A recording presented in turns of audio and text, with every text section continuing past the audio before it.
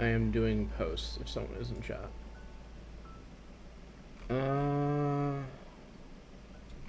Fuck, why is this so difficult after I've done it several weeks in a row?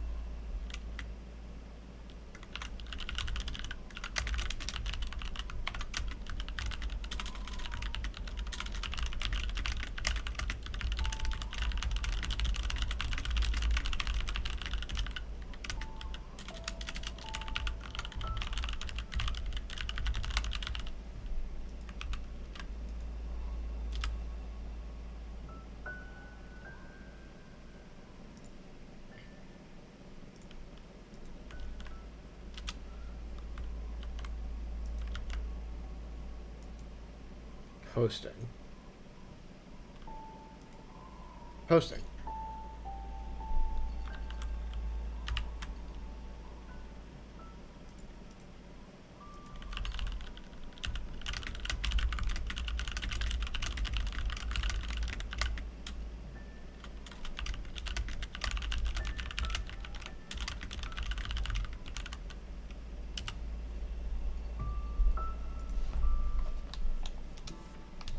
Let's get into it. Oh, let me press a button that makes my model reappear. Hopefully, ideally. There we go. Okay, now let's get into it. I was dabbling in getting VNN working on Linux again, but while I was able to get running, I was having trouble. Well, first of all, I had a lot of trouble getting it running. Like, it was not as clear to get it running in a container as I thought it was, and I had to get a new version of the software, so I had to do a bunch of stuff like from work from scratch. And also, I realized the audio doesn't go into the Proton container properly, and I'm sure there are ways to solve that, but it's kind of like a key part of having the model react appropriately, and seeing that wasn't working kind of bummed me out, and I was like, okay, maybe I'll deal with the VNN problems later and stick with my PNG tuber for now.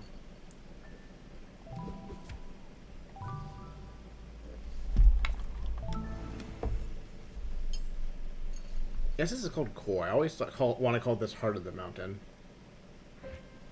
Which is I guess maybe also what the area is, but it's not what the game refers to it as.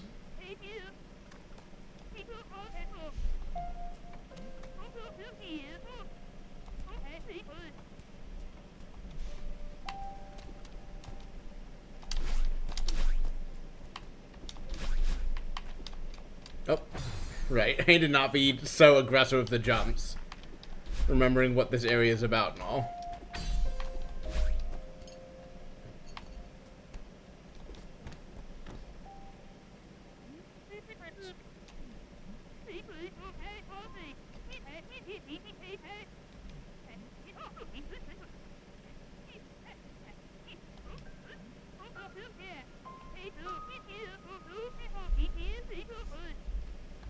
It sure will.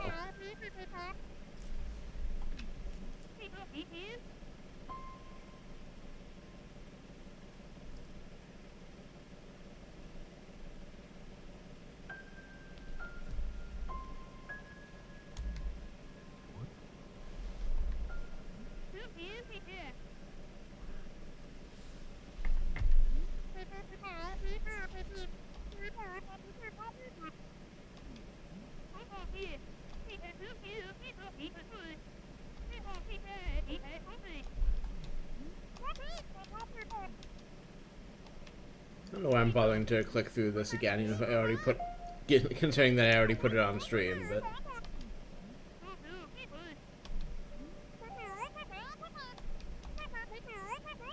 Hmm.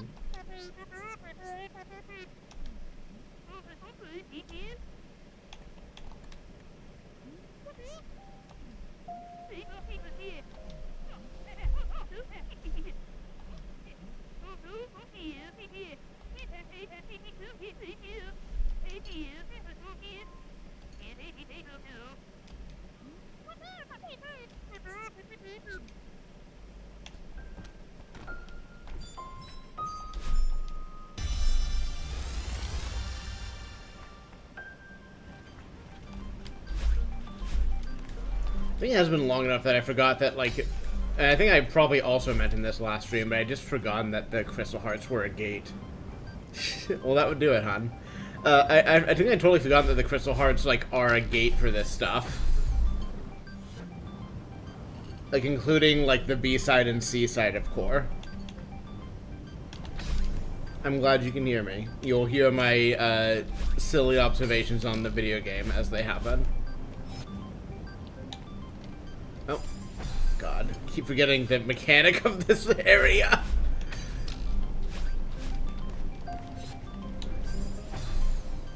You can see a lot of deaths as I try to suss out where the, last 5 strawberries are hiding in this level. I know at least some are, like, obviously on screen, and the puzzle is more how to get to them, but there's definitely some in this area that are actually tricky. Or, you know, easy to miss.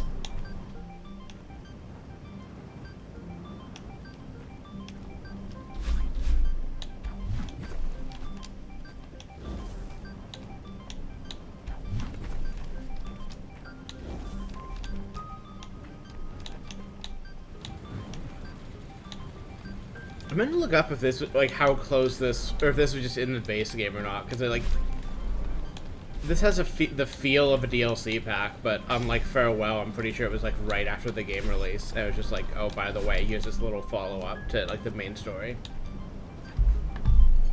Whereas Farewell was, you know, released a year later in a separate story and everything. And also,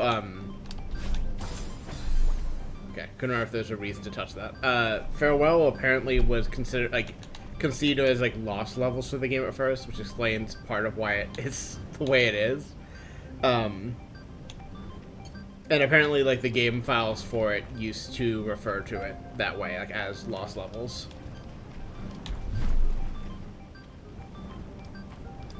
I think you probably can't get through this early.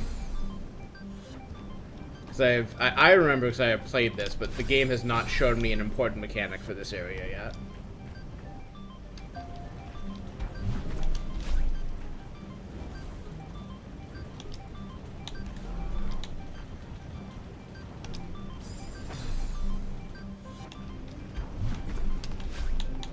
Fuck. Okay. Can she read the timing? Oh boy. It's fine. I'm gonna go back for that strawberry later, I imagine. That or I was able to already get it and I just missed it, which is possible, but I think unlikely. Ow. Ow.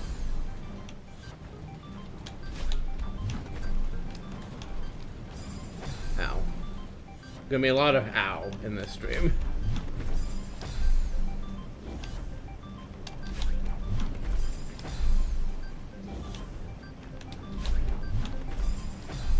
I'm timing it precisely wrong every time. Fuck.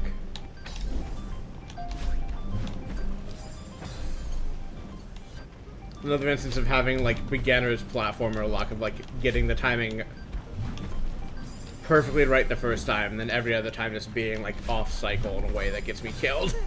Damn it.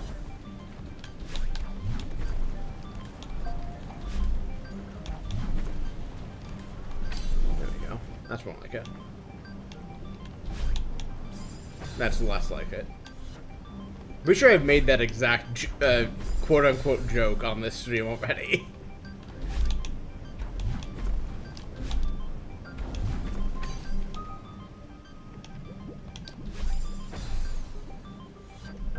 Hey, Tourmaline. Welcome back.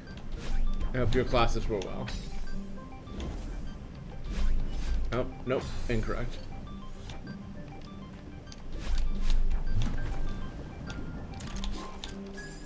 I see.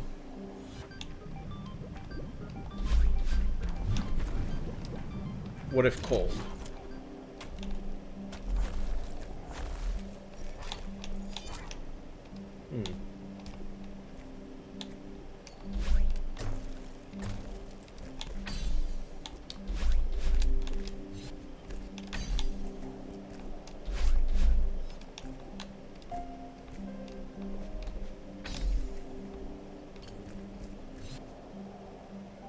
Oh, did you know?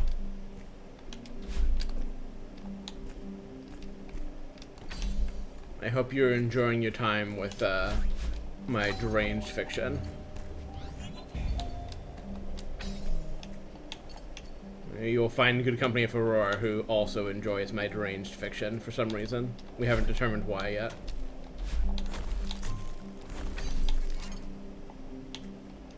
I was working on editing chapters again today, but I've finally made a little bit of progress on a scene that's been stymieing me, but still no real ETA on when those next chapters are going to be done. Low-hanging fruit of saying something I know is going to get defensive, or not defensive, that's being too mean. Sometimes my brain makes me say mean things to me on purpose, and sometimes I am well aware of what I'm doing and say it anyways, because then I will farm praise.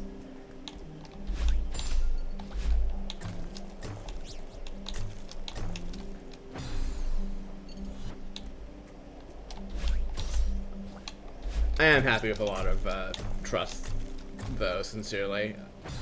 I think, like, I will be more excited when I can kind of, like, land the stuff I'm currently trying to write. So I think, like, where I'm going with, like, the back bits of that story are some really good writing.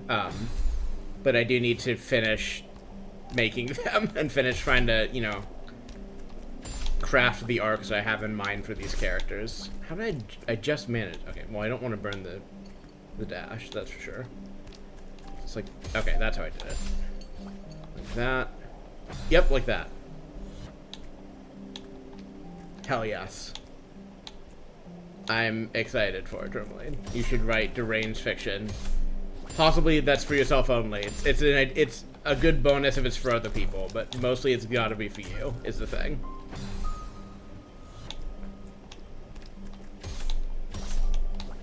Okay, I need to focus on making this not that difficult jump.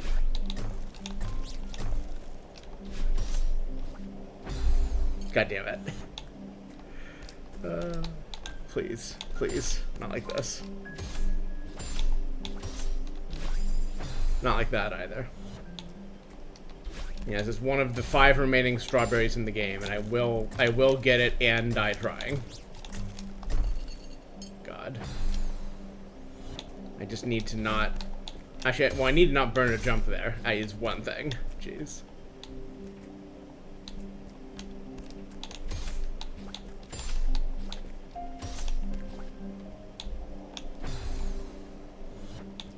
I also support weirdos making weird art projects.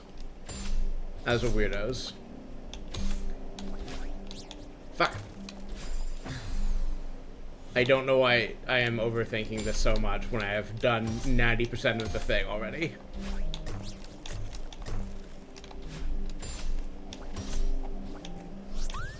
Okay. Jesus fucking Christ.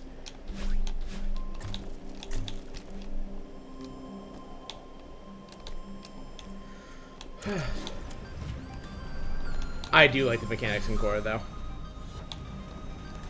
As much as there might be a bit of tension, like getting back up to speed on it, like the hot cold mechanic and like not having your jumps consistently is good.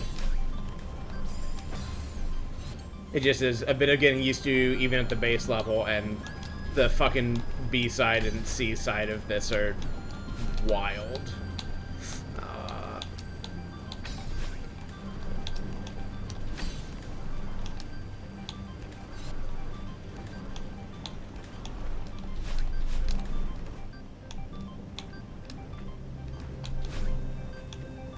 Can you turn these closer?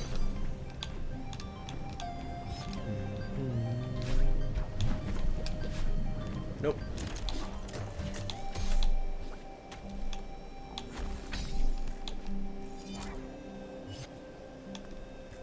Here's my question is, oh, well, I guess if I tap it, it will just reset.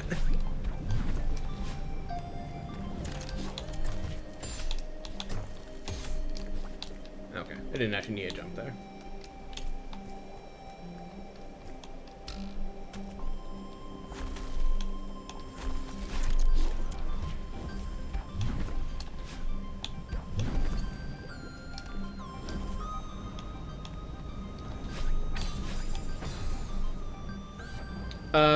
There is not a Google Drive. There is a crypt pad, which is a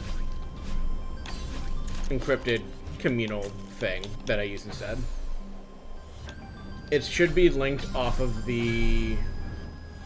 I could be wrong. I thought I had linked that off of the KEU, but I'm not sure if I have.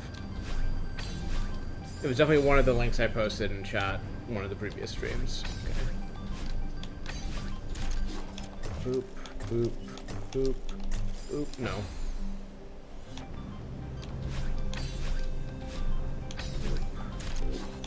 Bump, bump, bump, bump, bump.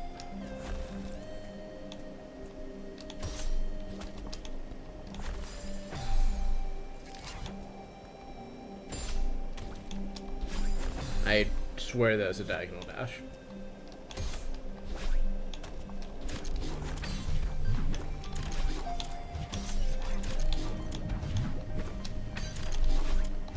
Fucking love. I fucking love core so much. Levels just ask so much of you in a way that I enjoy rising to the challenge of.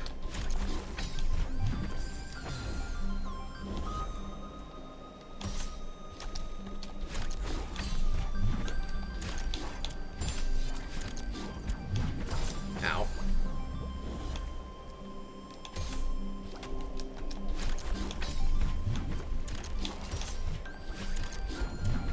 Nope. Need a little more momentum off that one. Just a little tiny bit. Teeny tiny bit.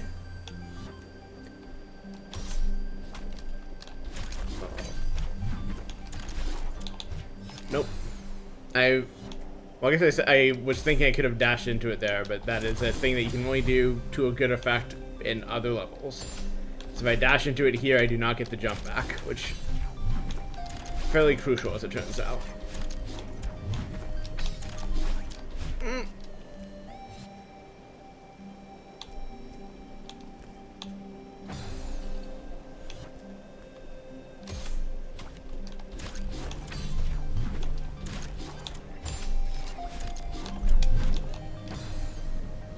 I remember, like, if you have to do some bullshit here, if it's just that you just need more momentum, like, coming off that last bit or something.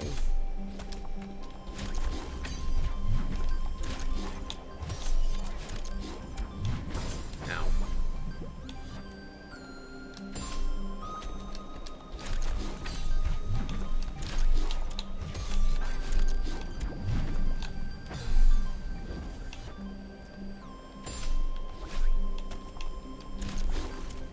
Oh, god damn it. I did not carefully steal around that on the descent.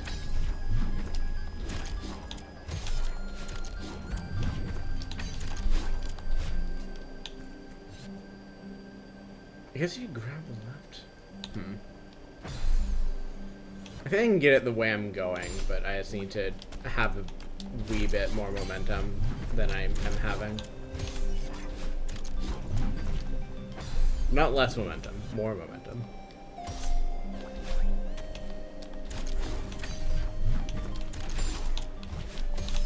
No.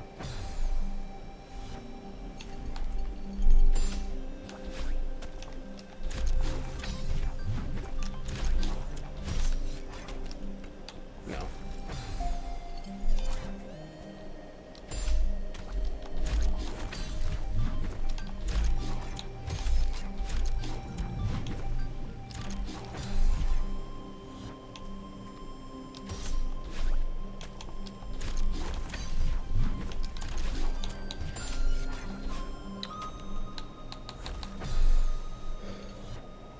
Is it? Okay. Yeah, I've been trying to get Google Drive and most Google products out of my life, and I don't know if I'm fully sold on CryptPad specifically, but it is functional.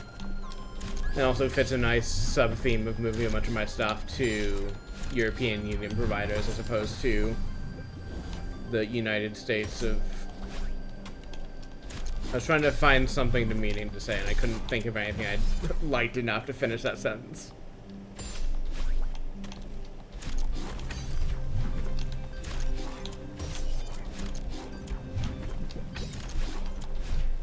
No.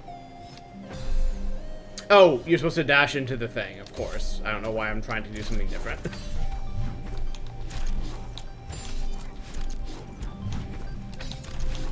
Nope, not like that, though. There we go. See? It's easy if you pay attention.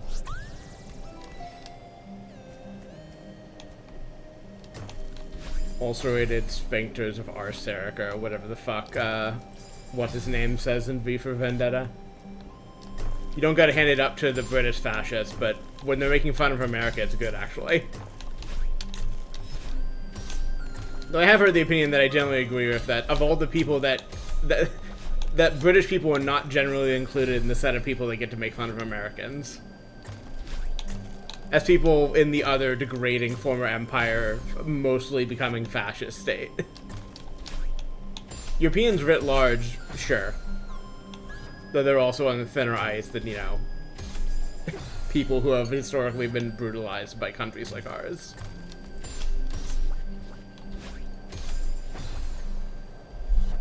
This user isn't American and has complicated and mostly negative feelings about it, especially in the year of our Lord 2025. The year of our Overlord 2025. There we go. Let's go with that one. Don't worry about how old the Overlord is and if it ruins the joke or not. I'm just free balling here. I'm just kind of vibing. I need something to do while I'm trying to navigate through this space. Ow. Yeah, that's fair.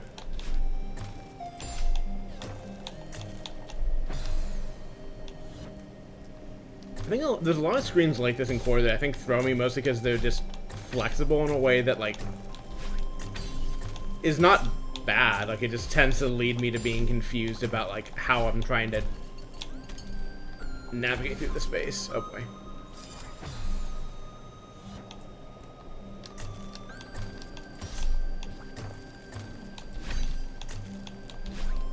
My good feelings of America are based on people in it and spaces in it. The country as an entity I am very much against.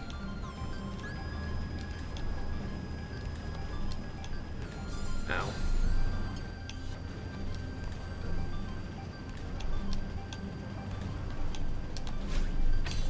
Ow. I'm very sure there's a strawberry in the previous room somewhere, but I'll worry about that later.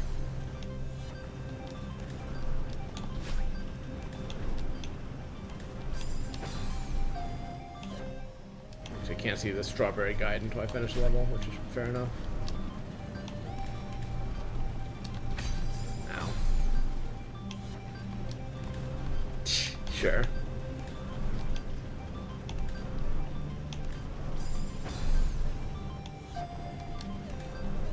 I think there's also like a tension in me early in these streams. I have to kind of like work out before I'm fully up to speed on how well I can play this game at my best.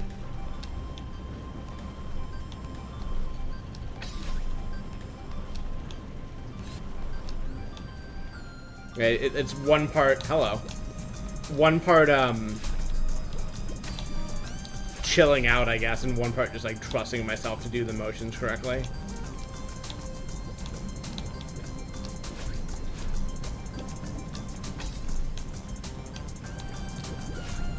I have been constantly thinking about, like, core B-sides and C-sides, and I'm more especially thinking about it now.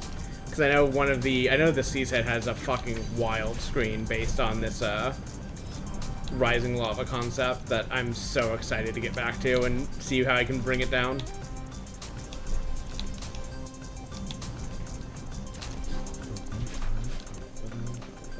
Oh.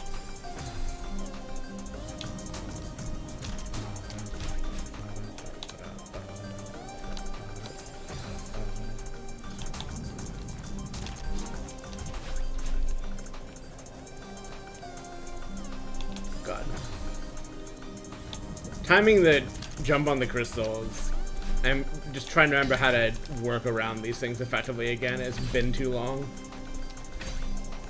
Something like that, I suppose.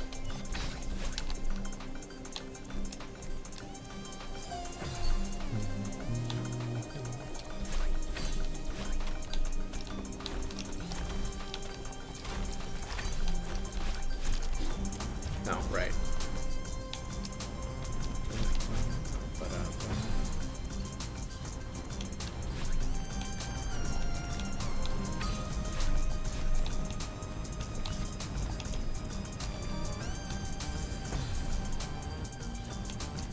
I don't remember what my second chapter in Wildfire is. You might enlighten me, or wait until I can look it up in my own time. I'm really good at writing names and then forgetting about them until later.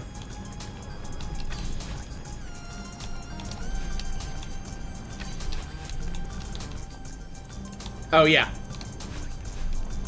I enjoyed that one. And that chapter for that matter, though I think I still need to retcon some things that are at least make sure it lines up fully with Trust, which I think it mostly does, but I wrote that stuff before having an idea of how I was going to open up the next arc, so it could probably stand to have another pass. Oh boy.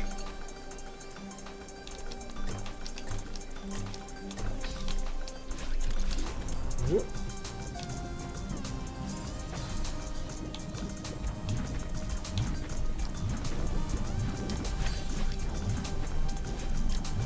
Hello. I will die for the strawberry as many times as I have to. Nope, I really needed that.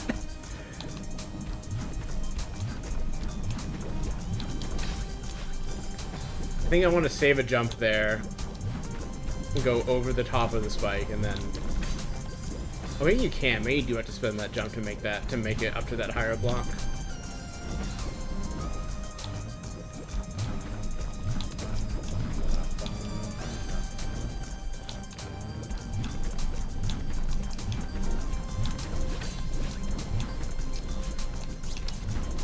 That is the wrong play. Nope. Right, it's right. I have to do that again, but a little bit faster and it was fine.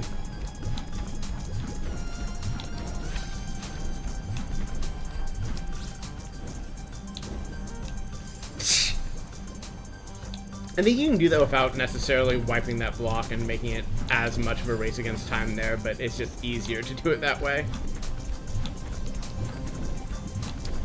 Oh, Jesus. Killing too much momentum here.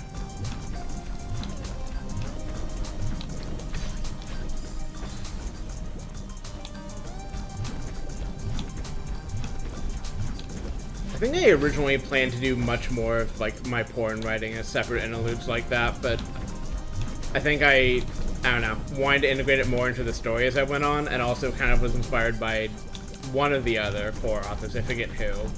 I think one of the MFBC club, mentioning that they didn't like separating out like porn versus, you know, like not porn writing and like making it seem like it wasn't, you know, equally valid or important to characterization or whatever.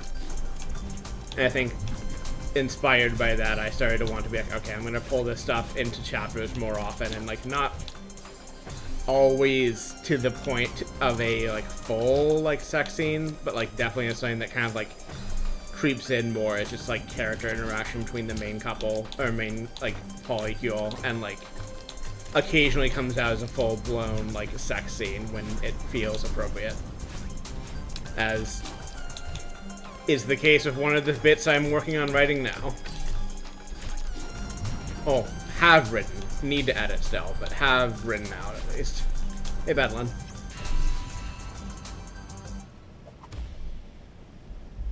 Couldn't be Mabel, I don't know. Feels like it was Mabel or Runa, but I'm not sure.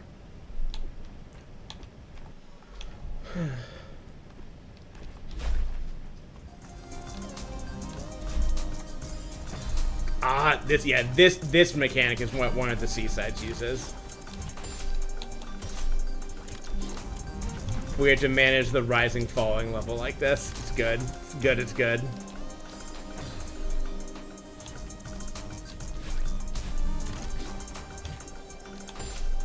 This is like one of the strengths of the core setting, though, is like, yeah, like I'm not just writing porn because I think it's hot, though I am, but because like it's important, like the way my characters interact with each other, like what they feel, and like it's a way they like, it is involved in how they bond with each other, and like, you know, just and develop over the course of the story, and like the more I kind of, you know, lean into the storytelling ability there, the less it makes sense to be like, oh, well, you know, here's my normal chapters, and then here's the porn chapters. I think I do have a policy with the newer chapters, like, when it's going to be, like, the majority of what the scene is just, like, sex, I'm going to call it out as, like, an unsafe FW chapter. But, like, it's not otherwise called out separately. It's just like, hey, this one is going to have a lot of porn in it, be ready for that. But, like, it's not intended to be like a mark of disfavor, like a thing I call out or, you know, separate or anything. Just this one got sex in it. Got a lot of extra sex in it. Please enjoy.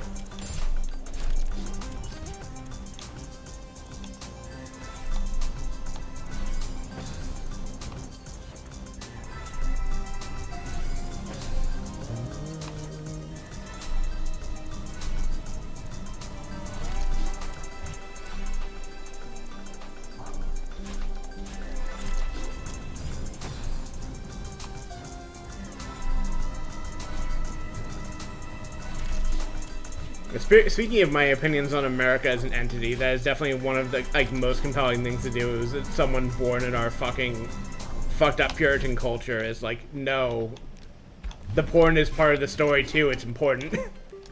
It's not like some weird thing I'm ashamed of. It's a thing that develops the characters and like is meaningful.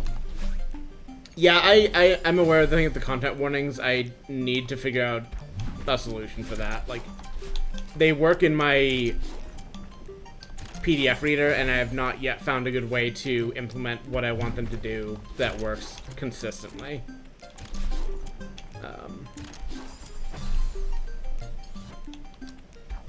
I've looked into it a little bit, but have not found a good answer yet, so I'll hopefully eventually figure something out there, I guess.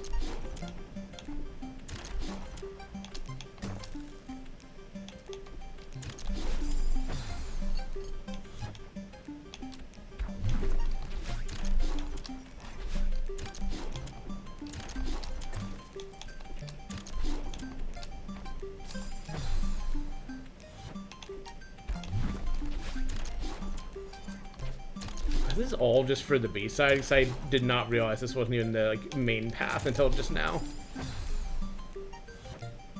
Yeah, I mean, that is like the fallback totally, is that I'll just have them there and like, you know, I maybe make them like a little bit slightly like a light color on a light color, so they're not like very easy to read, just so people can kind of like more easily steer by them if they want. There's definitely a couple they have in mind that will be, you know, content spoilers, and I want to provide the opportunity for people to, you know, opt out in an informed way, but I would also like to make sure that it's not just immediately showing you important plot details, again, as part of, like, letting people make their informed decision, but yeah, I need to find a way to do it. And, like, you know, dark gray text on, like, light gray background might be the answer there, but I'm still figuring that out.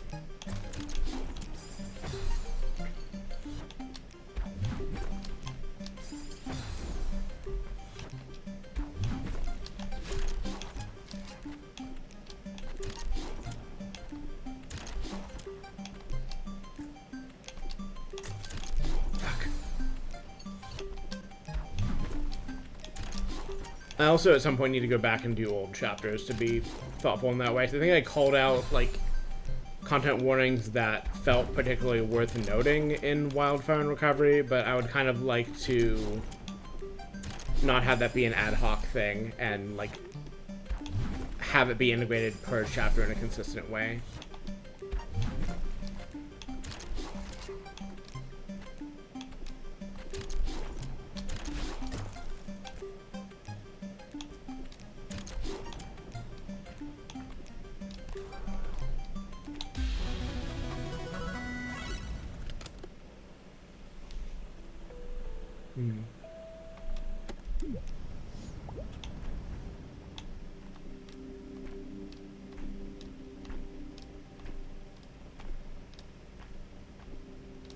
forgot about this bit.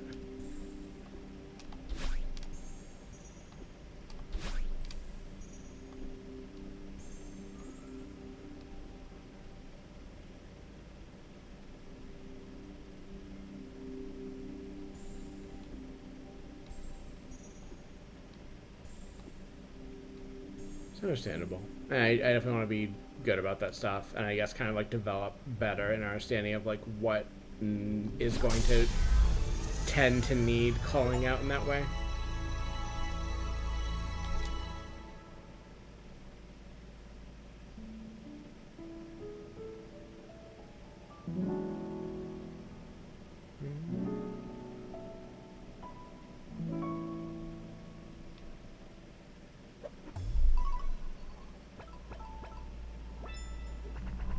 So I can get the strawberries before anything else. Yeah, I see you, B-side. We'll get there. We'll get there when we get there. No farewell. Not yet. Hold your goddamn... Wait a goddamn minute. Wait your fucking turn. Okay, so they're both in here.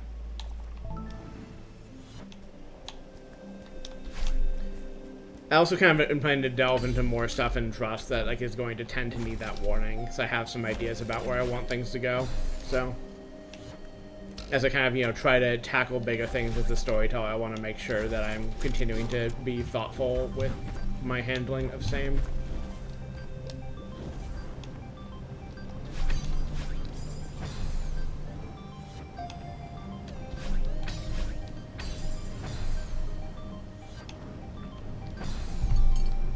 I might just pull up guides for these last two since we're so close.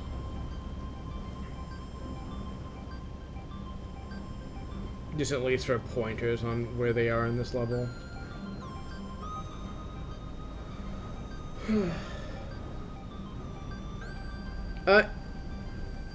If you are okay providing that, I don't want to, you know, depend on free labor where I can avoid it, but if you have particular things that you think I've missed and need to have covered that you notice under your reading, feel free to let me know.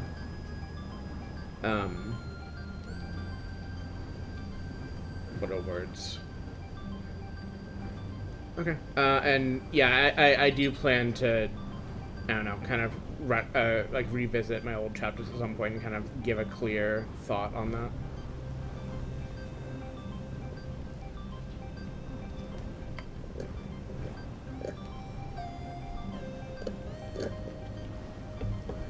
Fair enough. I just want to make sure I'm not taking too much advantage, but let's see.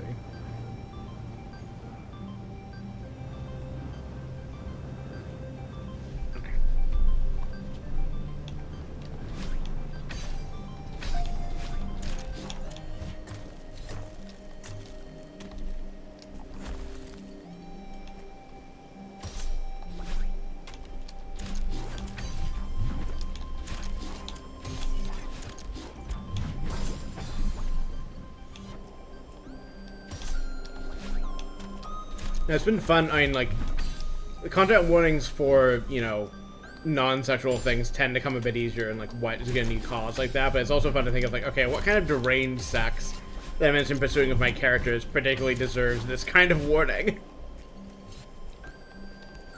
It's like, I have, like, a lot of, again, the current 2 chapters is about, like, my deranged synth and vampire fantasies, so there's some stuff in there. I'm not sure if all of it necessarily... there's only some of it that I am assured in my having given a content warning, but there's other stuff I've got to, you know, think about, decide if it deserves it or not.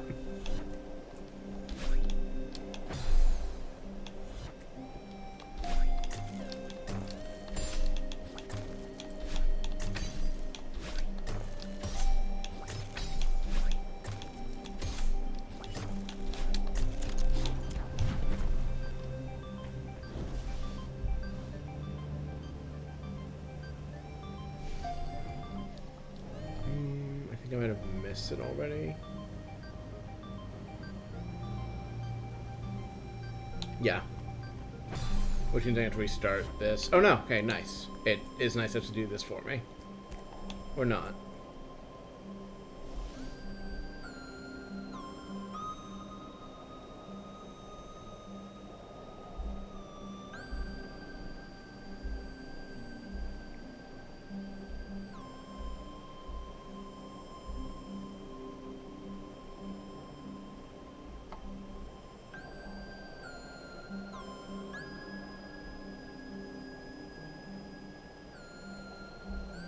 Hmm.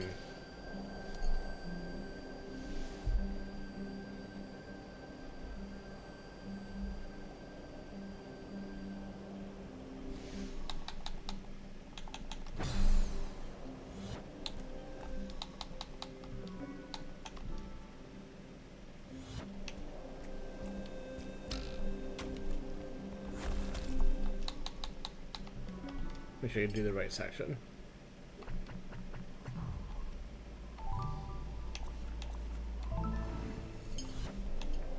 You're hot and you're cold, you're yes and you're no, you're in and you're out.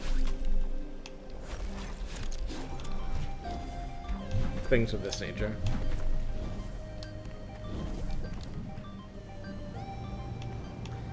Okay, so yeah, this is the room that went to back in. That makes a lot more sense.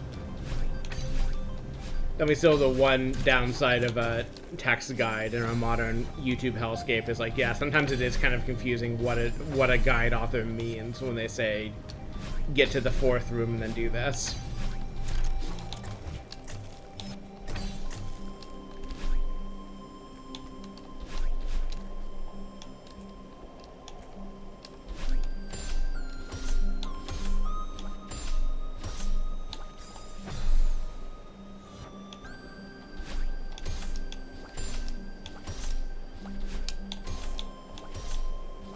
I think you need to save a jump there. At least one. Oh wait, I remember, yeah, this is the mechanic you're supposed to be doing here. Not the part where I jumped into spikes, the part before that. Just, you know, slidey wall jumps, which you have not had a chance to, I guess, even do, because, like, these walls don't exist out of this, out of the core, I don't think. It's not, you know, that novelly different from just standard wall jumping, I suppose, but it is a thing to fuck up and then die to spikes about. It's a thing to learn. Okay. Enjoy snack. Yes, pinball.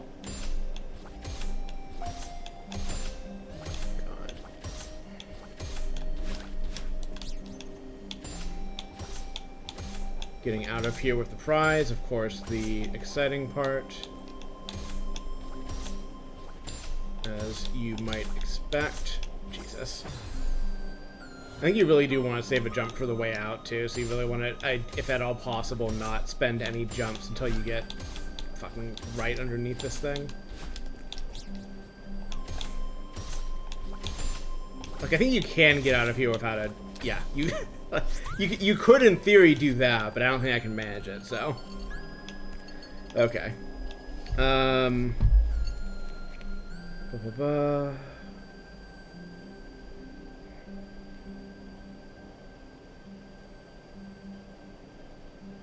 Okay.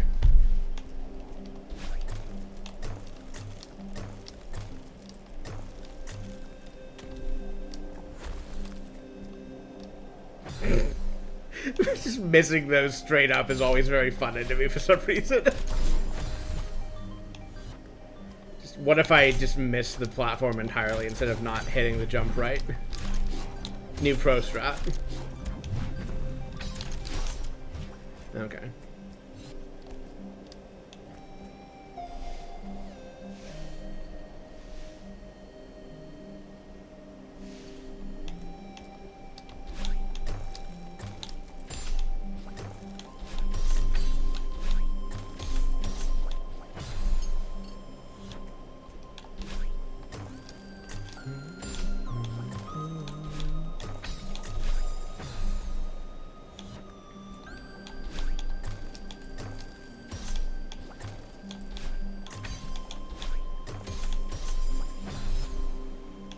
Getting, like, multi-launch into a spike ball is always very, like... It feels personal. Like, not a lot of deaths in this game feel personal, but being slammed into spikes by a bouncy platform always feels very personal in this game. Also, I should not have burnt all my jumps. I could have saved if I had kind of platformed better, but mostly I should have just not spent 2 jumps to get across there. Like, you don't really need to spend jumps to get through this bit, just some of these. Honestly, I think most of this you can, in theory, just bounce across with. You just need to be paying a lot more attention to the moving platforms than I am a lot of the time.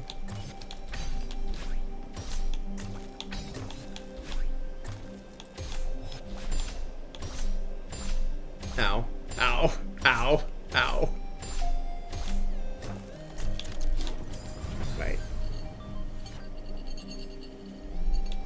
Like, I wouldn't call these rooms really hard for me or anything, but it's just a thing, like, my eyes are glazing over when I'm in these rooms, and I'm just kind of focused on, like, finding a path. And I'm not, and, like, I'm only paying attention to, like, a sliver of the stuff in the room to make that happen. Like, that is just how my brain works. Also, speaking of wanting to save jumps in this room, let's see if I can manage it as a demonstration of how to successfully get through this level. So I have remembered, and by remembered I mean looked at the guide, how to get up to that strawberry. And it mostly is a test of, please do not use your jumps until you get to the switch, so we can use them for a special purpose.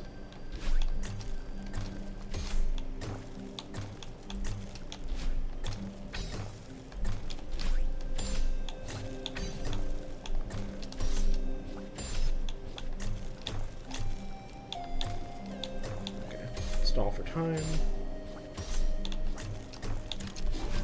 Like that, for instance.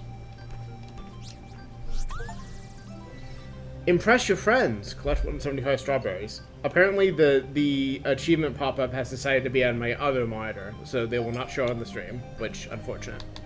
Also, welcome back, Trimley. Okay, strawberries destroyed. Concept of strawberries gone from this world until a special moment in farewell, but not right now.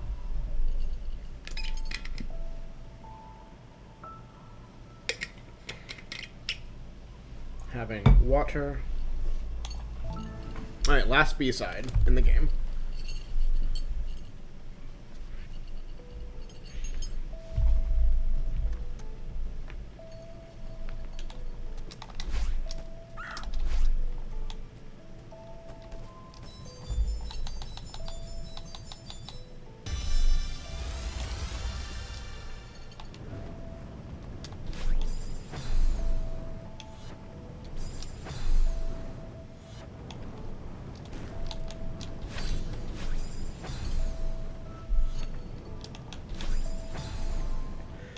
Be a lot of just dashing directly into flames in this. It will not stop happening. This is another example of a room where I'm kind of, my eyes are just glazing over it. I'm just trying to find like a single successful jumping route. Which I don't know, maybe it's not that dissimilar from how other people tackle these, but I have not spent a lot of time asking people about how they tackle Celeste levels, so.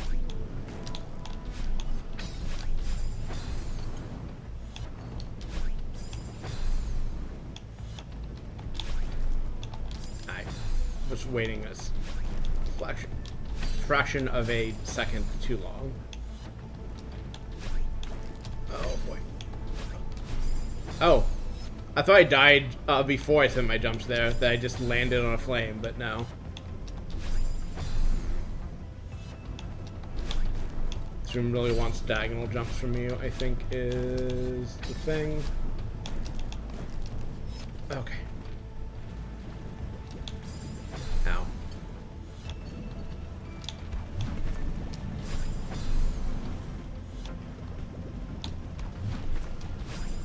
Ow.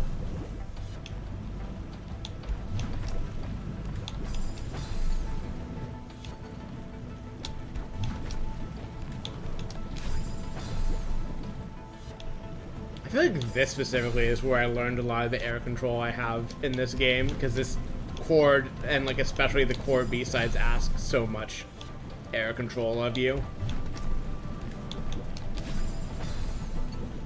Yeah, I'm pretty sure you need to do this without using a jump, because you need one for the middle there, and you might need one to get out of that spike wall. So I guess despite saying I have been made good at air jumping, I'm still kind of remembering exactly how much control over air jumping this game taught me at one point. And how rusty I have. since become? No, you need to go over the tops with the dashes, I see.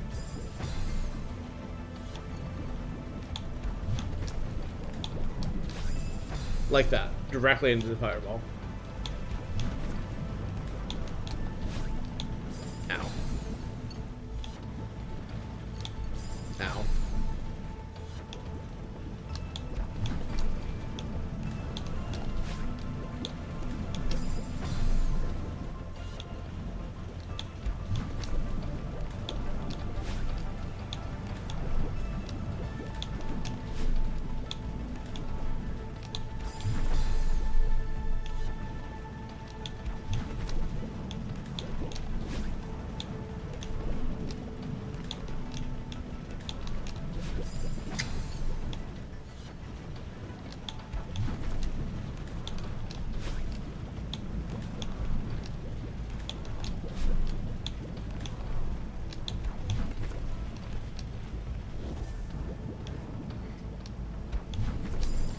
Boy, I wonder if this is gonna make me repeat the same path back, but ice.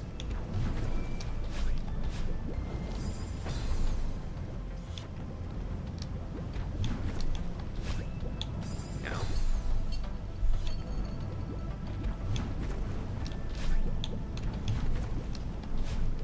It's almost like it's repeating the same path back, but ice.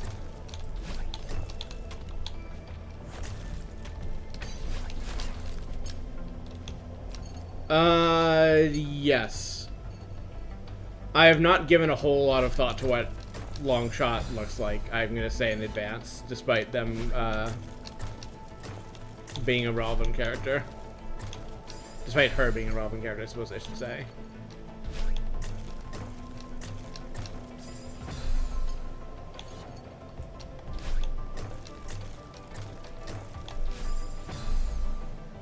The spikes on the sides of these are so mean.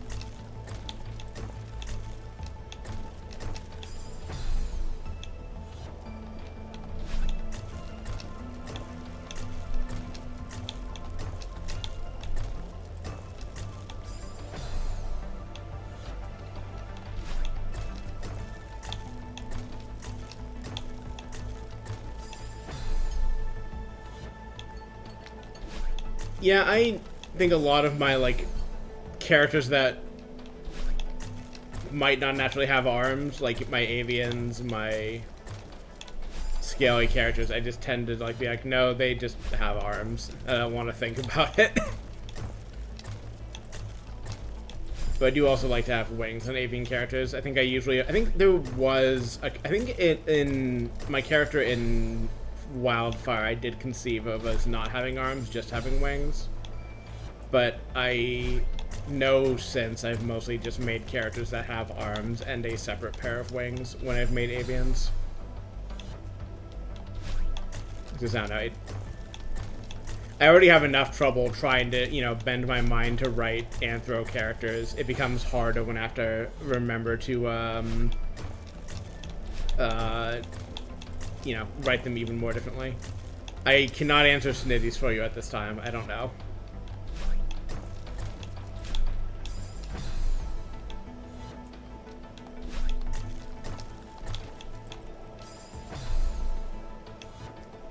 Wondering what the popularity of implants is in snake characters in anthro universes. If it's common, if it's not common, if it feels like just, you know, giving in to mammal supremacy even more than is already done.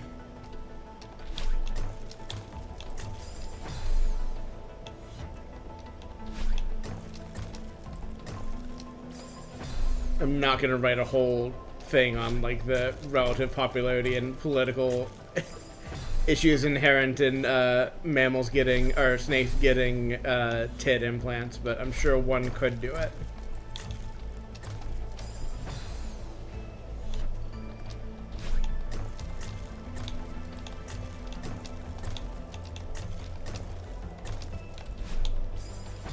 Damn it.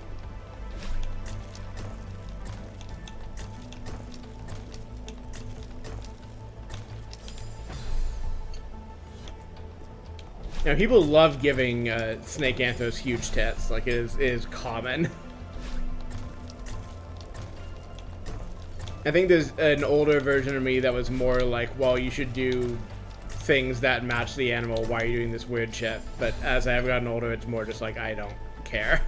I don't care, and also it's your character and your business. Like, I will do what I want with characters I make up, and other people are, you know, in return free to do what they want with theirs.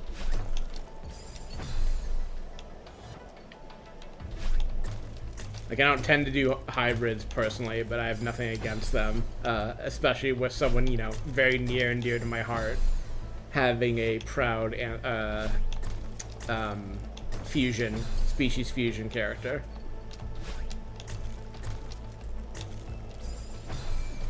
It's this big field we've got. We should all play in it as suits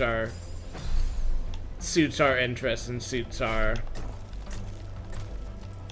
souls. Right.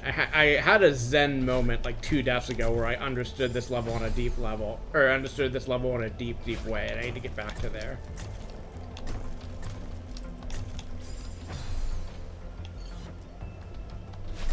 I think despite the thing I said about mostly seeing the screens in this level as, you know, local areas, I think there are like points of it where it's like, okay, I understand like the general movement through this area in a way that's, you know, coherent and applicable in a broad sense, and this is like one of the screens where I usually tend to see things that way. Damn it.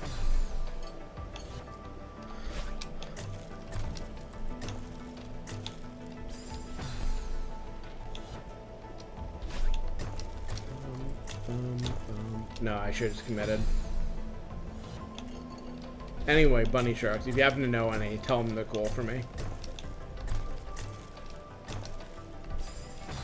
Barks, I believe they're called.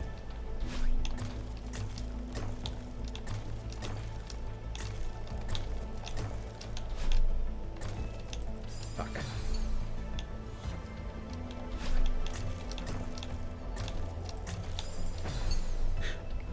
Give Mountain Dew to your local rabbit today.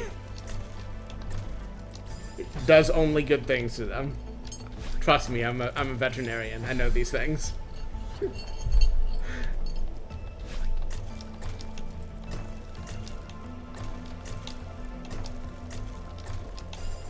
No, I think just if I'd held that a little bit less, it would have been fine.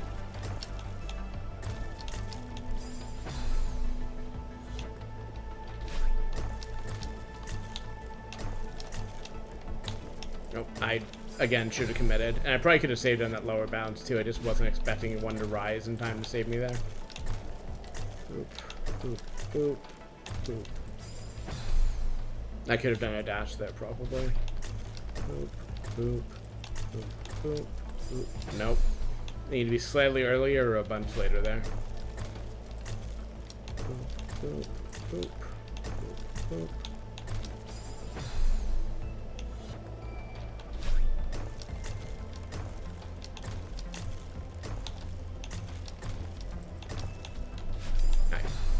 I should have done a diagonal or sideways.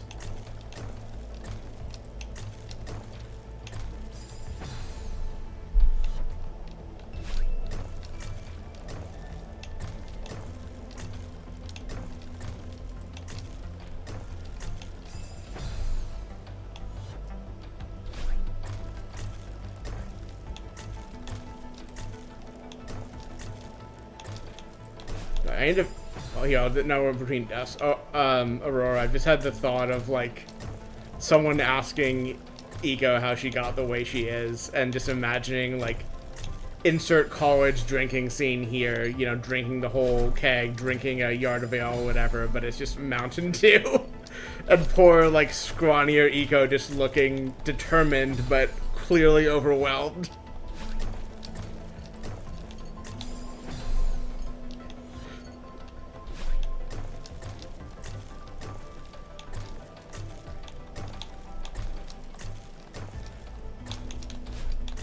There we go. Damn it.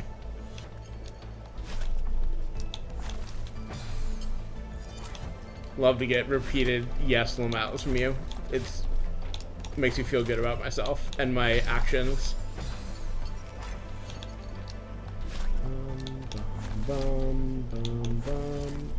Nope.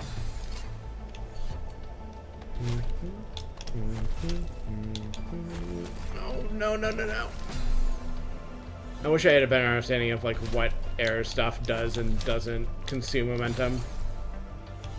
I would love it if you do when you do that. Well, I'd love it regardless. I'd love to see eco art, but I would especially love to see that idea.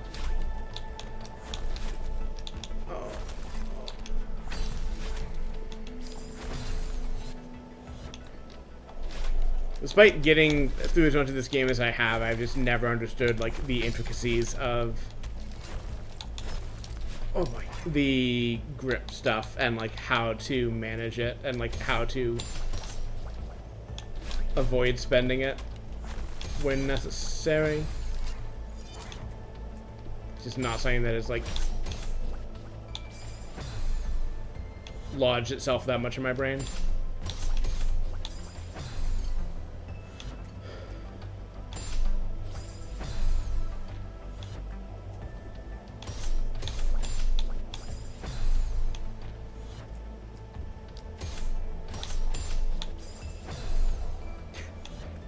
Every time I get launched at the spikes at high speed like that, it's funny. It's pure comedy. I'm sorry, Madeline. It's good for content.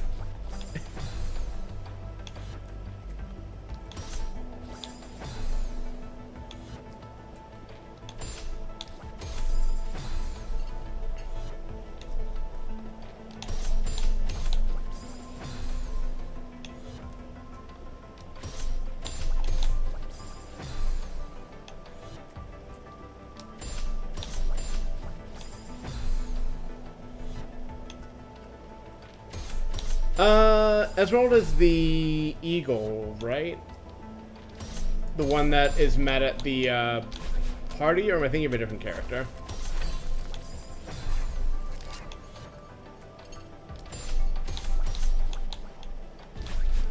Oh boy, oh boy, oh boy, oh boy. Zoom.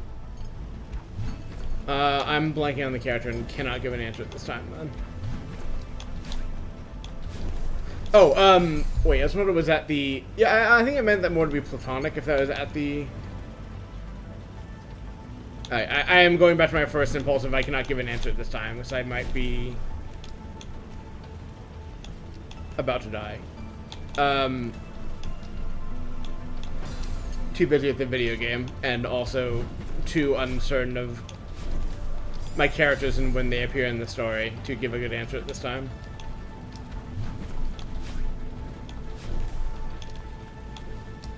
Ow.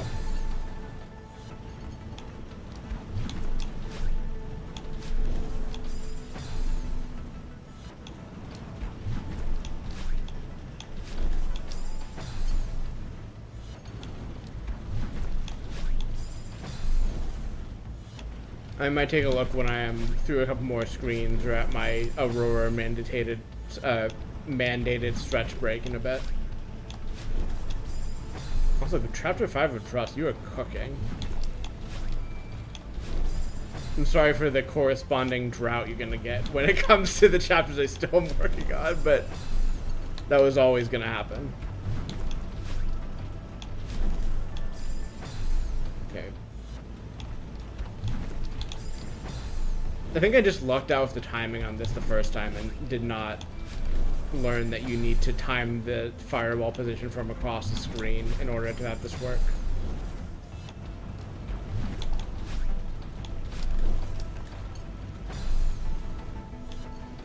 been an hour already? Jesus. This is why I have Shorkbot Aurora to look out for me and make sure I do my stretches. Oh, no.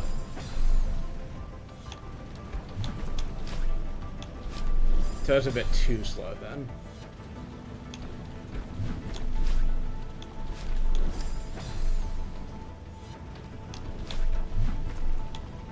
Yeah, I like clarifying stuff, and it's really helpful to have people read through what I've written and like give me an idea of like what is and isn't clear, and like if I'm leading readers the wrong way by accident. Because like I need to kind of read through all of Trust as a whole once it's done to work on this kind of thing, but like there's a lot of stuff I kind of intend to do as like long character arcs, and I like having an idea of like how well that stuff's landing and if stuff needs to be tuned to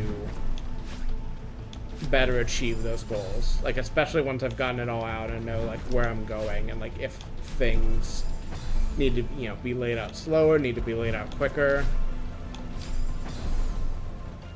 If I don't know, just something is just has to be different without either falling into one of those categories or falling into either one of those categories.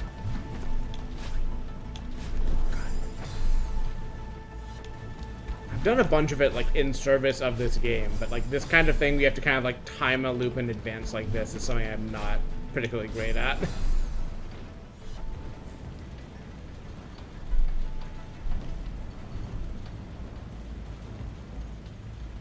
I appreciate it, Trimley. It's also just more just like I want to share more of what's in my head with people.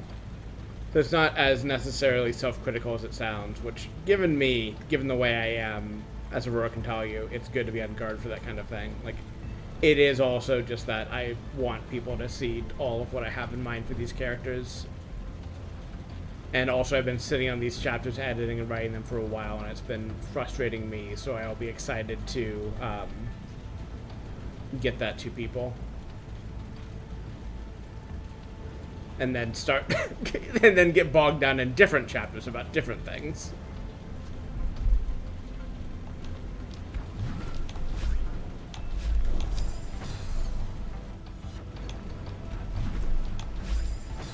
The answer here is like anywhere where one fireball is still climbing that middle wall is fine. You just need it to not be on that corner specifically, because then you dash directly into a fireball. But despite staring at this corner while talking, I have not exactly processed the window yet.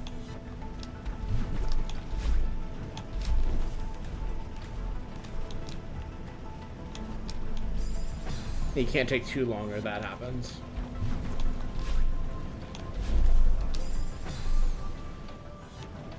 I think you can stall on the lower one like a little bit by doing that, but really only a little bit, or again the grip strength is gonna fuck you. Oh, if I'd been faster though. I've been kind of like building time in, but I should have been actually faster there, I think.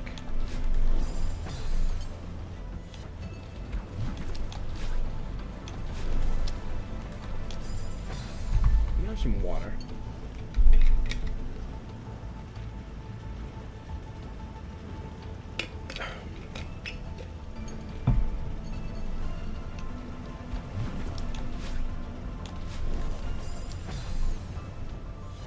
Drinking water is good for you.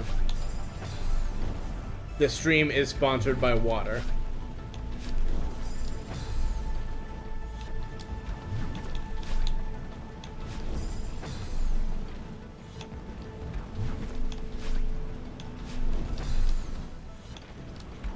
Just try to stall it consistently and see. Well, I say that and then immediately hold too hard and jump into the flame, but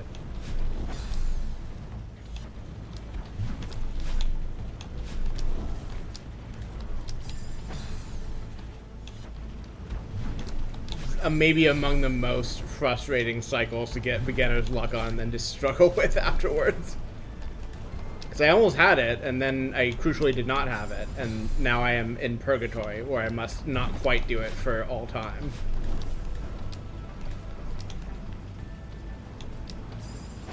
Fuck.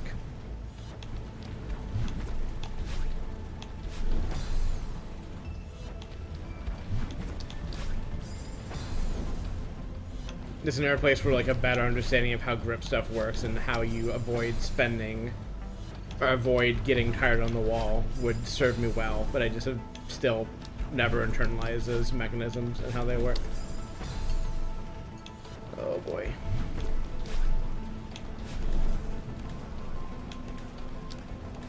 I forgot to grab at the right point. Oh boy.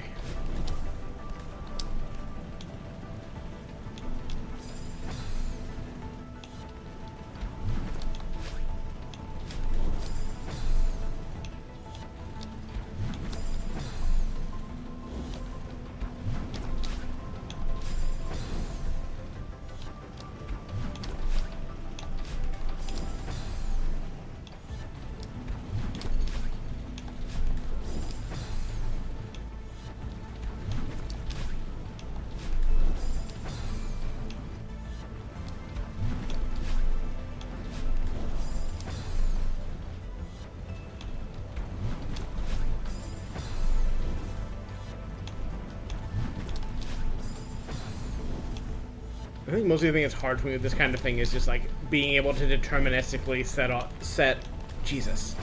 offset my like jump cycle to deal with the timing I'm trying to do here is hard for me.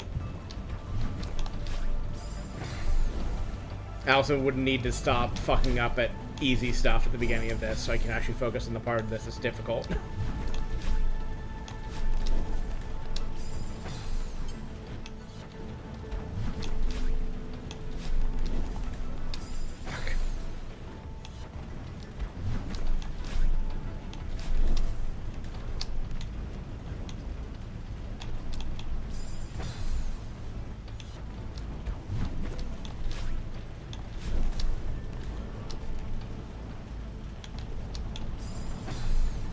Need a little bit more grip strength is all I need.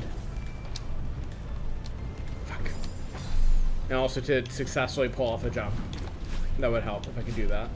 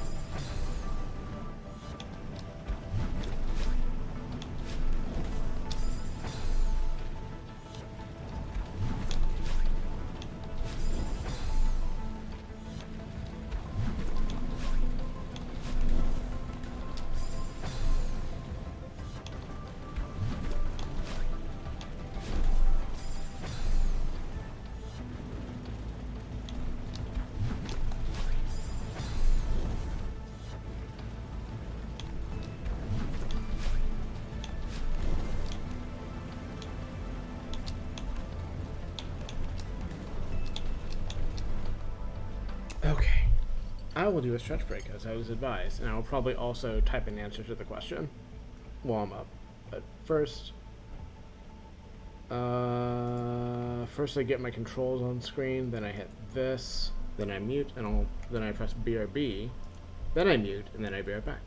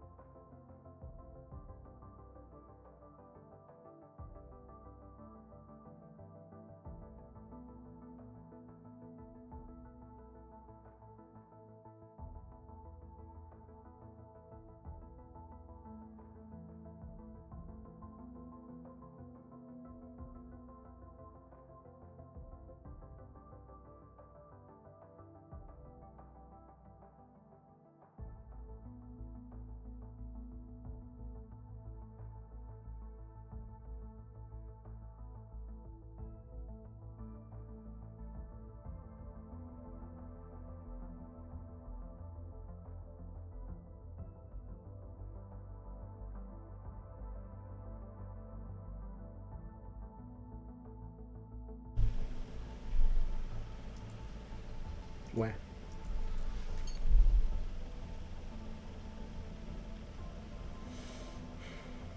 So I'm doing a quick phone check as well, but I did get up and do a little stretching.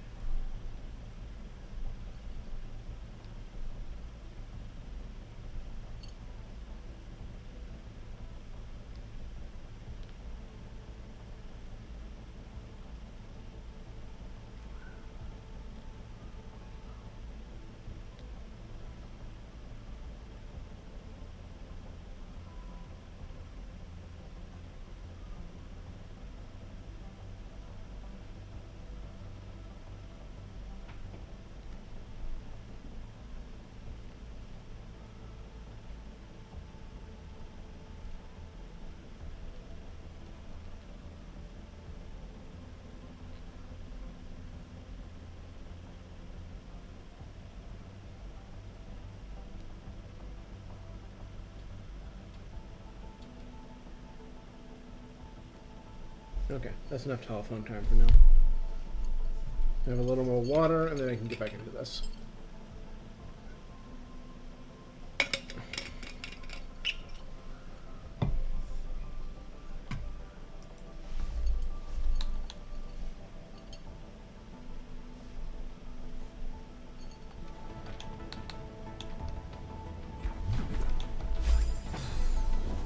Oh, this is a fun screen. I remember this one, I think.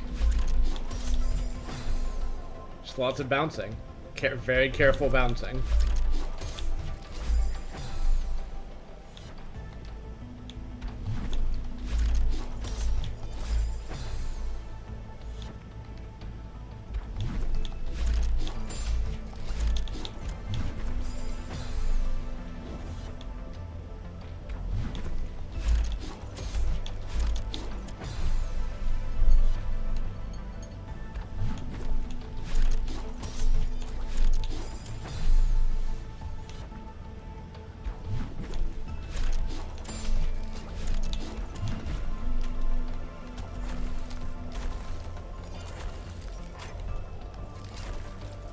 Boop.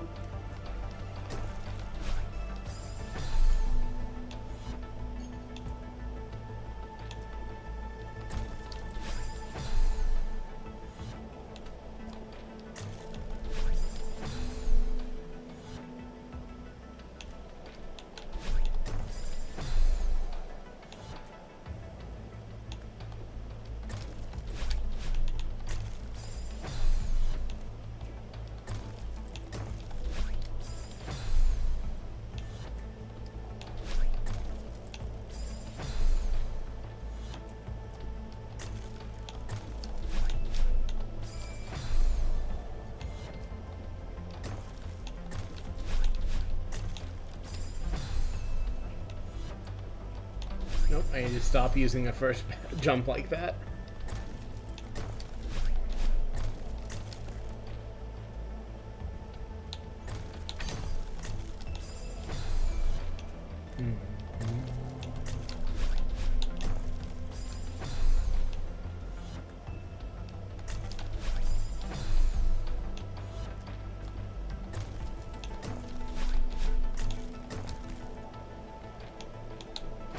Grabbing into the ceiling there was kind of unintentional. I just have this bad habit of like death gripping the grab button all the time when I'm playing this.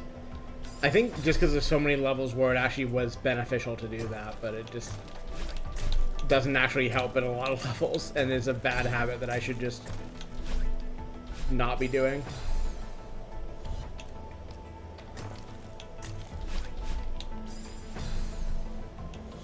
And it's even like on this level where it doesn't really affect me one way or the other for the most part. I think it's a bad habit just because it makes my hand sore, and it's not good for me to just be constantly holding a button as tight as I can.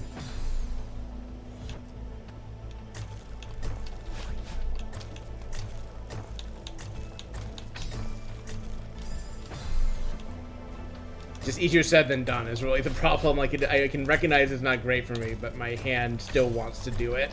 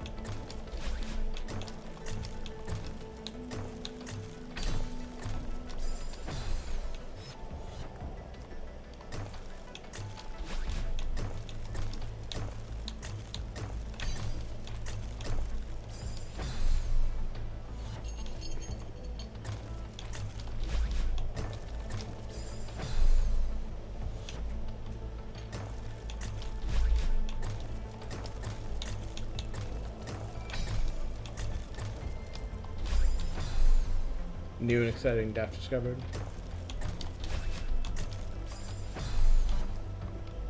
Nope. Incorrect. False. False. Wrong. Incorrect.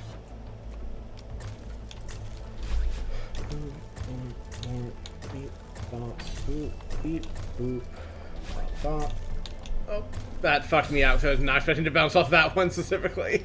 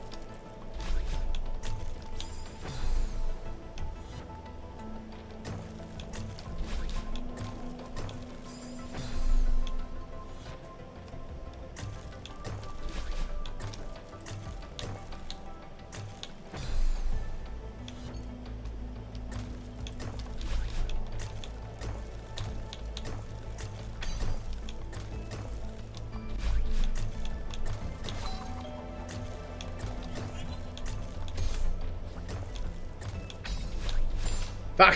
Fuck! Just dunked in the garbage right at the end.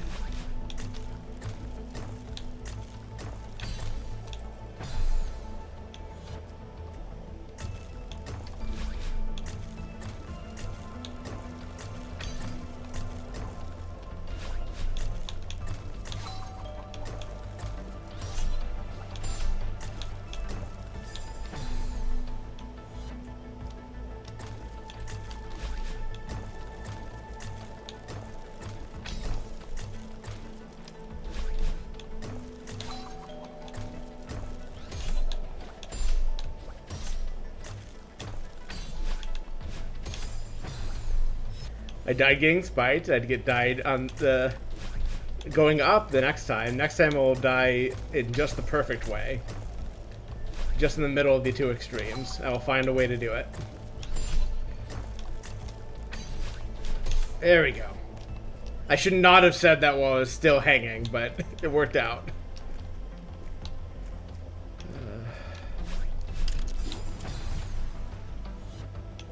I learned a long time ago not to tempt fate of video games by saying you're happy to be done when you have not yet crossed the finish line, because they will remember. If anyone... I don't think you have, Aurora. You would have necessarily even seen videos where I've done it, but people who have done Destiny flawless raids with me know very well that I am unwilling to believe it until I see the triumph pop, and at no moment sooner. It's like on all of my recordings the same, of just like, nope, I don't believe it, I need to see the triumph. Which paid dividends, because when I got my, fuck, what was the Galron raid? Season of the Cup, that I'm forgetting the name of. The last raid before Shadowkeep. whatever. Doesn't matter what raid it is for this anecdote. But basically, we got the flawless after, you know, some trials and tribulations and some really exciting moments. And the triumph popped. And as the triumph pops like as the boss dies, but before like the boss animation finishes. Oh, Crown of Sorrow, that's the raid. The triumph pops before the raid, like before the boss like finishes dying, basically. And after that point, the Crown of Sorrow like falls to the ground, and it's a physics object, meaning it can kill you. And so we got the achievement. Everyone was happy. Someone got killed by the crown falling, and we all got sent to orbit because the old model of Destiny raids is if anyone died, you immediately got sent to orbit. Like the instance didn't persist. So y'all got sent to orbit, and like I was just laughing my ass off. Like the first question was like so like concerned that they'd fucked it up for us, and like was like upset or whatever. And I was just like laughing my ass off because I knew very well we were already in the clear because I had known about that interaction, even if I didn't expect it to happen. Yeah, we all just laughed about it, waved our triumph around.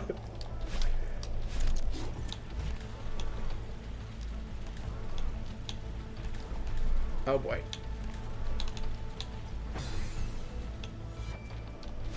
I could go for a Crown of Sorrow again. That was a fun raid in parts. A lot of the parts of that raid were ass, but the parts that were good were good. The Destiny 2 story.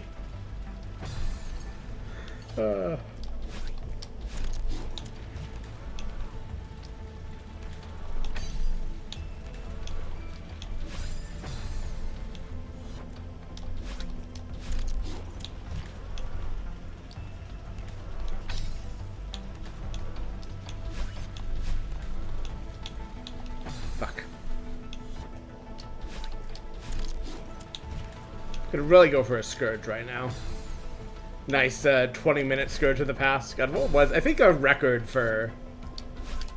What is my record for Scourge? I know our flawless for Scourge was under a half hour start to finish, because that raid is so fucking fast.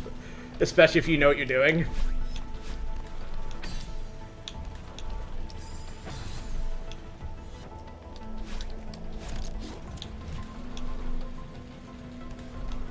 It was fun. There were a lot of, even like my late joining ass who only started playing Destiny and Shadowkeep, like in the space, the Waypoint Discord. Scourge runs were just going off like all the time because they were so fast for people who knew what they were doing, or even like teaching a couple people.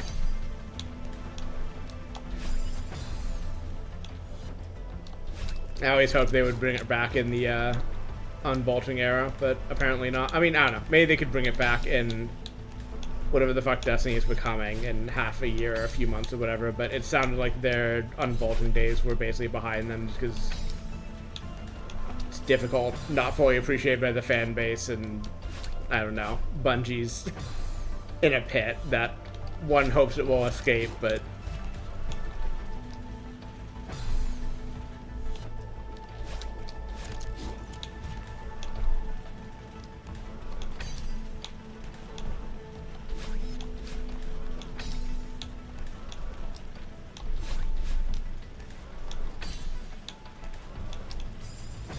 it's fun to have a screen like this where, like, I mean, I guess because I've already played it before, this is enhanced, but just, like, seeing what the gimmick is with the screen immediately and then it just being a matter of practicing it is satisfying. Like, this is always a game of learning what you have to do and doing it as two separate things, but it's kind of fun to just skip past the first of those from time to time and just be like, alright, I know the score, let me just do the thing.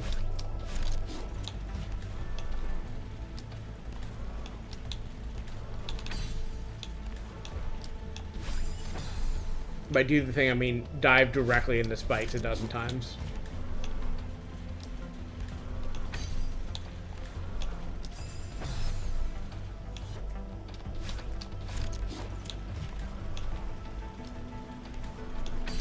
For people who have not done Destiny, which is Tourmaline and possibly only Tourmaline, Crown was fun because it had a bunch of like being divided into sub-teams that were responsible for their own like mechanic stuff.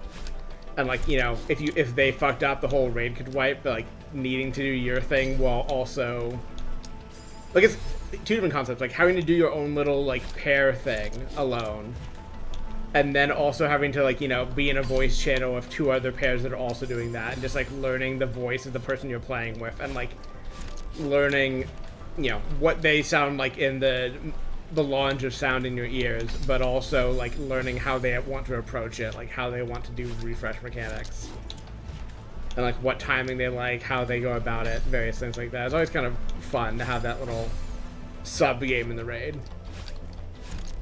I think, I don't know if foreseeing that if you haven't played Destiny was the right call, because that probably explains nothing, but it was fun. I liked that pair bit of Scourge a lot, like especially on Flawless when it's like, hey, we need to not fuck up. So definitely a lot of like ways to have that raid go where you would just to have Crown go where you would just like be basically dead, well, literally dead on a timer, and like have no practical way to solve it in time. And if you're doing Flawless, it was like, well, sorry guys, let's go back to orbit, try this one again.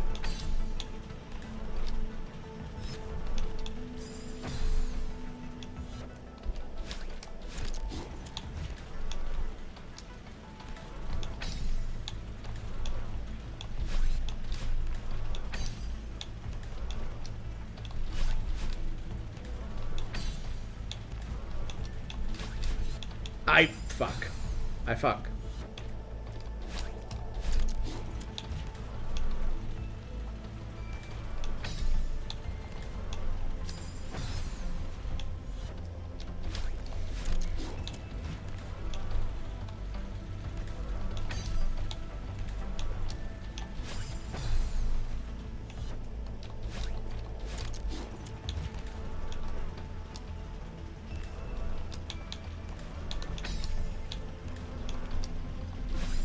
Don't know why I keep wanting to do a diagonal dash on that one. Like, it clearly wants a horizontal one. And get back in the zone. I've just gotten distracted. Or not. Maybe I'm not distracted enough with the way my ADHD works. I just need to put my brain just enough out of gear that I can just pull this off without overthinking it.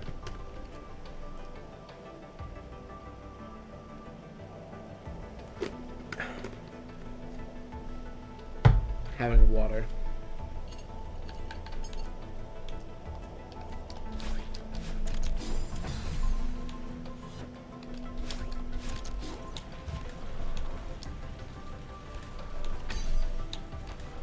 This is the kind of level that makes me death grip the grab button, by the way.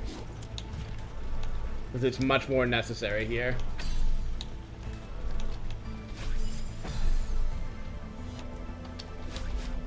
Fuck.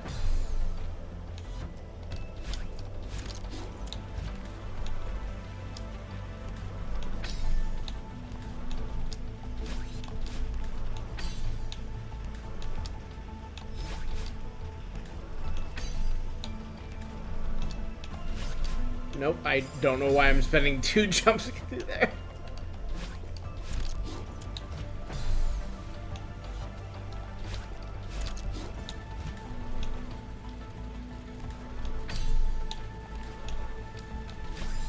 I started messing with my Zachtronic Solitaire collection in my off time when I need something to do that is not stressing over an art thing. And I'm reminded there's a wide difficulty, or range of difficulties in those Solitaire games. Like, I went from the one from their last game, which is basically a Klondike-like, like the one that came standard with your computer through the 90s. But doesn't permit the you only get one deal through the deck, and which is I think sometimes called a Vegas style in those same versions, and you can store one card in the empty draw pile once you've gone through it, which I did not realize until very recently, and it turns out is helpful to know.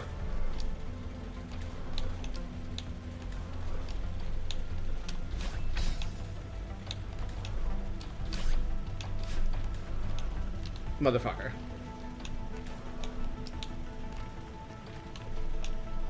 Not like this.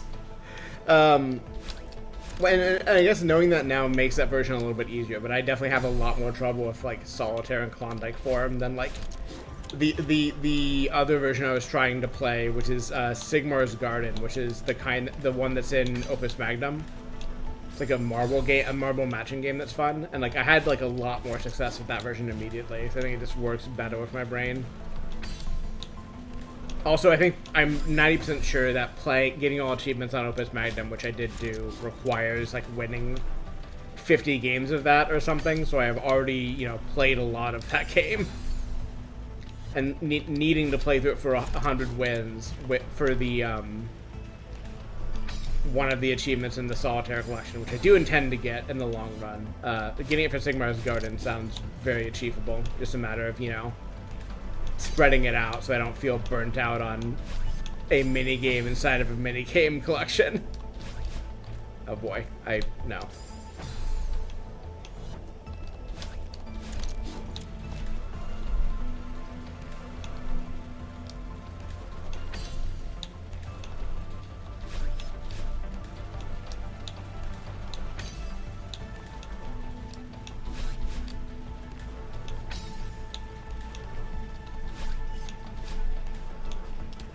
Like that.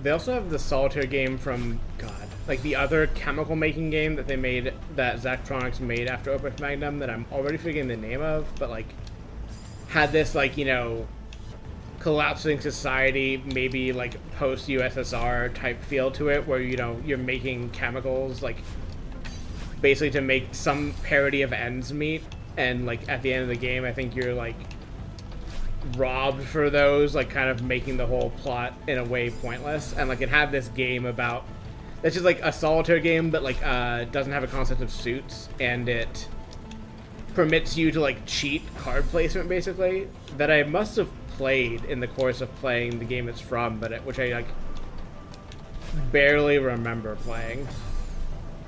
Which is also true of like the game itself. Like, I should look up the name of what I'm thinking of. It's of which Zachtronics it is, but it's one that I feel like by comparison to ones before and after it, like just heard no one else talk about, and like don't recall ever hearing any other thought from like any other person on, which presumably is not true. Like I imagine it just wasn't as popular in my circles for whatever reason, but like it's strange.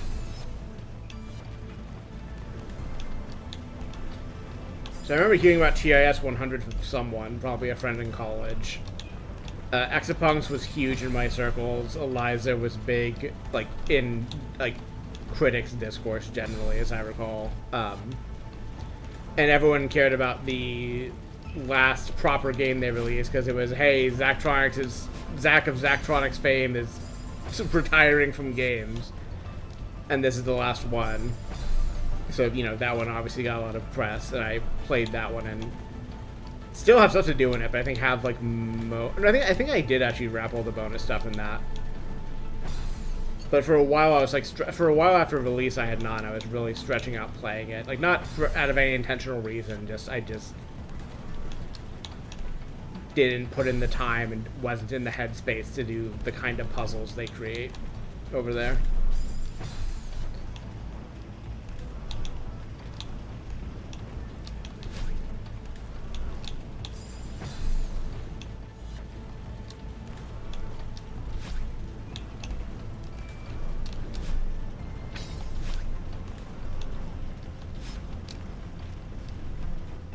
Sure.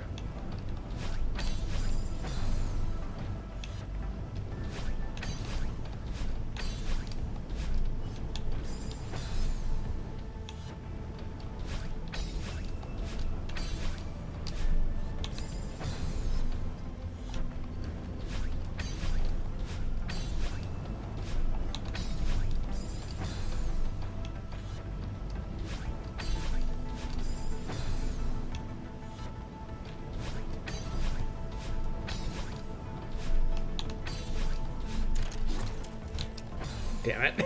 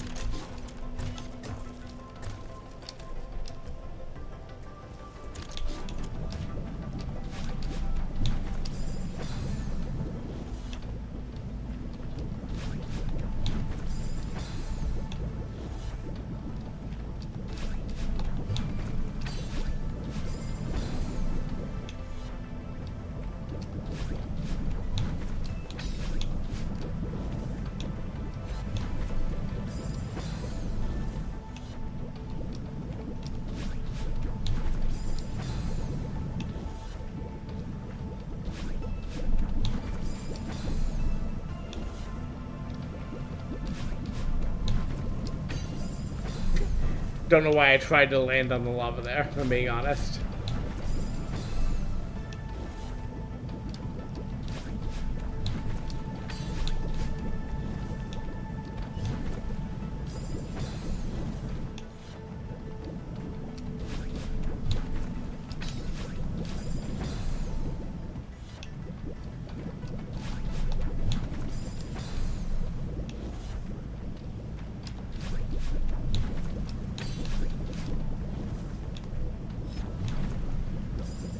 Yeah, I think you just need to do that, like, not perfectly, probably, but with just enough momentum to clear without having to use the jump to get over the top there.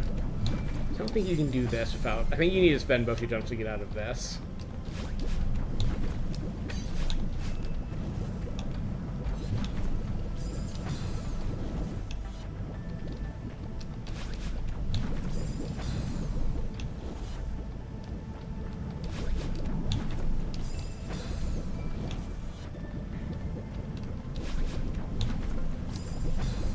Let's look at this here. 1 second. Let's hold that death back.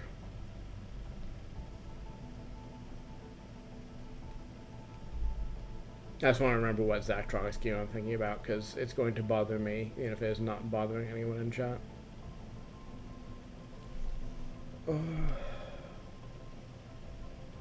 Last Call BBS was the newest one.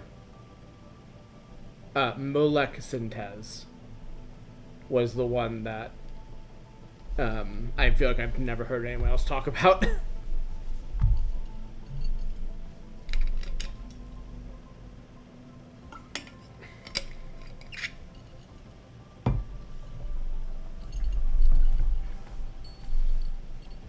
This one, it's like a chemistry one, kind of like Opus Magnum, but chemistry instead of alchemy.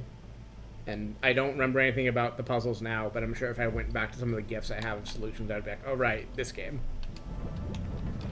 It was so nice of the lava to wait for me. I forgot that it did that.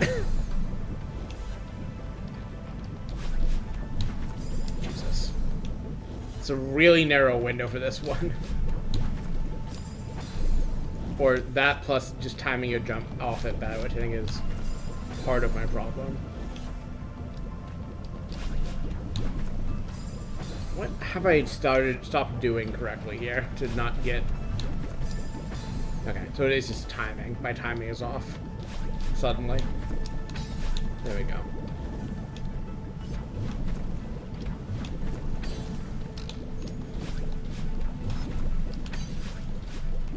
I did the last bit of that on instinct. Like, sincerely, I was just like, just vibing it out.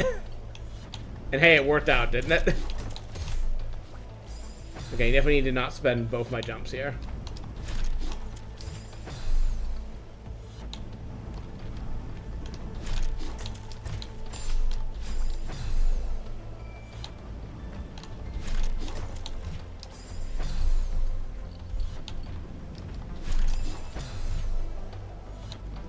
So a few bonus puzzles to do in TIS 300 or whatever. I did the base game like all myself, and then I was like starting to clear out the bonus puzzles. I think the first page of bonus puzzles, I ended up like using a guide for some of them, and I can't remember why. I think I was just like starting to struggle and like just like let myself go a bit too far and like helping that, which I'm vaguely annoyed at myself for, but I apparently still have some of the bonus puzzles left to do for that, so at some point I'm probably just going to try to remember how that game's mechanics work and see what I can do there. Same with Exapunks. I have like 1 or 2 bonus puzzles left in Exapunks I need to go back to at some point. What do you... You just need to have a jump there too. I need to do that next one because I need to learn how to do the like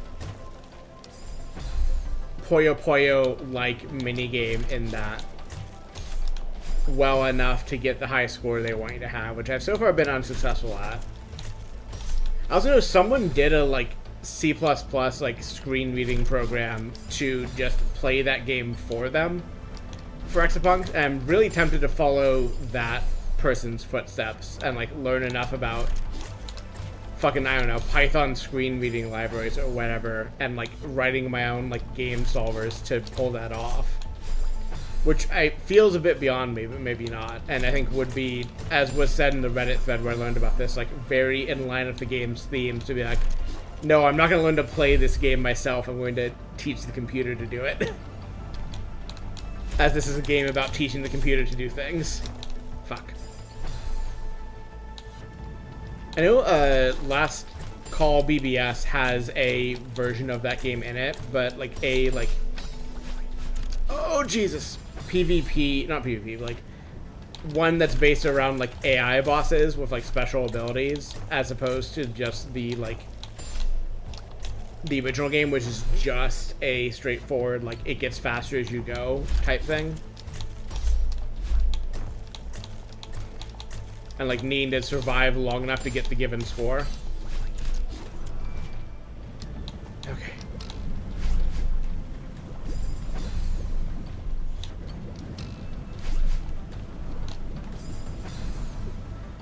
This one.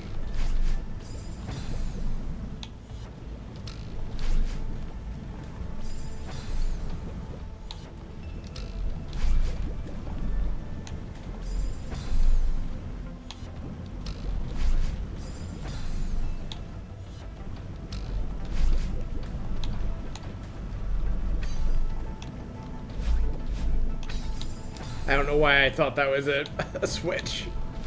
I was like, oh, this will be ice now. No, this was not ice now.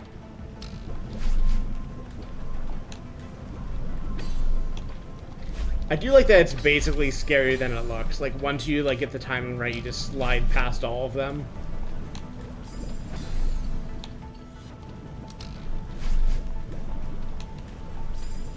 Mostly. It's not a free ride fully, but mostly.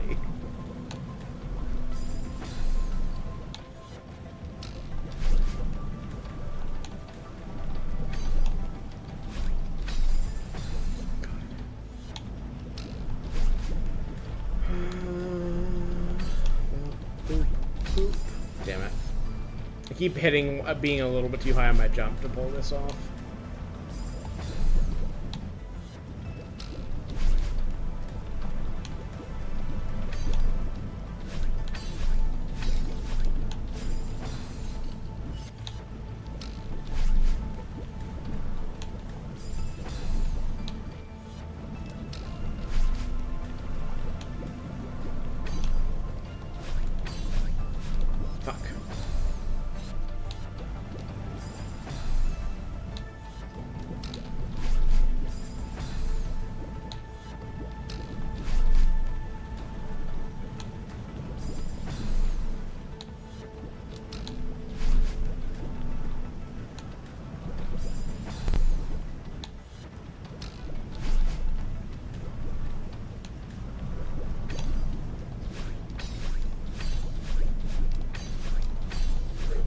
Okay. Remember these guys? Remember these guys? I forgot about this screen. This is good. I love a fucking final exam ass screen. Like, hey, motherfucker, you better remember everything.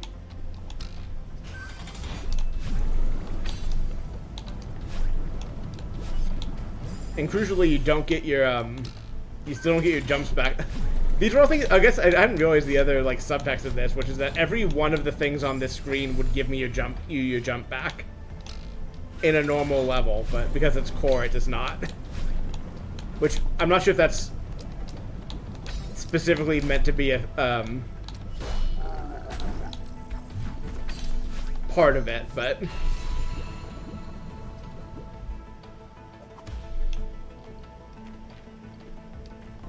Counts for 90% of your grade, motherfucker.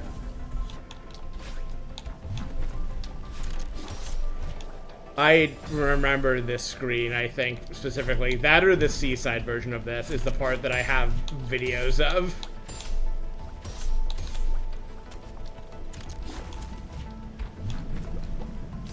Right, no jumps.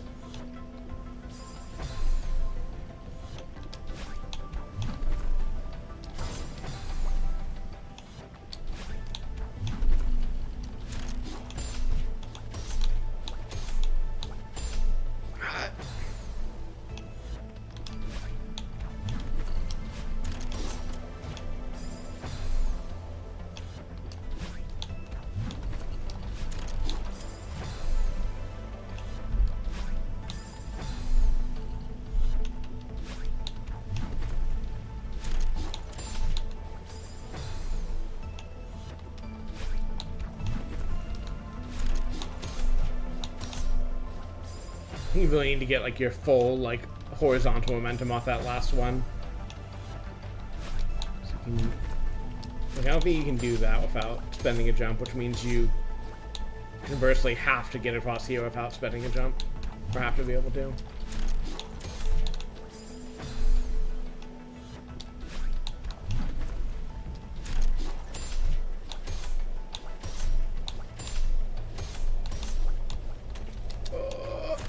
It's fine.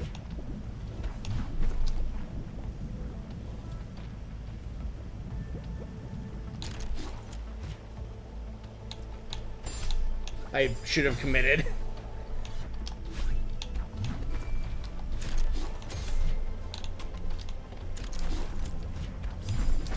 Damn it.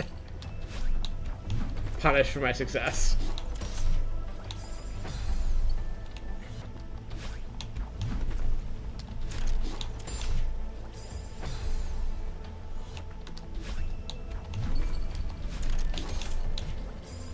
I need to be more consistent with these things. I think these are, like, maybe my least consistent types of switches in the game.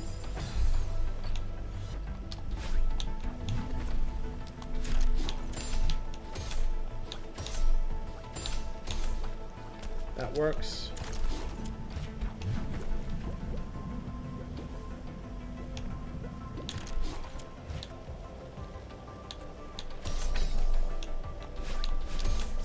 Damn it. Need to be faster.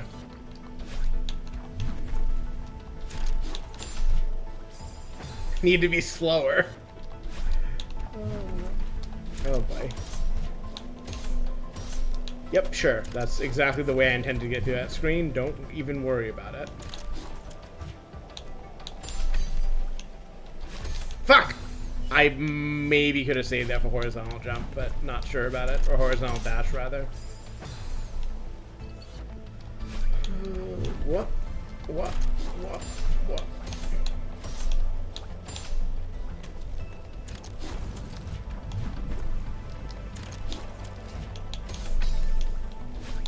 I could have saved that, but hitting the switch that early kind of fucked me.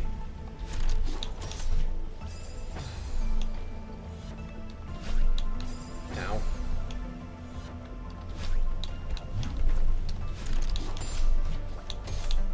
No, I need to commit to that.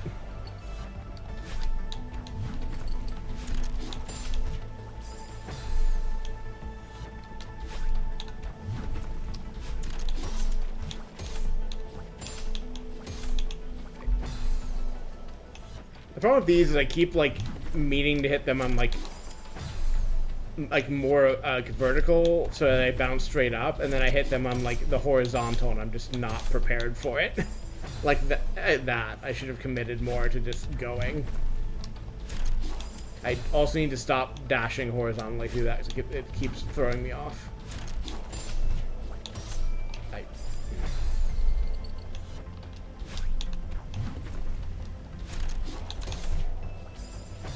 Of course, I keep only getting that distant one, like, when I'm too early in the cycle, as another form of punishment. Okay. Nope.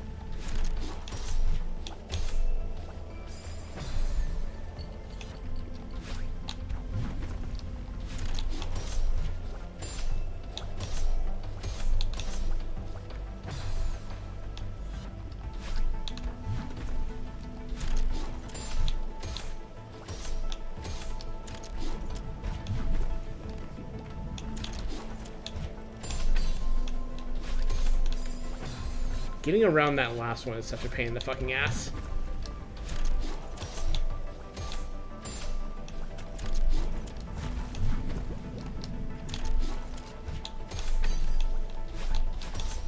There we go. I should not have taunted at the end of the screen, but hey, I got through.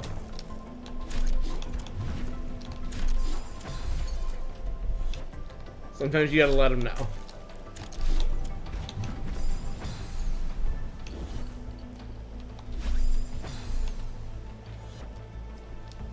Should not really be spending jumps until I know if I need them also. Like, I can spend them if I have to, but the fact that I can get through this without using a jump would suggest that I'm going to want some jumps in the holster, as it were. No, the screen's actually not that bad.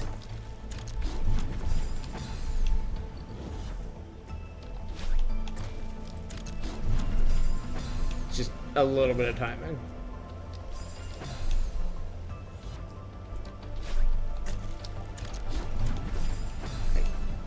I've made that same jump into this lava ball like 3 times now. Okay, that at least was different.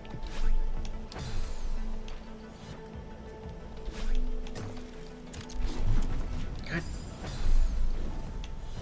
Love to just eat my momentum off of those by accident.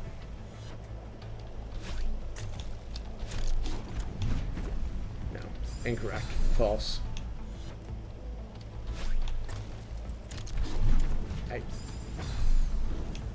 Trying to avoid jumping directly up into the one that's been killing me. In exchange, I have instead getting no momentum off this thing because I'm timing it just too early. God, fuck. This is another instance of having, like, muscle memory the wrong thing into my hands. Like, I practiced doing it wrong, and now I'm, like, continuing to do it wrong even after that point.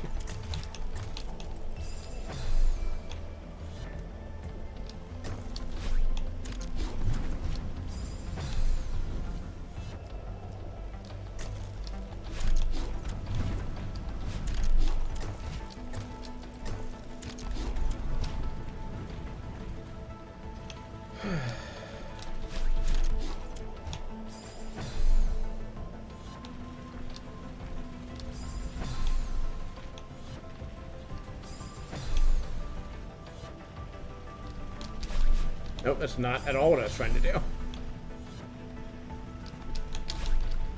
Trying to remember how to do a fucking corner bounce. So I've apparently forgotten everything I learned in the last stream. Or in the other however many hours I have played this game. I don't think you need to do one here. I'm just not sure if that would be easy. I was wondering if it would be easier than doing this the other way it's meant to be done. I think you're supposed to do something like that. Basically, you just go in circles.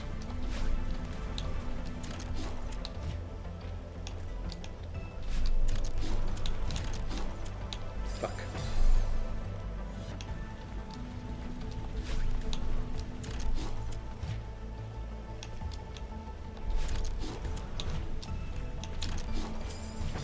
You really need to get that on the way up, otherwise it becomes so much more difficult. Fuck.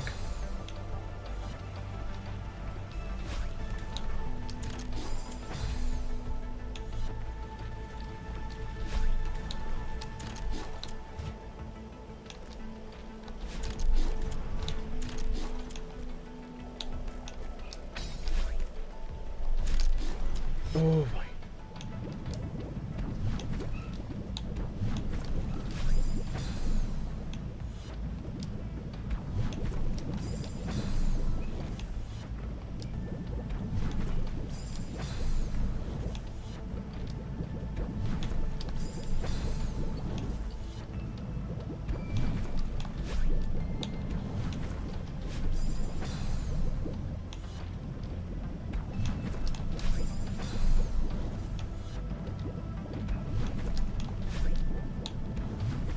Nope.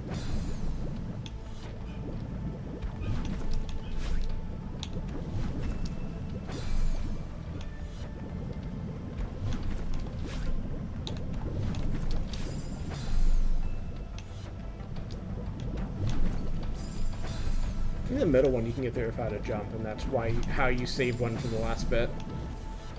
It could also be possible you can just get through all of these without jumps if you just get that full momentum and get the angle right, which I'm not quite managing. I think I spend a jump here, like that. Yep. Okay, you definitely need to save one jump for that last bit. I think the middle part is the easiest part to pull it off on, but I could be wrong. Boop, boop. Nope. That is not the angle I mean. I think there is an angle that middle one can throw you that doesn't need a jump, though. Perhaps that one.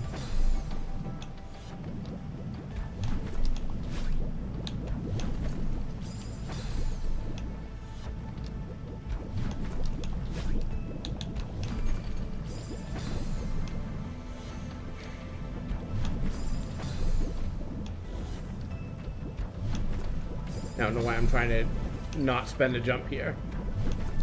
Oop. Spend one. Nope, spend one jump here in a way that does not immediately go into lava. Like that, perhaps. God. You really have to hit this middle one, like, on just the right angle for this to work, and it's annoying when you don't quite land it.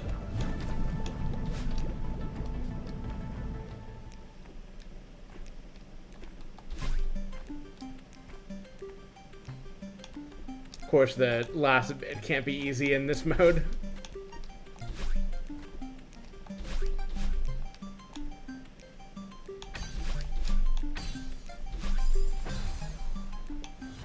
It is the last screen of the B-side, which is great news, but ain't over till the fat lady sings it all. Fuck. The slight, like, airiness in here is tricky to get used to.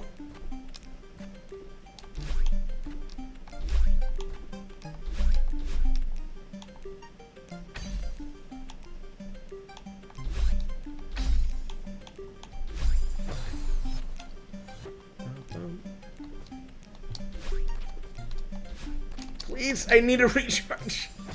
Slightly late on all of them is just brutal.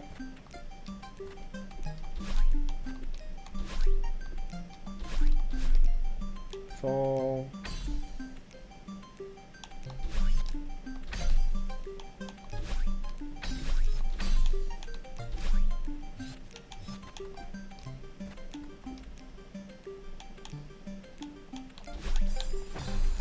Genius.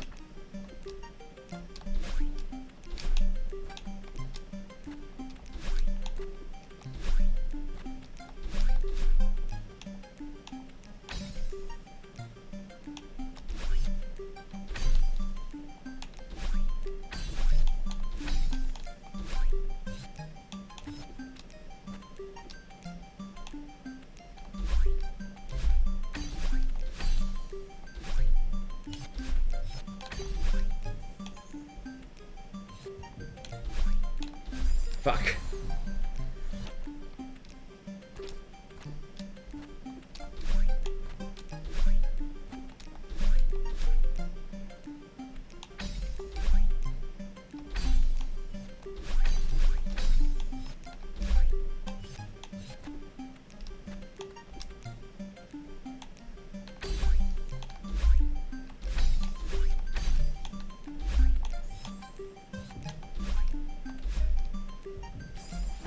Need a little bit more distance and I would have been fine.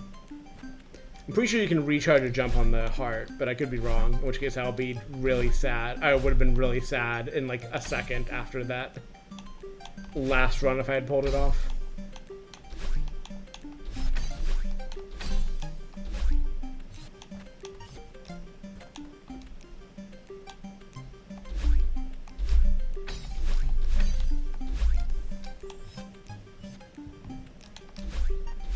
Fuck.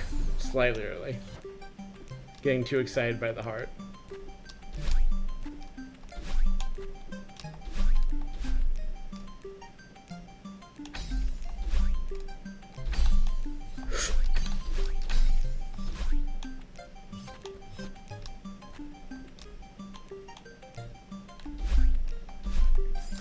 Damn it. Should have been slightly more aggressive or a bunch less aggressive there, and I would have been fine.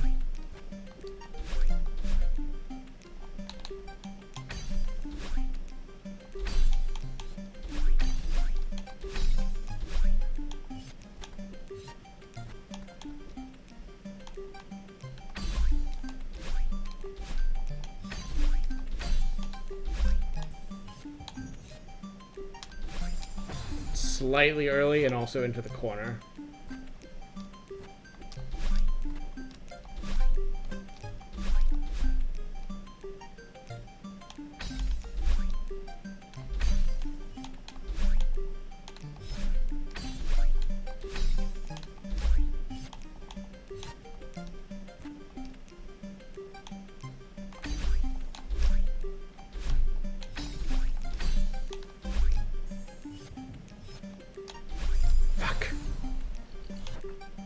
Made the same mistake.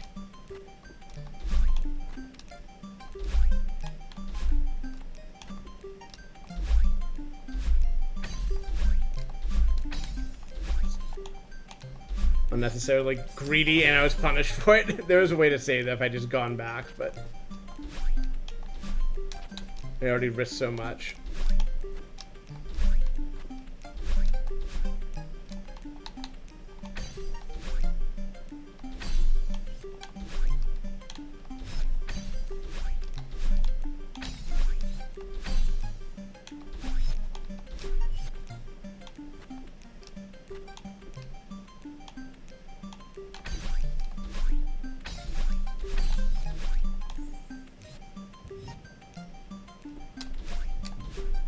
Well, hopefully I can land on top of this. There we go. Sweet. Not yet, hon. Not yet, game. We're not done with you yet.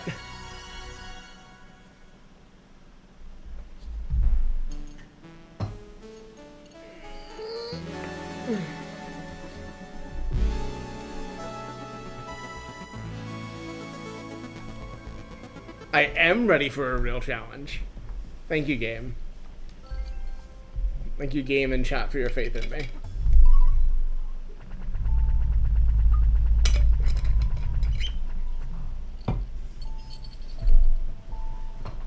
Wow.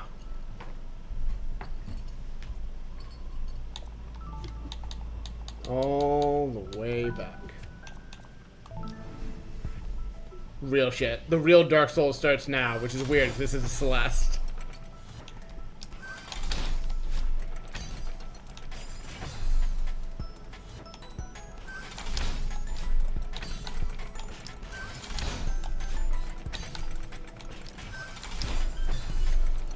Seasides are like 3 screens each, but they're all like this. Every screen is like this.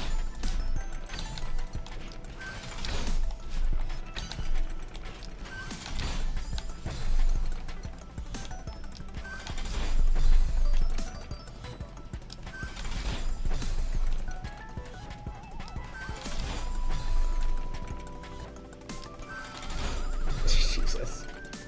Come on, we got this.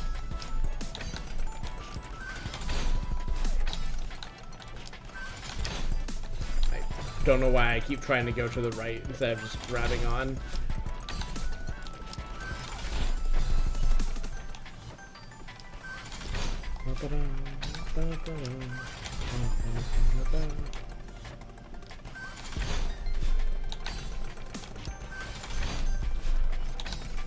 Nope. New and exciting death discovered. I don't think you actually need to dash right out of it. I think it's just easier for me to do it that way than trying to do a jump and then a dash.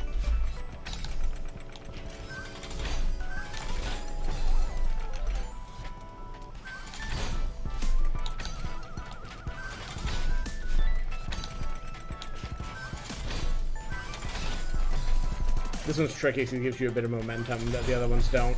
Or slightly different momentum, I guess, if you're on the other side of it. Maybe that's not true. It feels like it's like the jump is slightly different on the last one.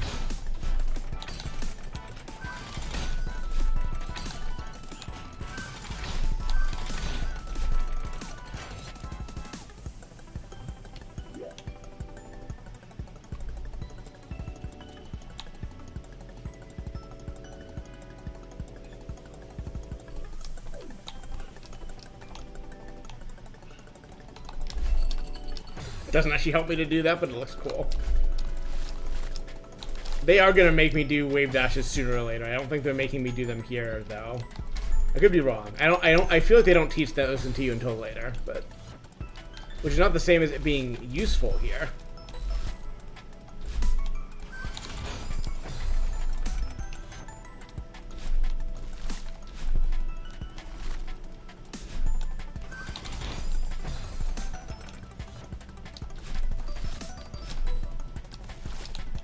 You really need that jump recharge back at least.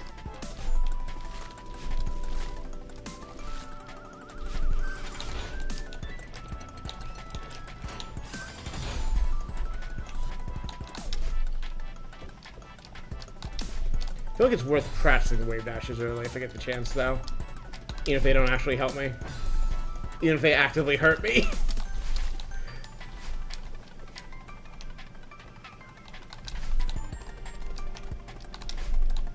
I'm so rusty.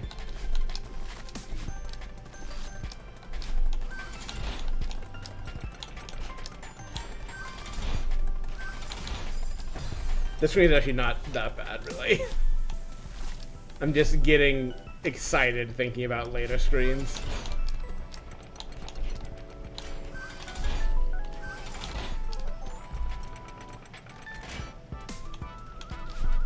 Like I said, 3 screens, basically. Seasides are basically 3 screens. To steal something from one of my friends who says that a lot now. Not even one of my friends, several of my friends, I suppose. People I wouldn't necessarily call friends, but who I hang out with a bunch. I think acquaintances is what we call those.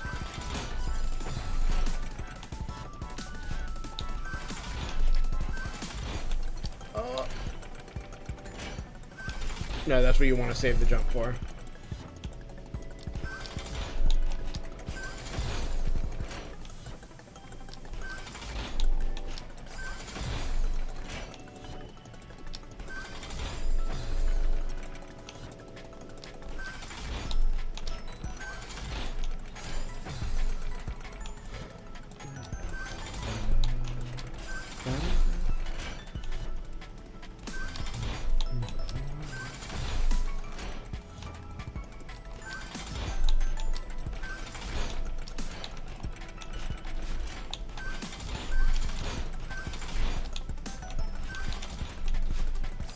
No.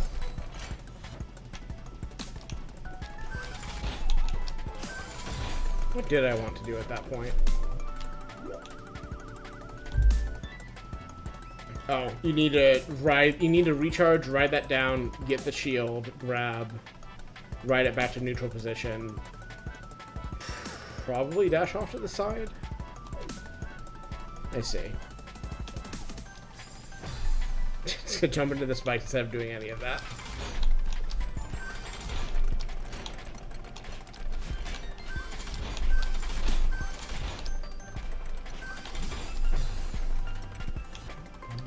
Nope. Don't spend your jump there, you need that.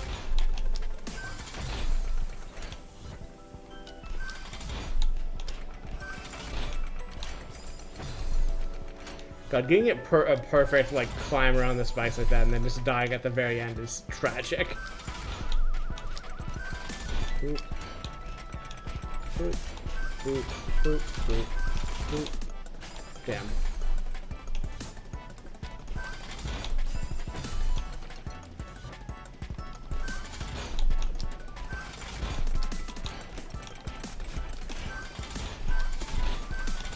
Ow. Crushed and spiked. Terrible way to go.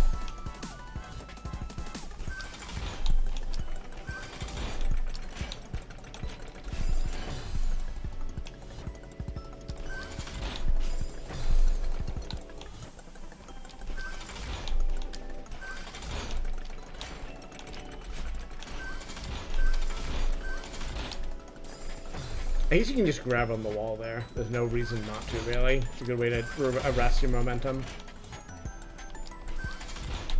I think I'm just surprised to see a single wall on the seaside that is not covered with spikes, honestly. Why are they being nice to me? My day, all of our walls were covered with spikes and we liked it.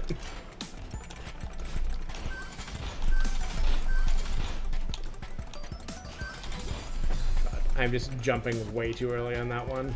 Or, well, too late, really, but... I guess what I mean is not reacting when I need to be reacting. With that, perhaps. I shouldn't have jumped there. Oh, because it's a corner bump, I think, at the end there.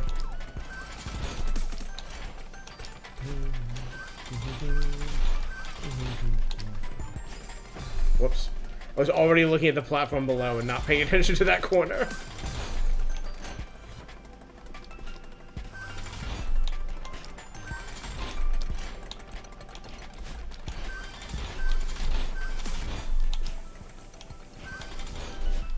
I would love to see a Super Meat Boy-like death tracker for this game of just all the places I have died in this level.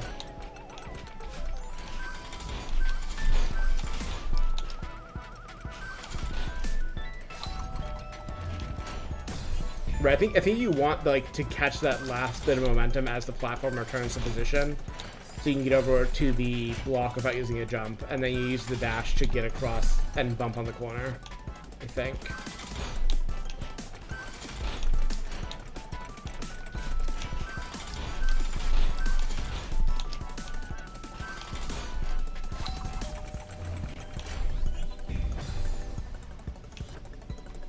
I think you can get momentum off that. I could be wrong. I guess we'll find out when I can reliably get to that point.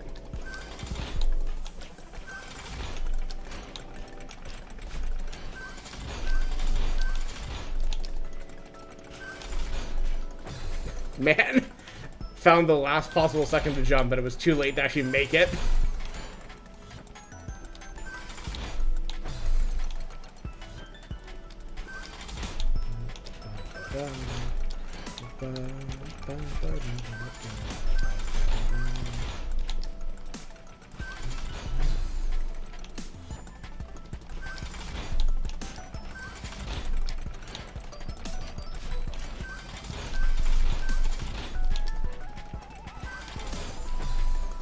Such a tight jumping window there.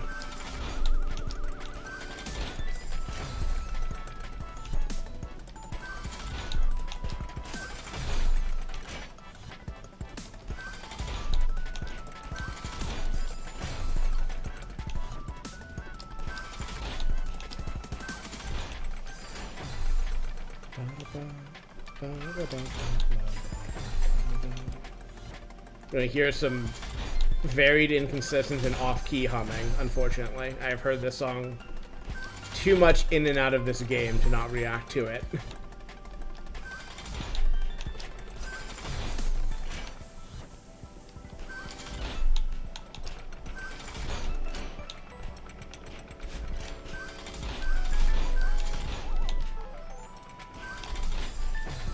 Damn.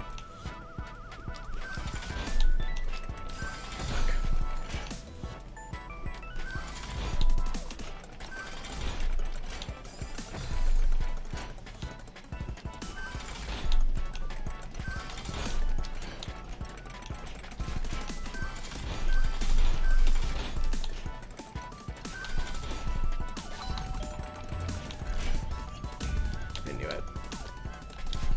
Fuck.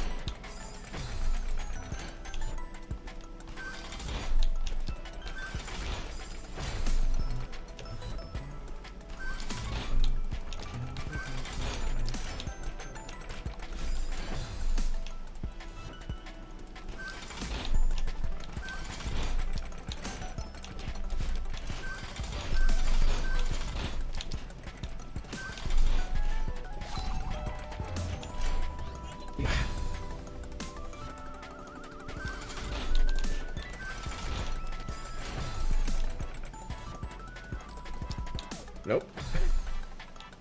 Need to grab it long enough to activate it.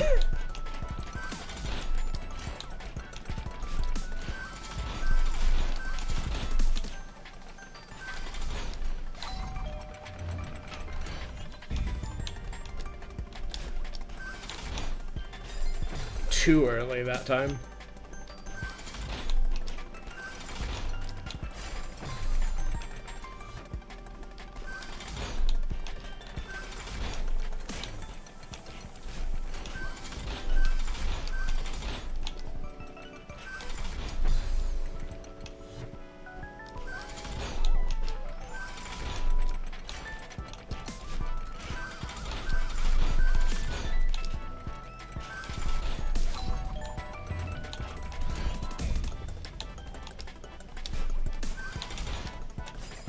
I had the air control to get through there. I just am panicking because I've not been to that bit enough times to be calm and collected like I am on the rest of this now.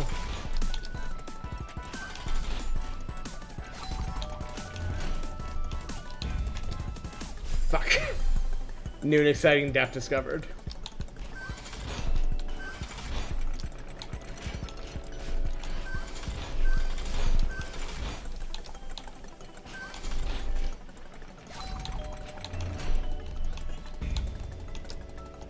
Fuck. Up, up, up, jump.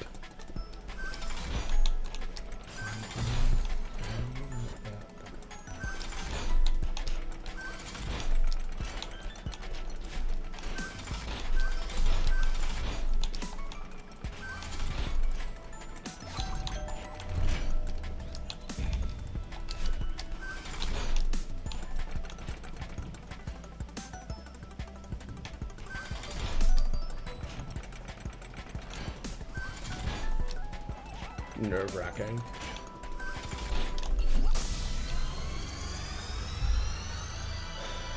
That's one.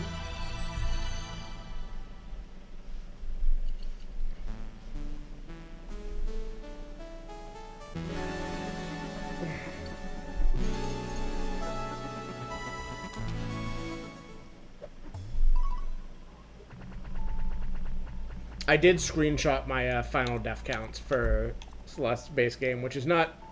I think there's like some like backtracking and just like racking up deaths doing bullshit like after finishing. That's not quote-unquote fully accurate, but it will be fun to compare and contrast to this. I probably won't do it. I may or may not do it on stream depending on how fast Farewell goes, but I probably will post it on my Mastodon later just as a fun aside.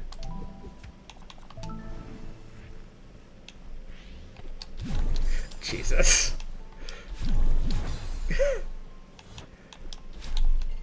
Right, I remember the trick you're supposed to do here, which is just that you can... Or I thought you could grab out of these. Yeah.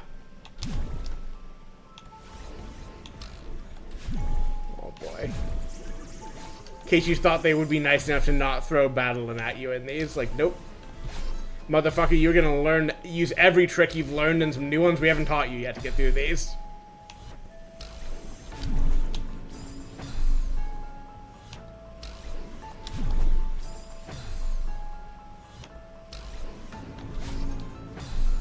I think getting that lower one first is probably the play. I think to pull that off.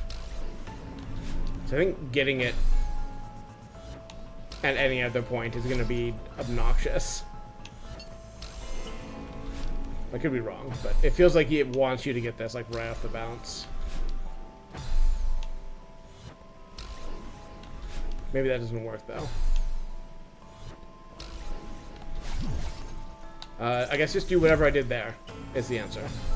Mostly what I need to do here is remember how to reliably do jump boosts out of these, because I know it's going to want me to do a shit ton. Because like that was the high level mechanic the game bothered to teach you for these. The way I said that felt snarky that I mean, like the game, like of all the things speedrunners have learned to do with this game, there's a subset the game will teach you directly. And I know jumping out of these was something this taught you on the B-sides, because I remember doing it on this stream even.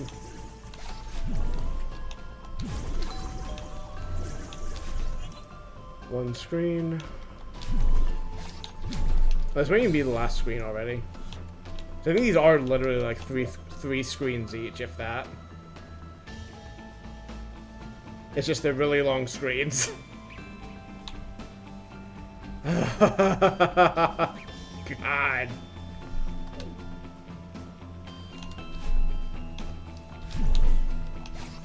It's just wild too, because like the thing with like the B-sides is like they're as much endurance as anything else, but these are just like, nope, it's just purely like your 3 screens of hell and you're out. God. I need to stop holding grab is what I need to stop doing.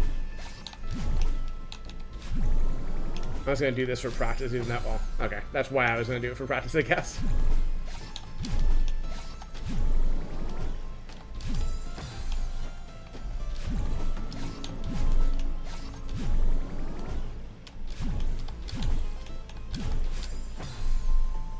Like, this is just all jumps and dashes, nothing else. Oh, and air control. Maybe that's just implied. Fuck.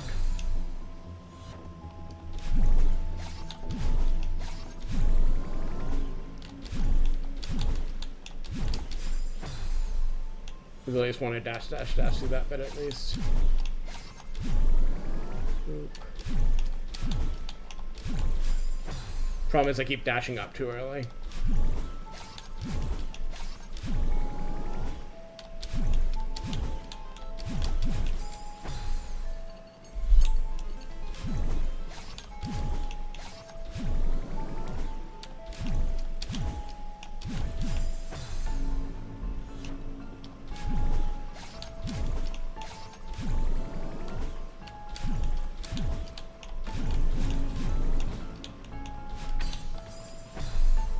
I should actually stare at that section for a second and figure out how you're supposed to get through it.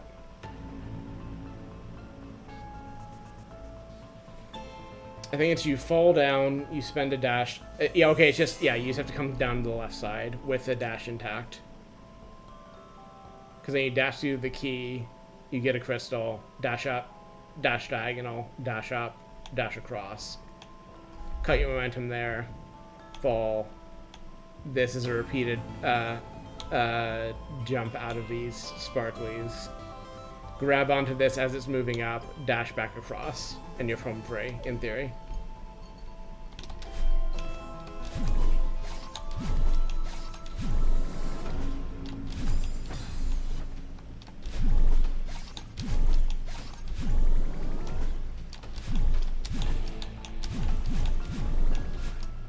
No. Remember the thing where I said I needed to save a jump?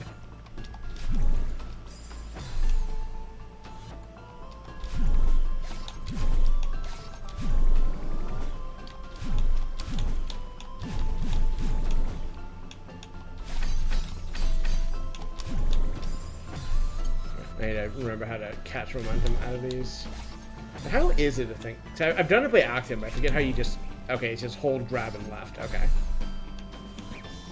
I've not had to do that intentionally until now, so I'm trying to remember how to do it.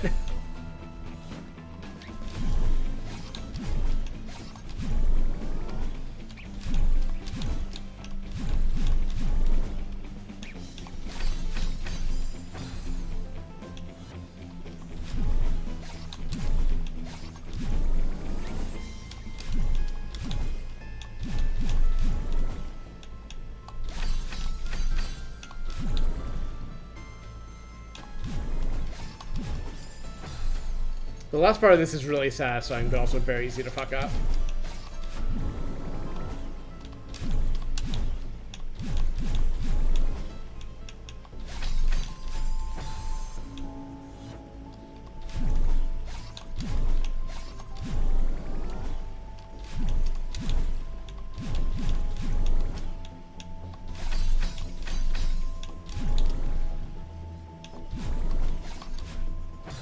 Like I said, very easy to fuck up.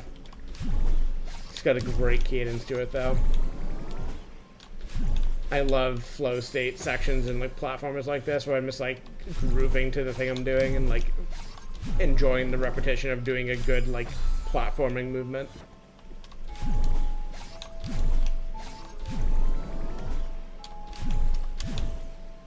Nope. A little too much English on that one.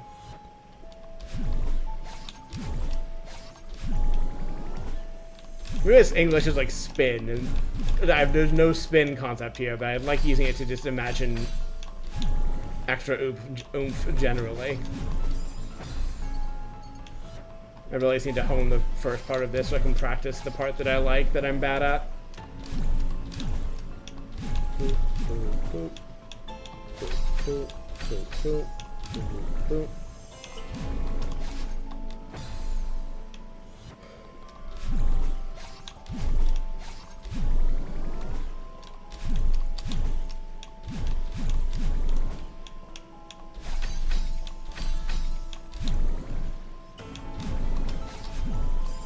Not quite.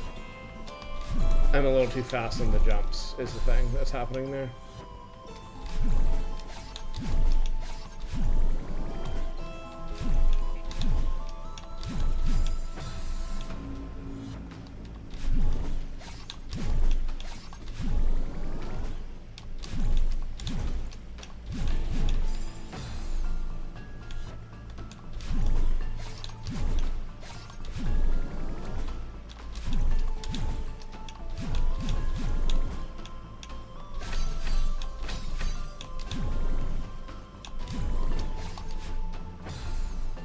I was slightly late that time.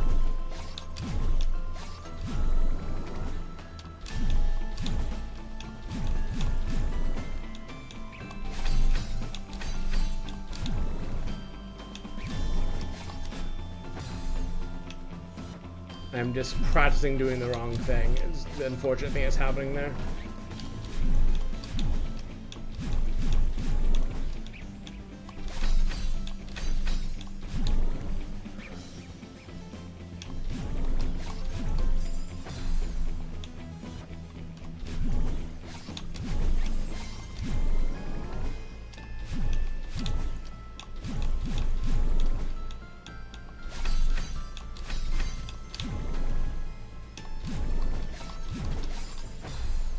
Too much height.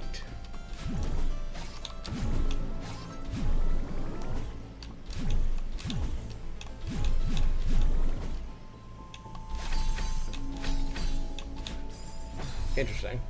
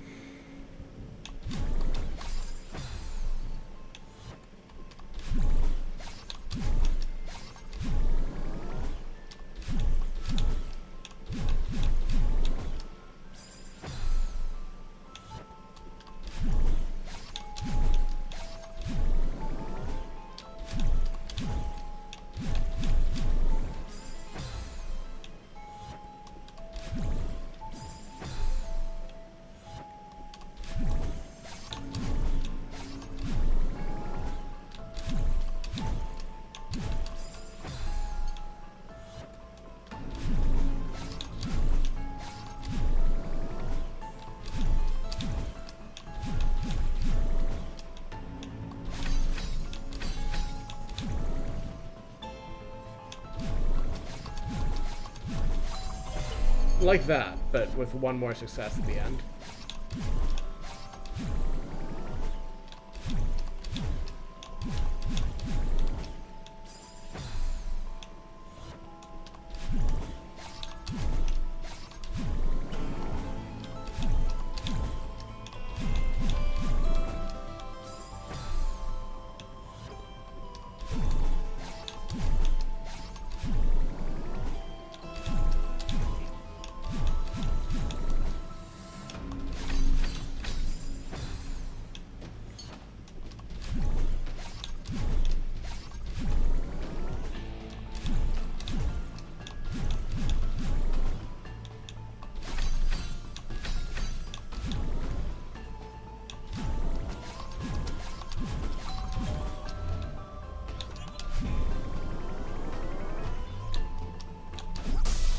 That's how it's done.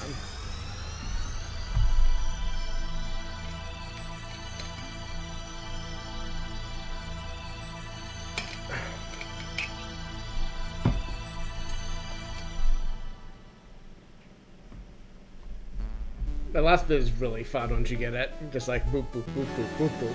It's got just a rhythm to it.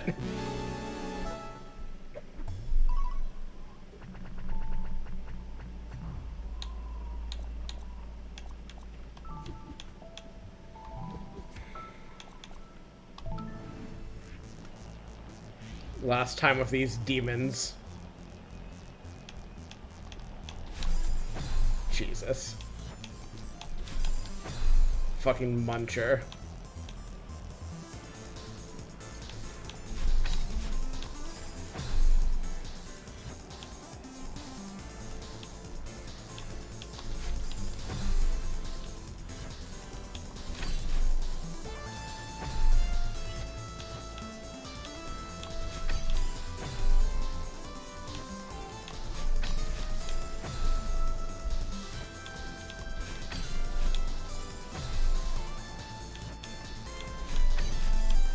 There are screens I remember how to do in the C-sides and B-sides, and there's sides I have no memory of because I just memory hold it. And this is one of the latter.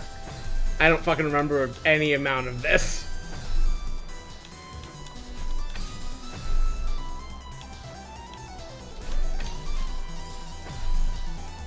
Because this too is a rhythm thing, and I just don't remember the beat.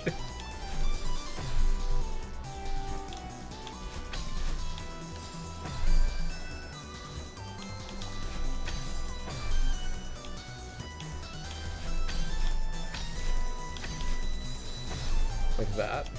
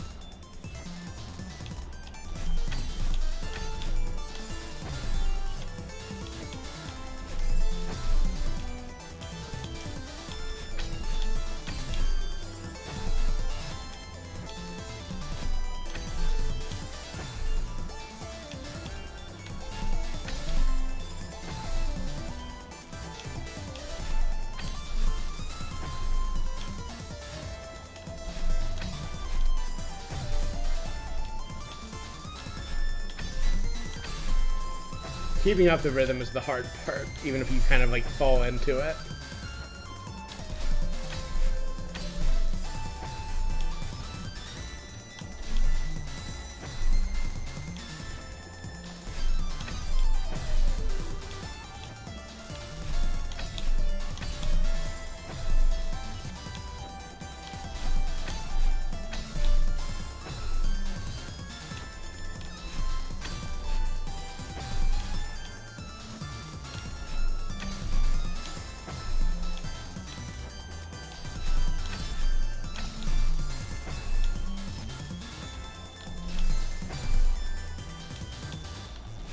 This kind of screen also, it's like, you know that every C-side is only 3 screens, but then you see a screen like this, and it's not as much comfort as you might hope.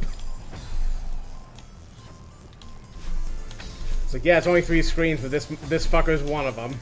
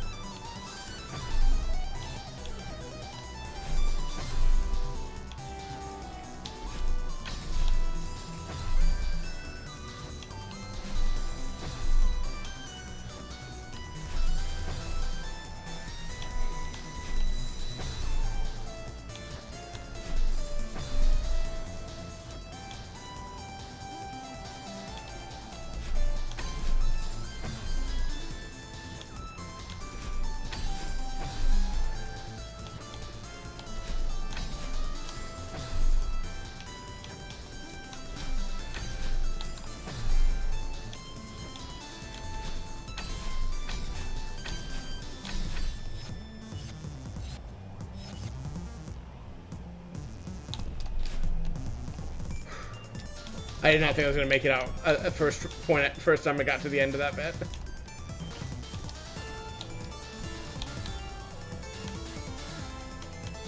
I think I need this platform.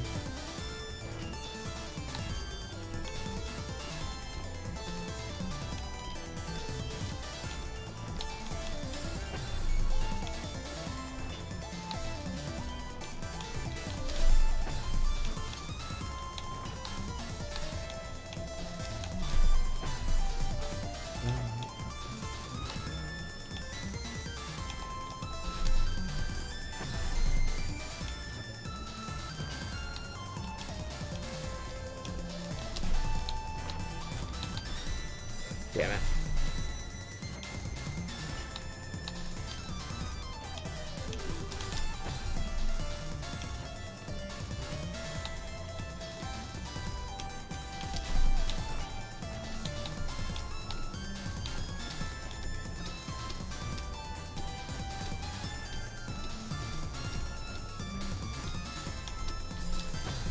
Window there is obnoxious.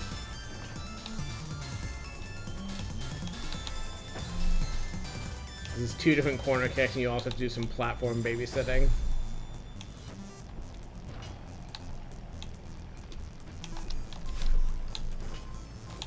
Corner kicks are so fucking satisfying once you get them down, though.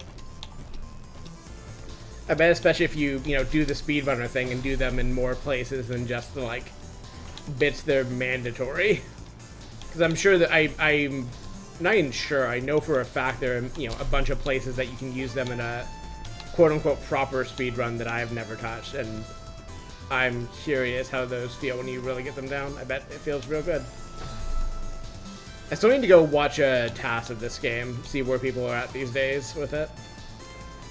Including fucking Farewell. I've never seen a Farewell task, I don't think. I should go look one up once I've, you know, gotten through it freshly myself. I encourage y'all to do that if you're the kind of person that loves to watch tool assisted speedruns. So I know Control ones have always been, or Control, Jesus, Celeste ones have always been fucking bonkers. That's 2. God damn it, I forgot he's here. Of course he's here. Alright, fine, I will look ahead.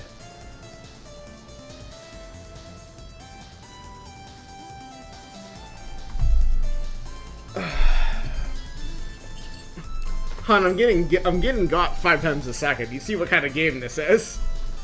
Now this is a new and exciting way to get got.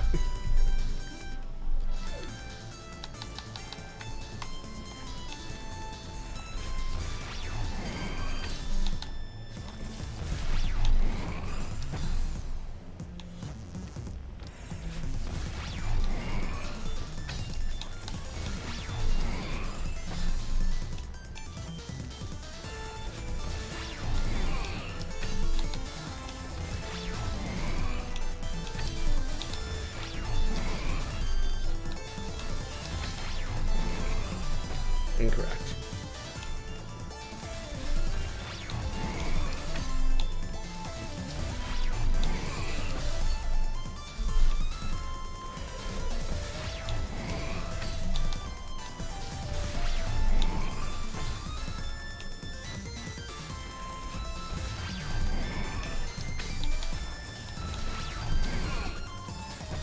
Did not manage to get the head bump there. Or meaning get the head bump.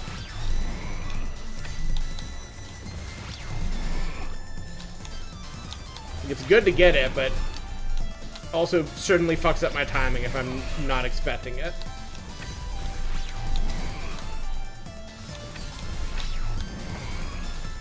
I dodged his dash too effectively. I think the screen is also not that bad. I'm not even sure what I'm judging by at this point, besides, again, probably that final farewell screen, which became my bar for hard level after beating it, or while beating it even.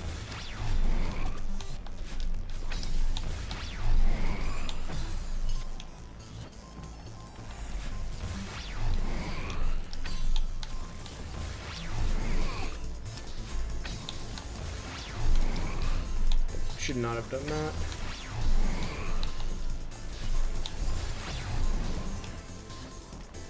Really just want to keep moving through this section. Ideally, don't wait in one place to get a crystal refresh if you can just get it the first time.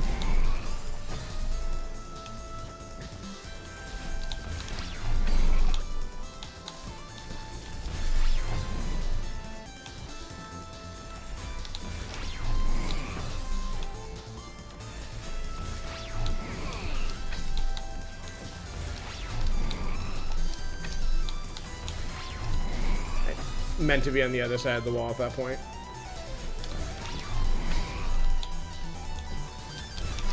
Damn it.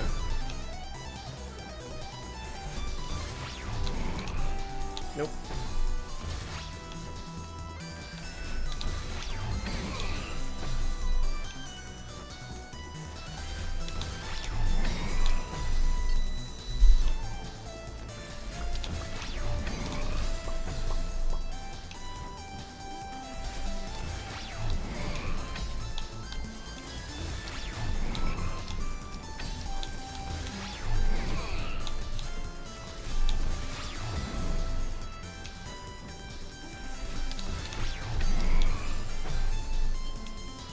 Okay. See you in a bit.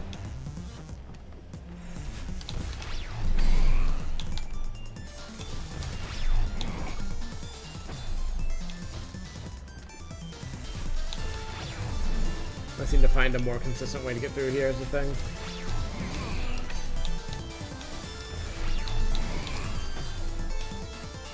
Something repeatable.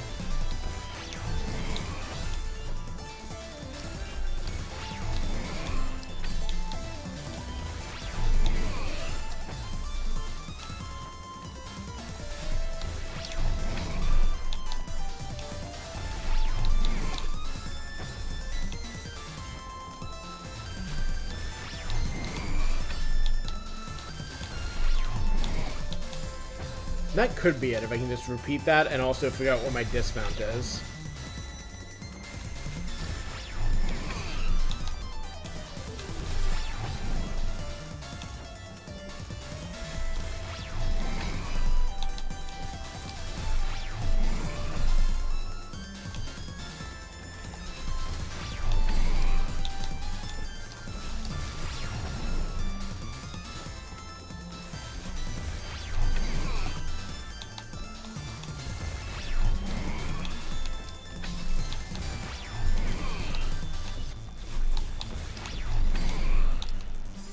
Don't know why I didn't just commit to it.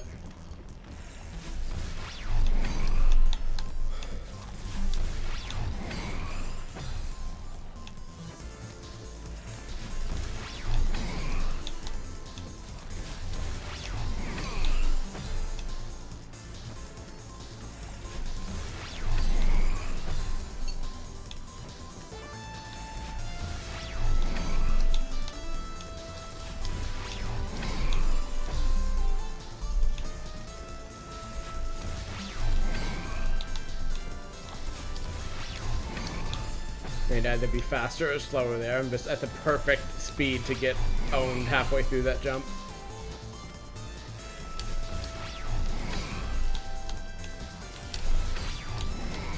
Right, that's what you're supposed to do here to make this consistent. Corner jumps, corner jumps, corner jumps.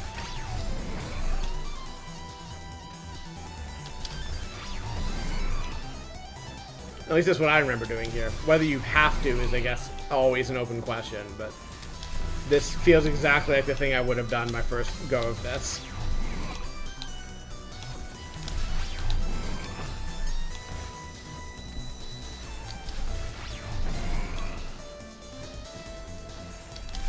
Fuck. Incorrect. I was able to do it so many times consistently, and now it's just I can't quite get the distance right on the first try, on the first like dozen tries.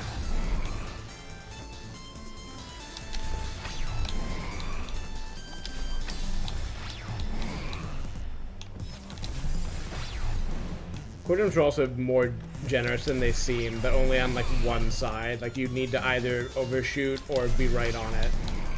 Undershooting gets you nothing.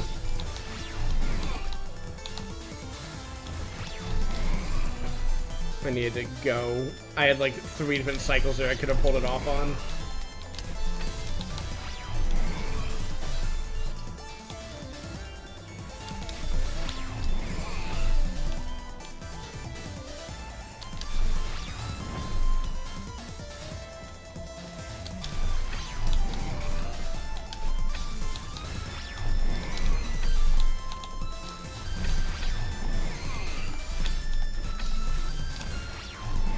I don't know why I didn't just duck under that. Would have been fine. But that outside bit is not nearly as scary. She says, having only seen it once tonight, but I still believe that to be true. I needed to not hit the wall there. Oh, fuck. Well, sure, thank you.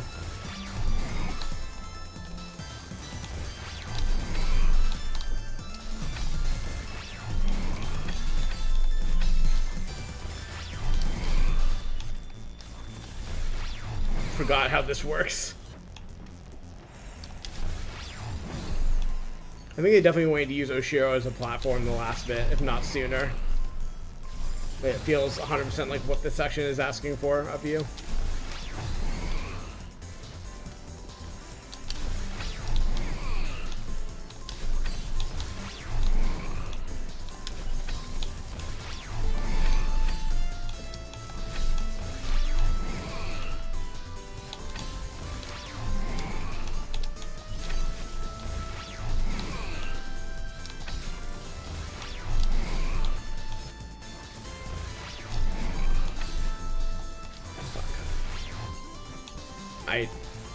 I'm remembering Oshiro being involved in that last section, but I'm not remembering at all what the thing they're asking you to do there is.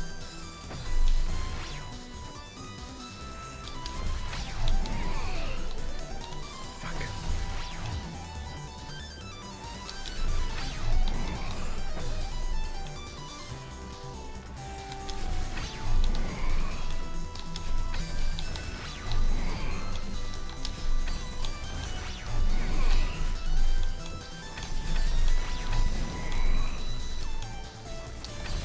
I think you want to dash through them like that, but in a way that does not directly intersect a Dust Bunny.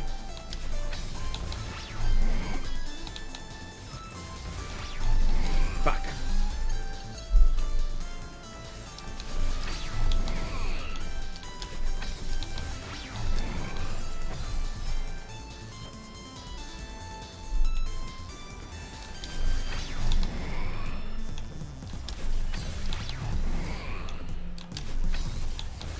No, you just want to commit to that one.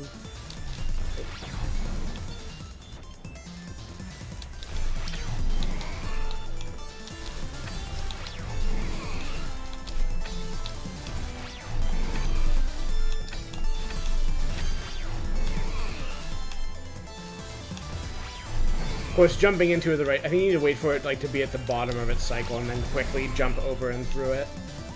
That feels right. Fuck.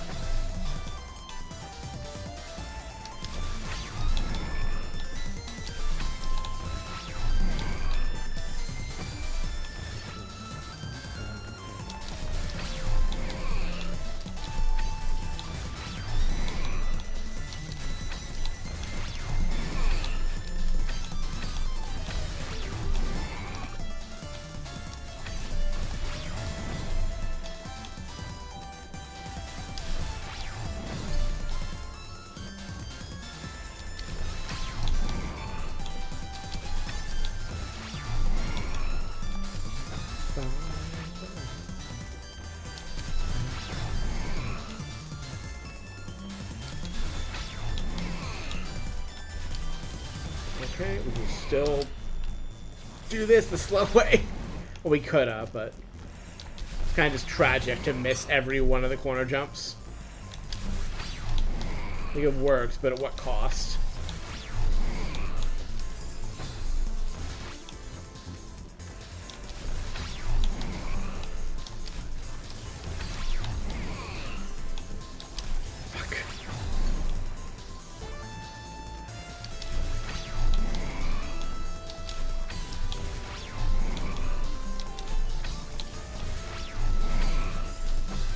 Unfortunate.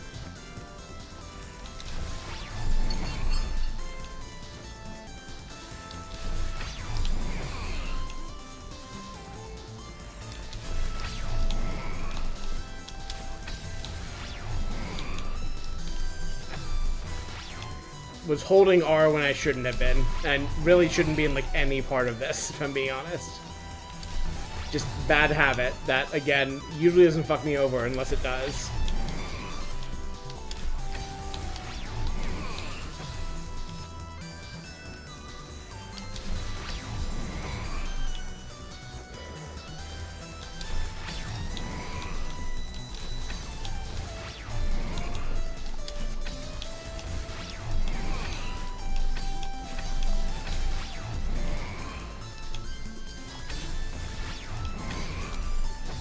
Just a sideways jump would have been fine.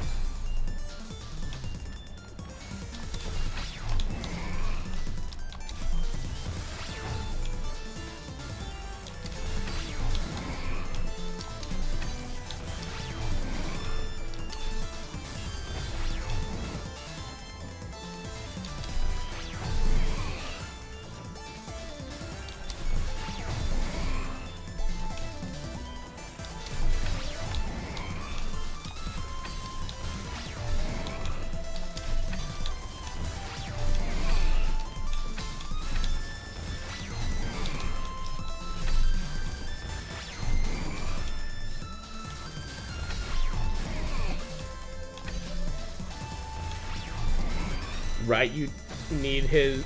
oh, I know what you're supposed to do there. Never mind.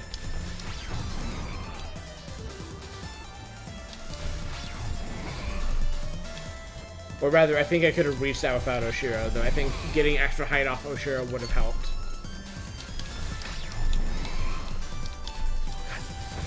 Just being too short on the jump for these is always so frustrating. Smashing Madeline's head directly into the wall instead of actually getting my height.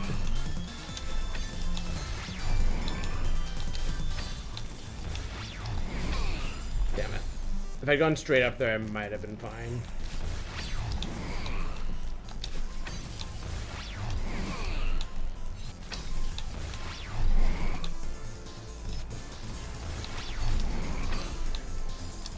Could have saved that, but I was mostly upset that I fucked up my rhythm on the corner kicks.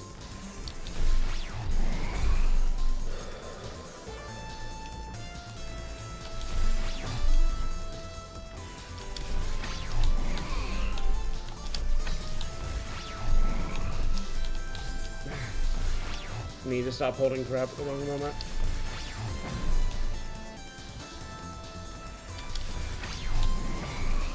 What do I do? Need to hold grab at some moments.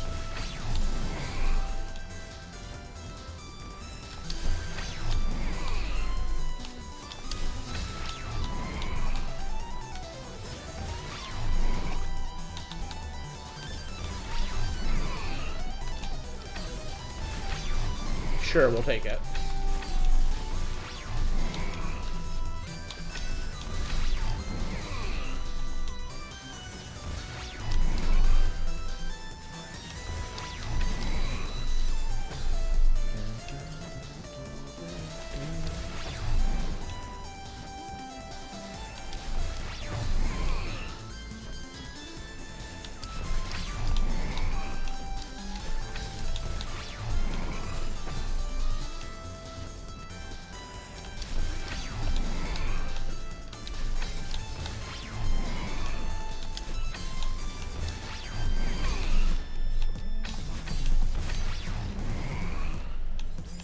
I was looking at the next jump and thought I was higher up than I was.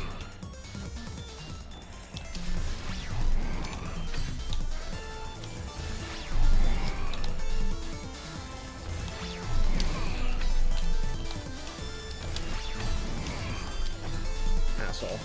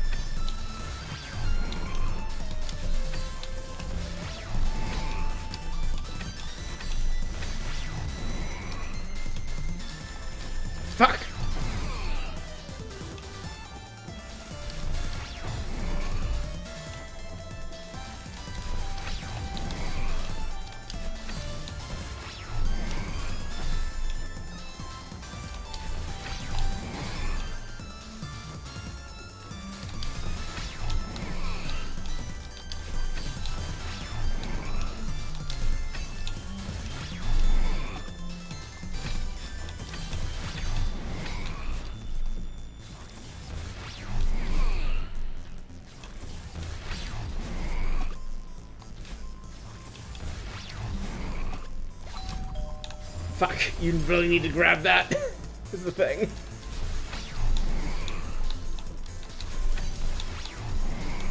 Well, we got that far. Simply do it again, but better.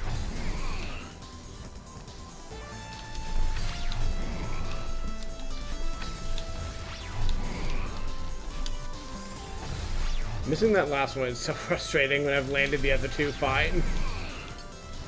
Like, I've had this much practice and I'm still not consistent at these things.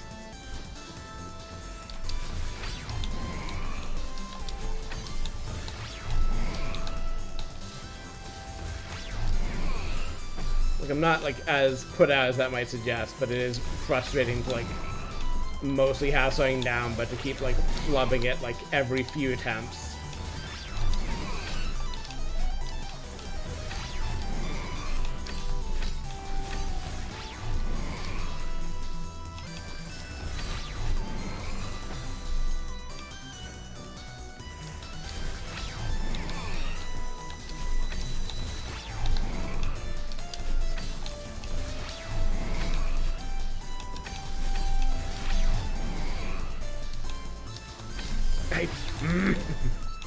What a time to accidentally do a horizontal dash.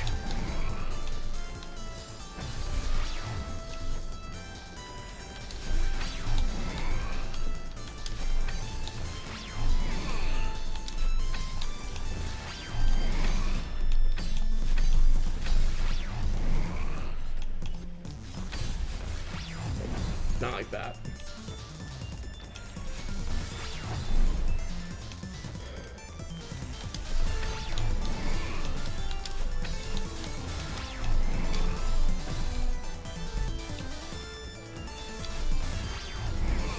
Really need to stop death gripping the dash button. Or not even the dash button, the grab button.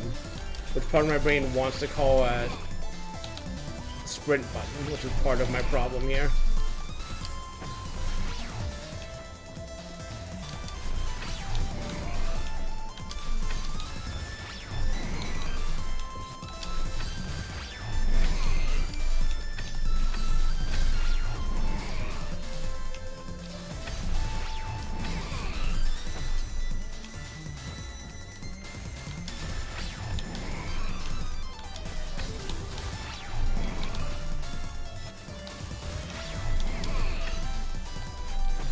I disagree, but okay.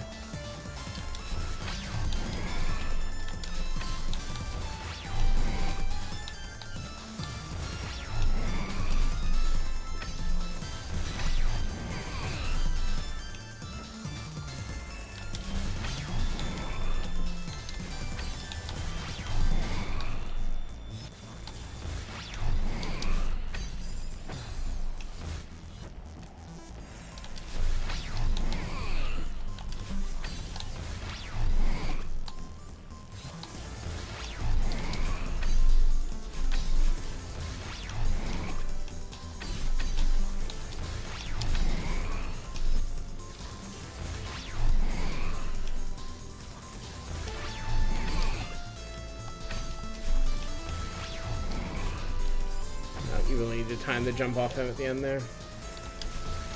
But I think once you land on the right side of that thing and ride it, you're basically free. Once you grab that, and yeah, you hopefully dash directly into the crystal heart, or you die. But if you get that far, you probably can manage it.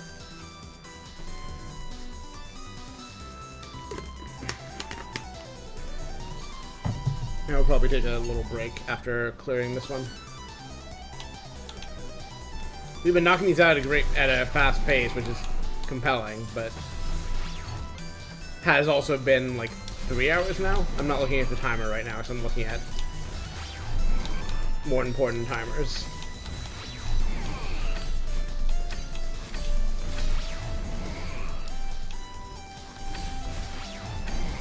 Oh. Okay, yeah, it has been 3 hours. Also, I'm sorry for whatever noise that was. It just happened. I can't explain it.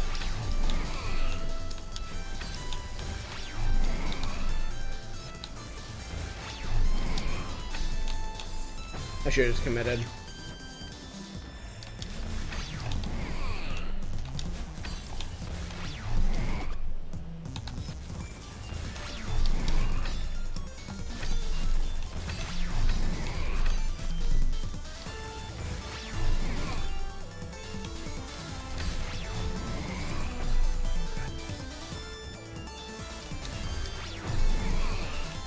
It's always like the kind of annoying thing about the Seaside is like I love the platforming challenge they provide. I guess what I'm about to complain about is assumed within that, but there's something to like being most of the way consistent on a section, but not fully consistent, and how frustrating it can be when you like that, like when you fuck up at the beginning of a session that you mostly have down, but don't quite have down, and then don't get to practice the tricky bits that are still giving you the most trouble. And like, you know, still nothing for it but to practice more of it. It's just like, come on, I have so much of this down. Hands, why are you betraying me at this crucial juncture?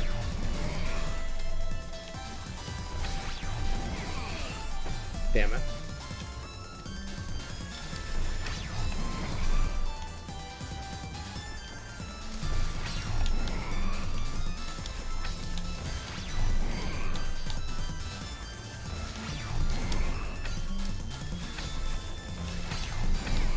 I don't know why I tried to dash down.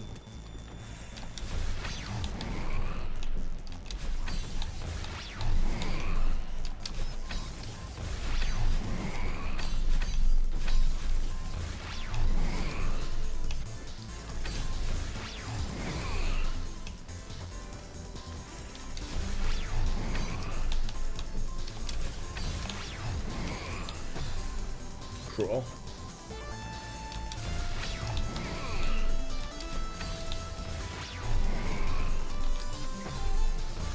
Getting myself in trouble by holding grab again.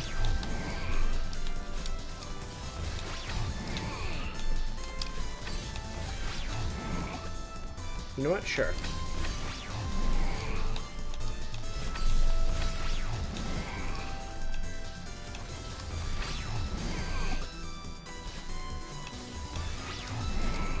God, timing him is so annoying.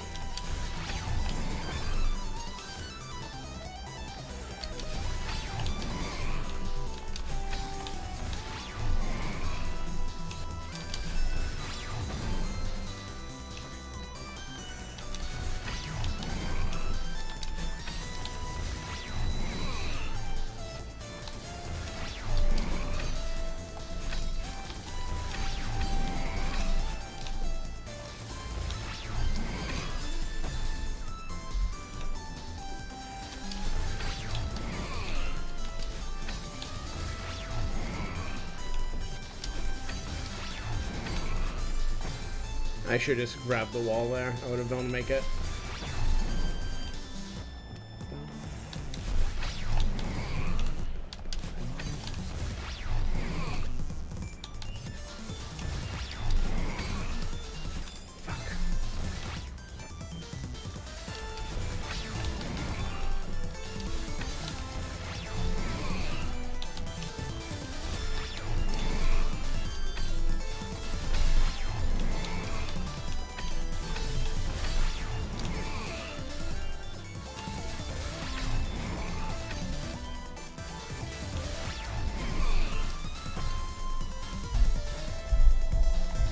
Sorry, just checking my phone real quick.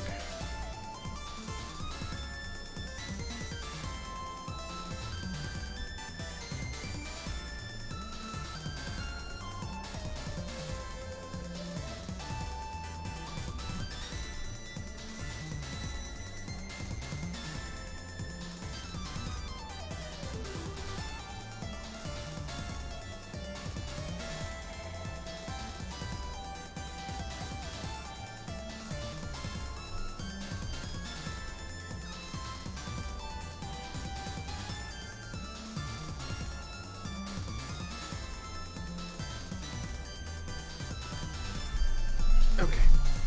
What? Trying to sit in a better position.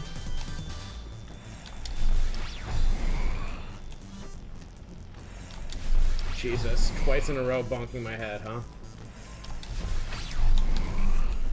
So over.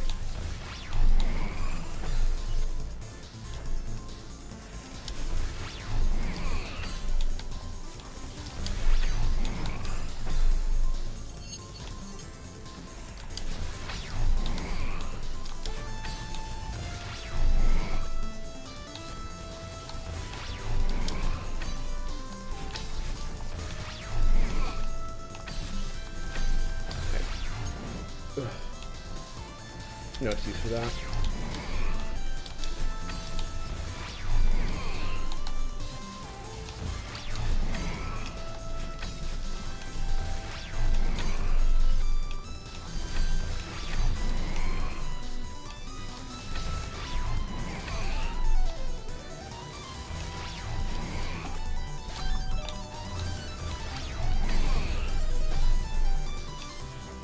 You do need to bounce off him one more time.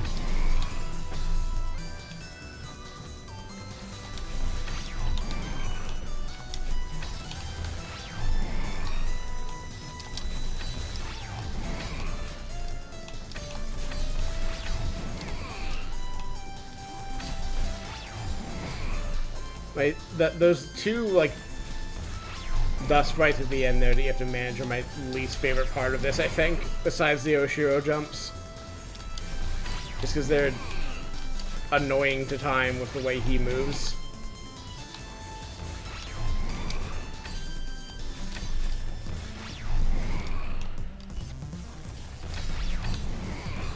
I should have just gone for it. He was already high enough up, he wouldn't have been a problem.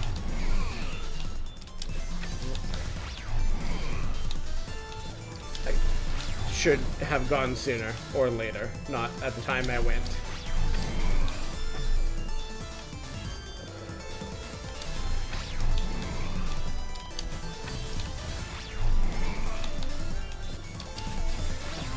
I had to keep waiting a cycle for that or go much faster.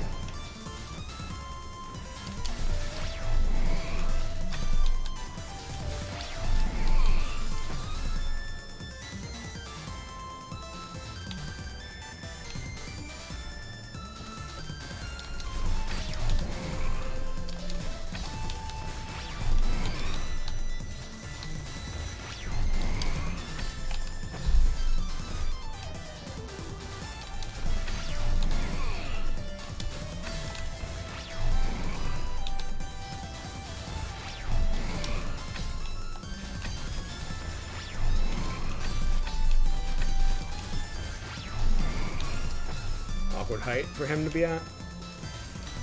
Probably manageable if I'd use his jump, but welcome back.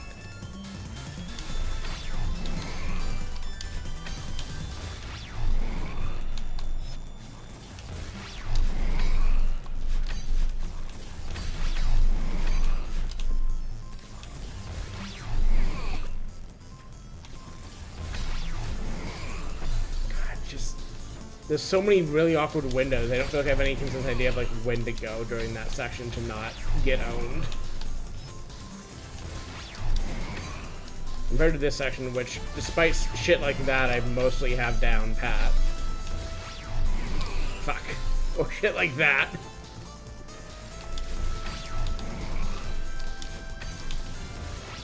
Like, provided I don't flub my corner jumps, which is happening a lot, to be fair. Like, I am mostly set on that opening bit. And mostly set in that middle bit, too. I just need to not get eaten by Oshiro for no particular reason.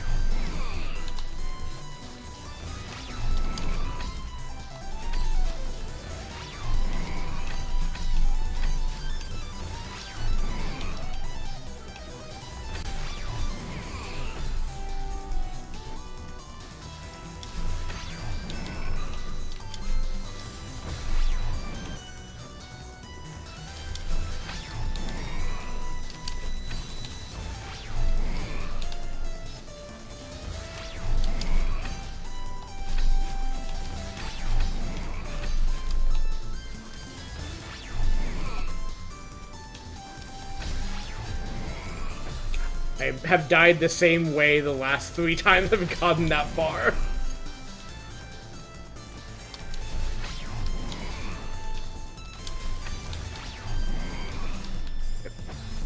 Need to stop holding grab in the air. I really need to stop doing that.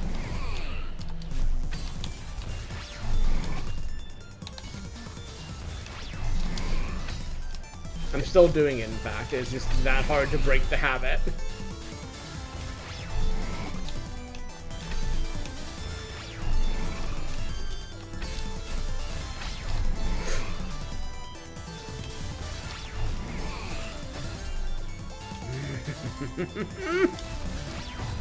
So close.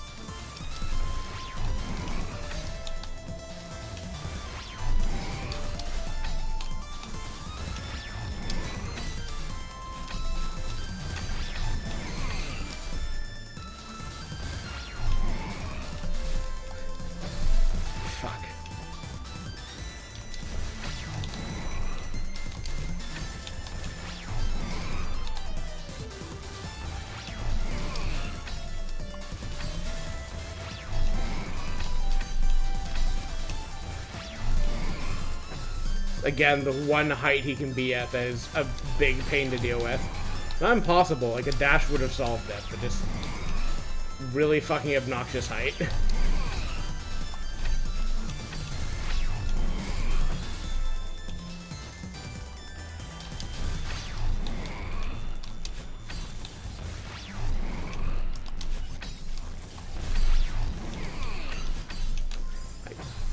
Didn't need to dash that way. Or I guess I would have been fine if I just kept it up momentum instead of just stopping. I again need to really stop holding grab as much as I'm holding it. Like, it is just a reflex action that fucks me over constantly, and yet I can't, like, unlearn it. I hate it.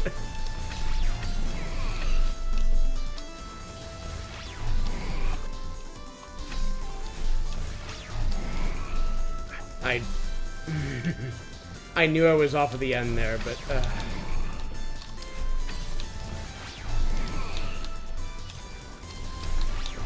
don't know why I'm doing this the bad way when I can do it the good way instead.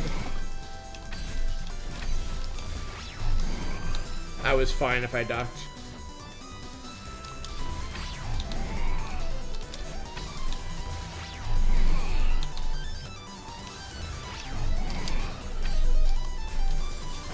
If I hadn't hit the upper ledge there, I would have been fine.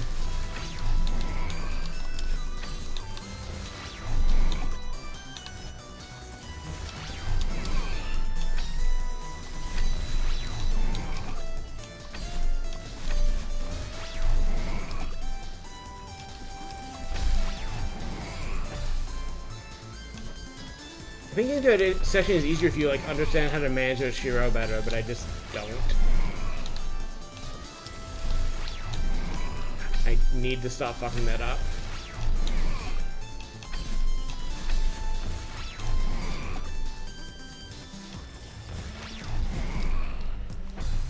I also can't count on him if I do shit like that.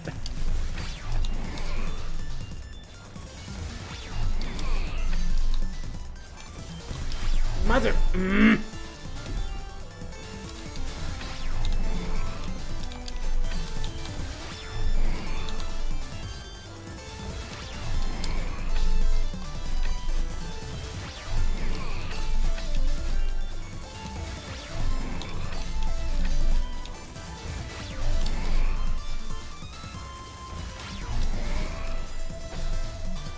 Managing his timer and managing the jumps and managing the dust bunny just sucks so much.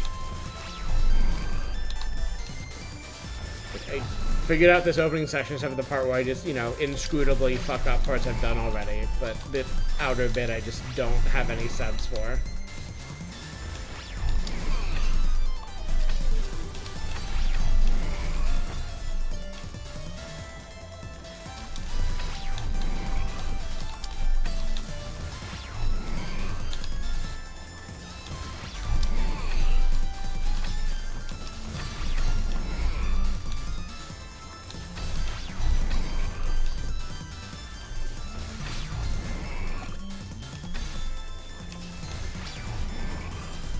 Slightly too early. Fuck off.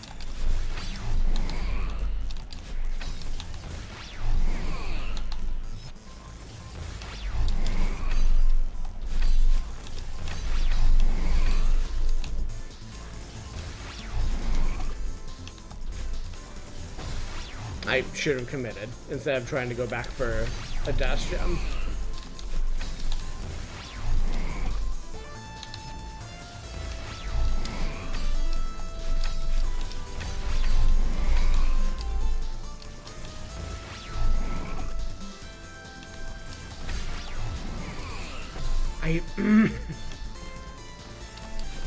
I need to learn any other timing besides the one that I default to that just fucks me over continuously, that I keep doing for some stupid reason.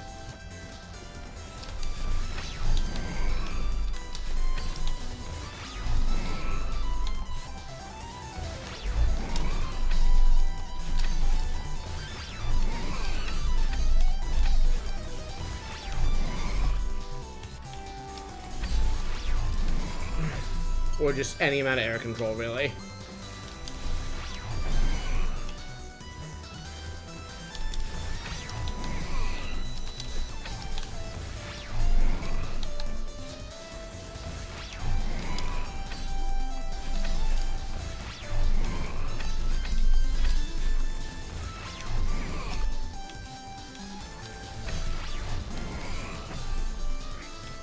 Please stop making the same mistake. Please at least make different mistakes.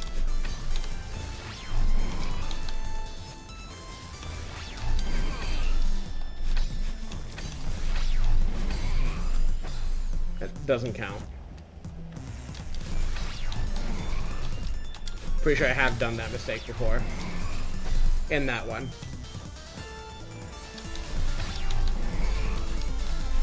Fuck.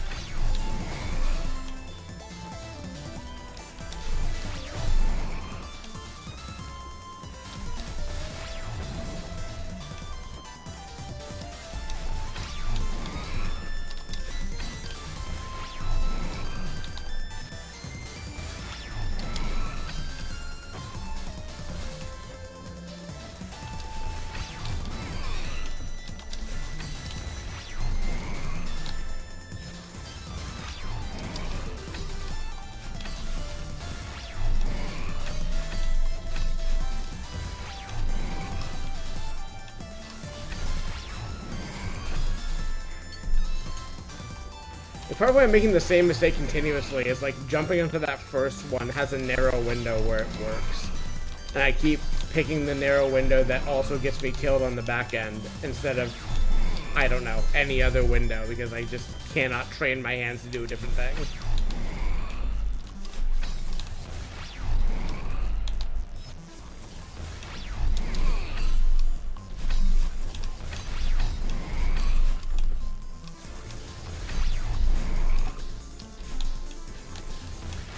Fuck, I slipped off the platform instead of jumping. Fuck off.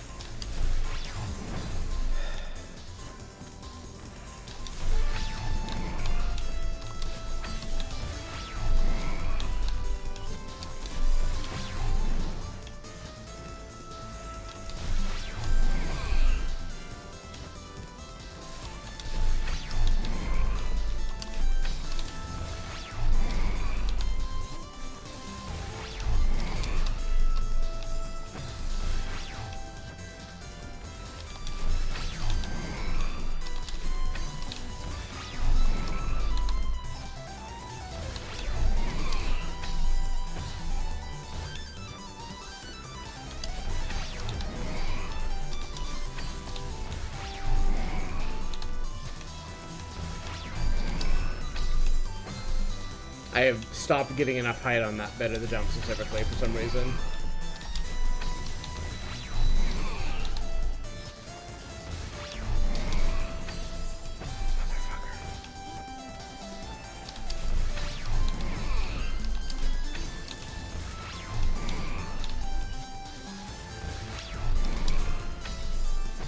I don't know why this is happening suddenly. I think I'm like not going as low as I used to, but I didn't think that would like fuck my momentum that badly that I would consistently die on a spike I've never died on before.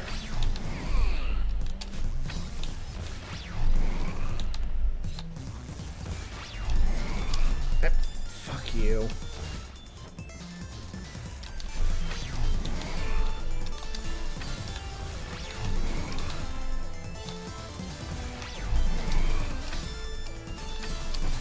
I could have kept that going. I hesitated.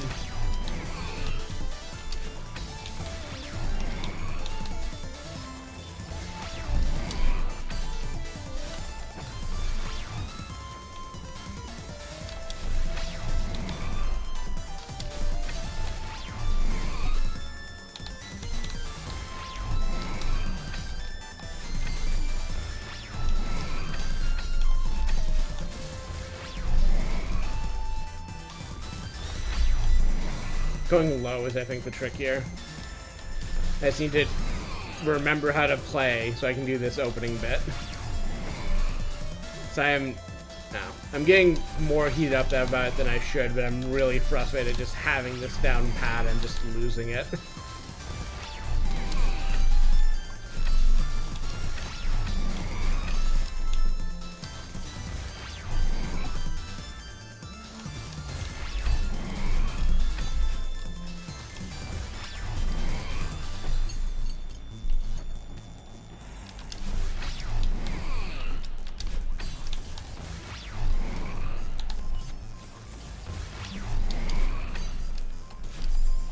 Bullshit.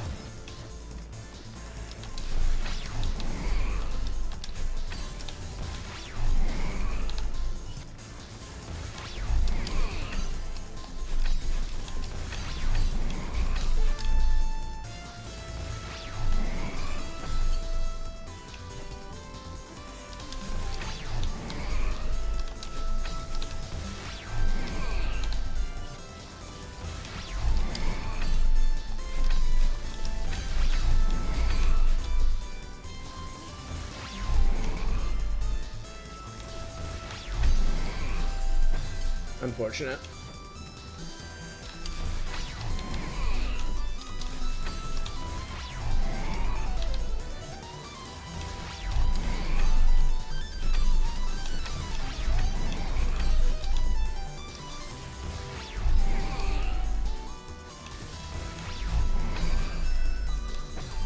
Not at all what I wanted to do there.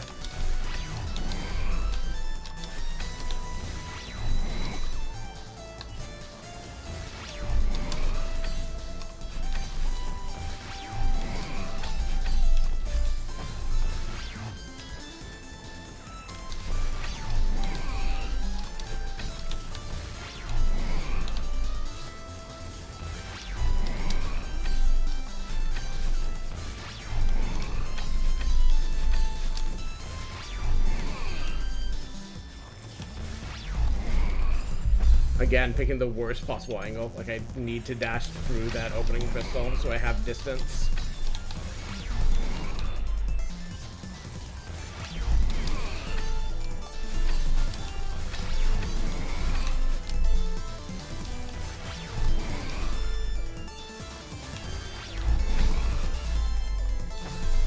Also, I just need to commit to dashing off his head or just have him be in a better position than that.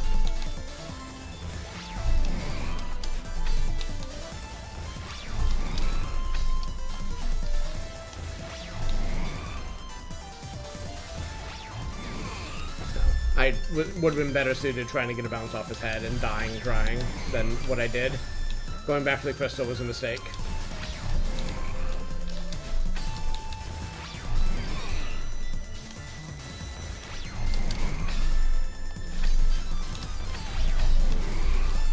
I disagree. Fuck you.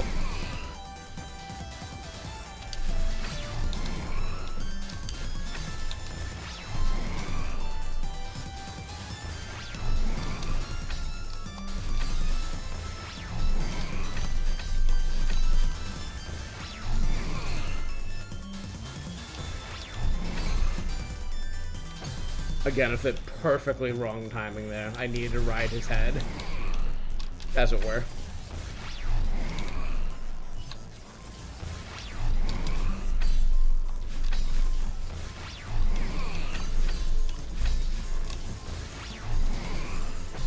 Again, the worst possible height for him to be at, also.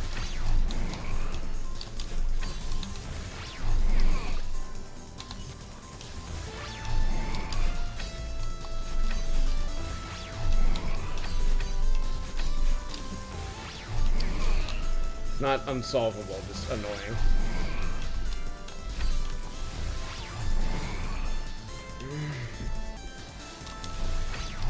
Would love to practice a bit of this that's actually hard for me. So all the rest of this I should have down by now. It's just that last bit that I really need to practice.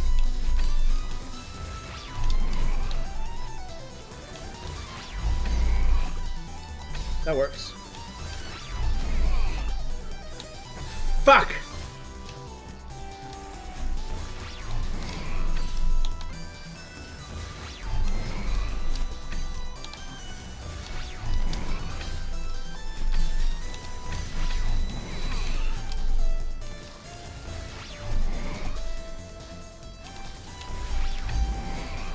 No.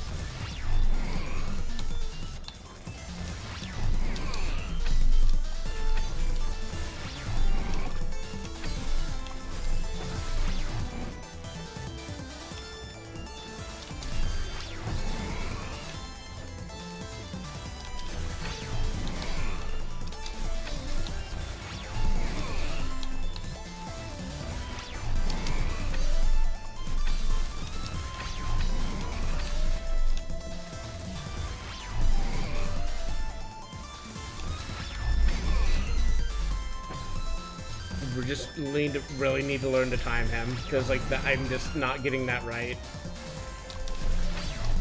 I need to learn it in fewer attempts, because like I'm just not going to get back there consistently to practice apparently, so keep fucking up this early bit.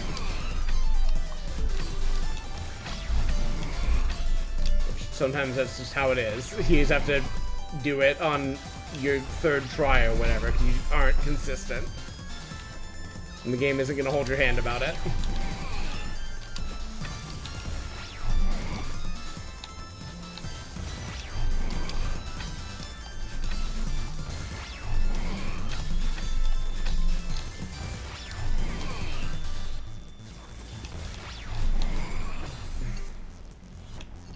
We'll get it. It's just frustrated by how long it's taking and how much of the parts I should have by now I am just fucking up consistently. Like that, for instance. That kind of thing. Fucker, come on.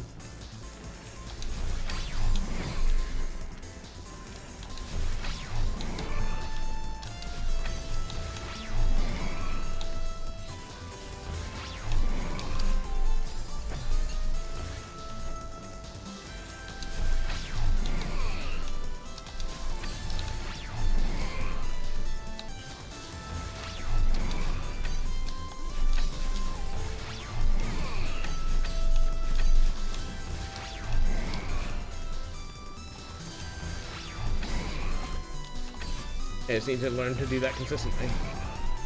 Fuck.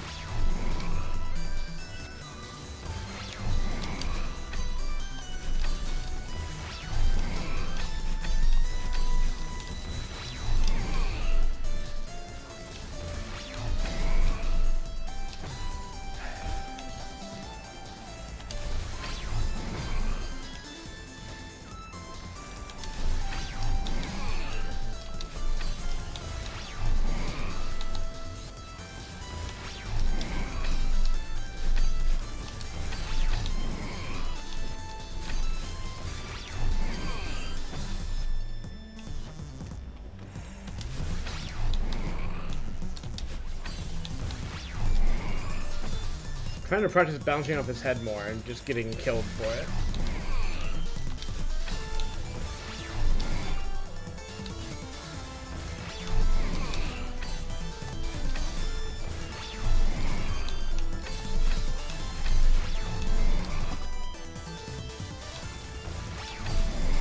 I don't know why I tried that dash.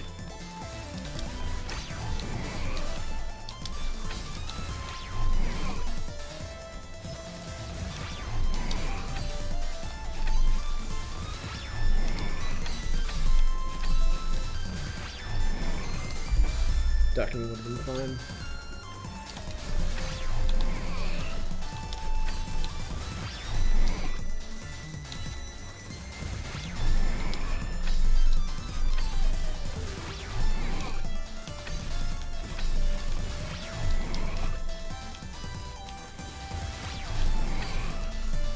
No. Not even a little bit correct. I disagree that wasn't a bounce, but okay.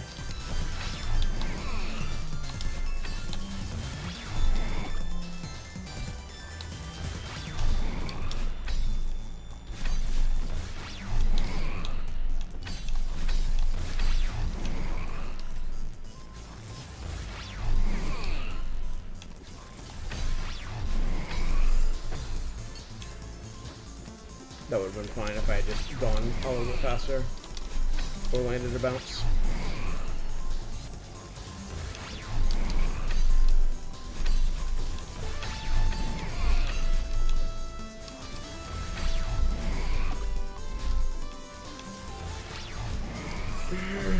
Early again.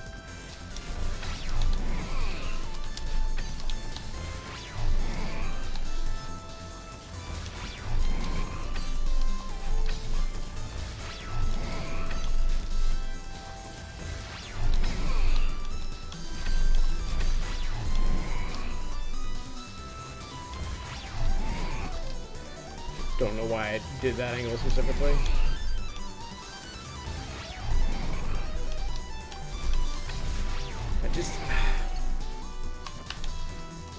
I wish I was better at cycle management than I am. It would make this so much less difficult for me. This is really difficult in the bit that I don't get to practice as much as the rest of the level.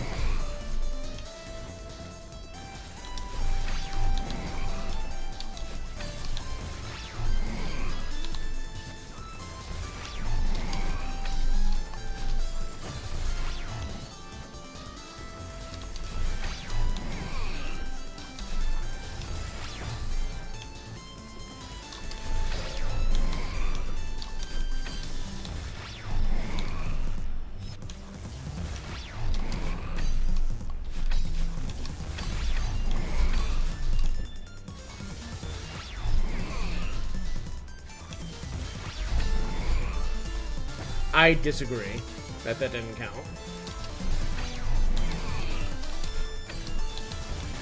I don't know why I chose to jump at that moment.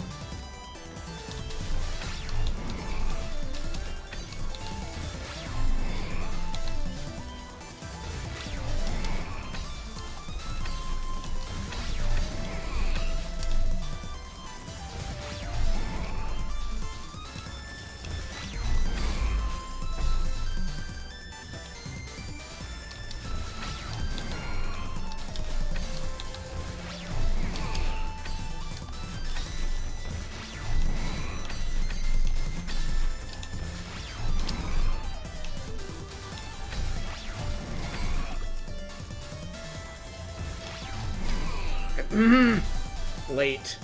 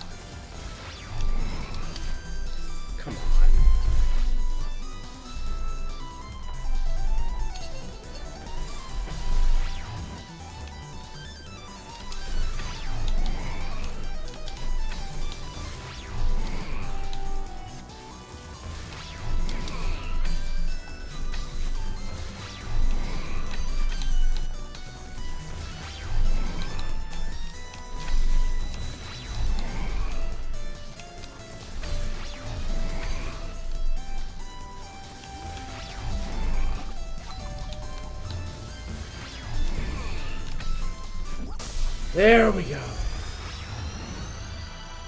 Fuck. That one sucks so much. I'm gonna go back to the main screen, then I will go take a stretch break and get some water.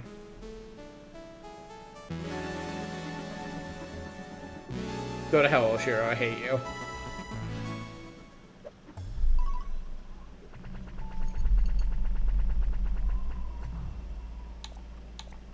The B-side still beats it out. Alright, burp. Thanks for the support, honey. If I was getting grumpy about the level. It will happen again.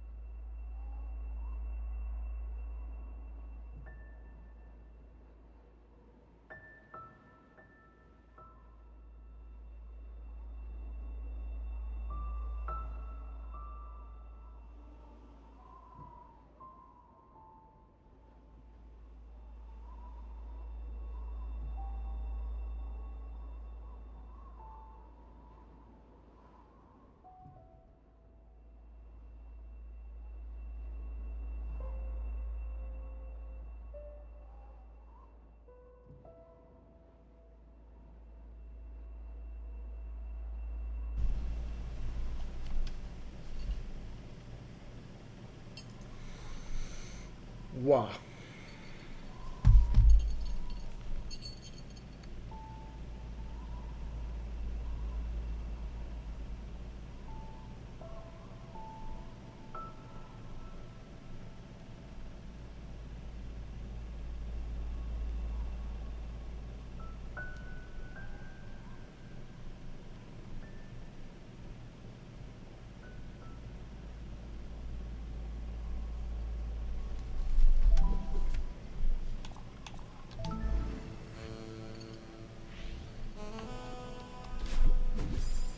Great start. Oh, I see what the gimmick is.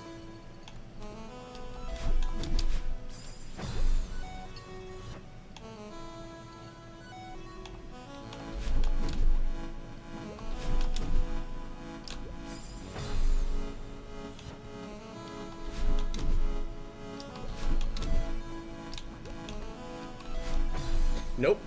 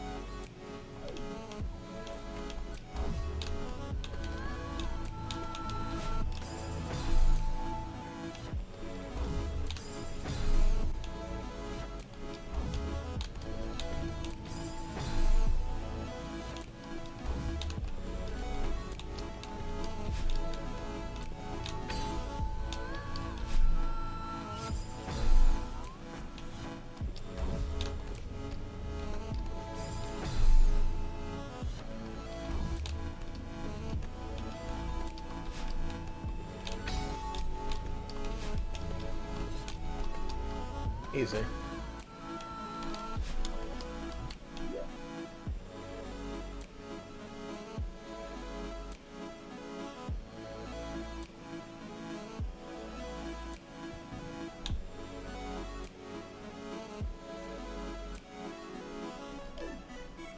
Is this where I gotta start doing my, fucking... Oh, there's wind. Okay, never mind. It's like, are they gonna make me do my long jumps? And no, it's just there's wind. Which is better, probably, right?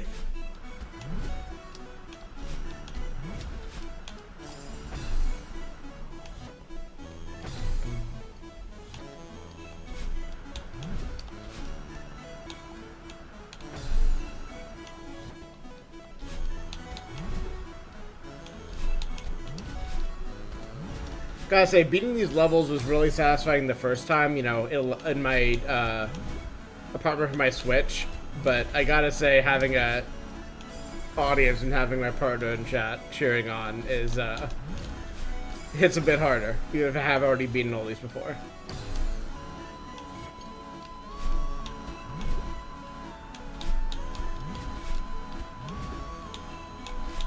Bunny is very appreciated. Bunny is highly appreciated. And Shark. And Bunny Shark even, you could say.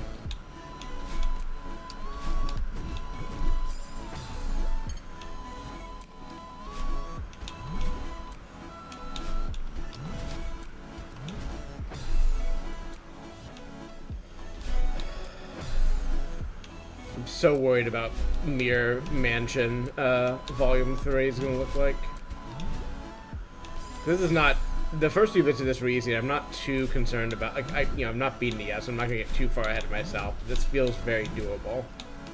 And I'm just so terrified of what they're gonna want from me for the last mirror bit before I'm allowed to be free of that mechanic.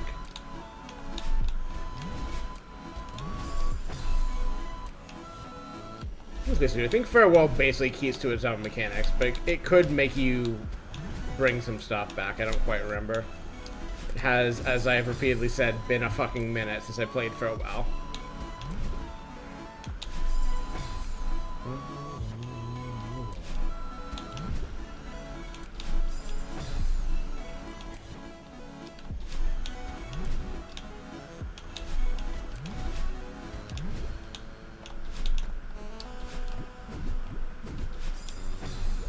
Just up dash there is what you want, actually.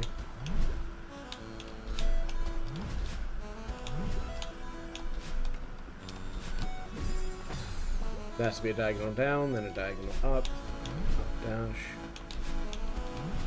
Nope. There's another example of when I'm just reflexively holding grab and it does nothing for me. I'm working on stopping. It's just every few times I run this, or attempt this, I am holding the directions. Or holding the trigger, rather. So I think that at some point I'm going to do Lies of P as a stream series on this. I don't know when. I'm not sure what I want to tackle after the things I've already talked about on stream, but I will put thought into it and figure it out at some point.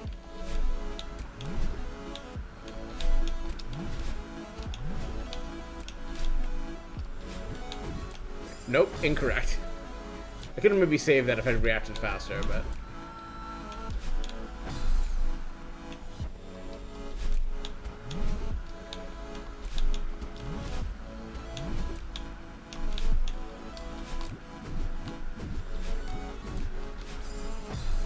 No, you want to do a long diagonal dash there, I think.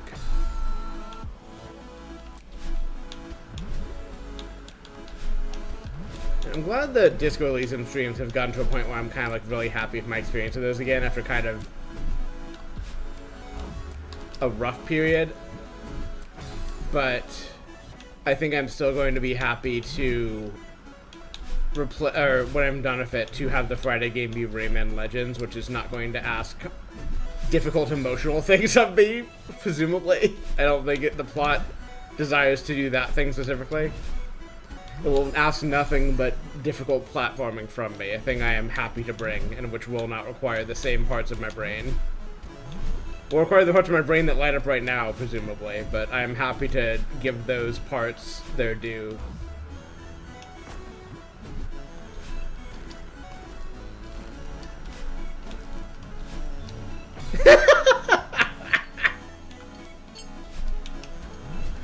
I would not put it past the plot of Rayman Legends to have some, like, emotional, like, stuff to it, but I don't think it's going to be playing in the same space that game is playing at the very least. I think few games could hope to. At least with the specific tone that Disco Elysium brings to it. Like, I think... I don't know if you would categorize... I guess I feel like calling it that game an adventure game is the most apt comparison, but it feels like it has elements of, like, my very uninformed understanding of visual and kinetic novels, and it does make me think of exploring more stuff in that space. And having heard many a discourse about those games and the way they are perceived in the broader gaming community, I am certain there are ones that would give me, you know, sincere, strong emotional stuff, and not just in the form of, like, what if game looks cutesy but is actually scary, which is among the things that generate the discourse. But I'm sure more of those could generate that kind of emotional pathos, but I don't think any games would do it like Disco Elysium specifically. Very unique blend, very unique flavor.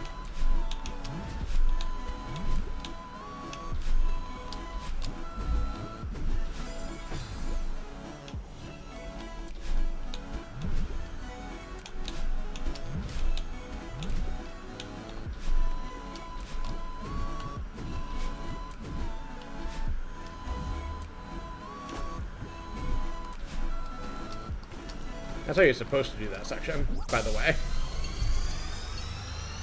You can die during that animation, and if you die during that animation, it does not count.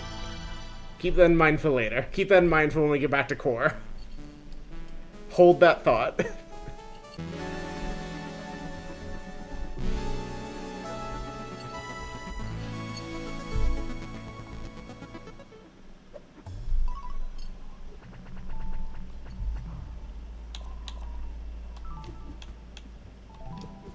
Nightmare, nightmare, nightmare.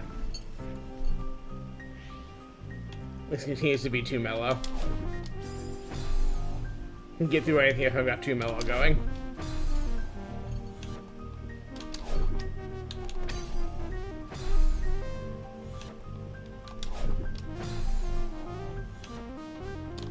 I'm actually fine with this mechanic also. The thing I really don't want to do is more crystal throwing, but I know there's crystal throwing coming up. This is a nice reprieve by comparison.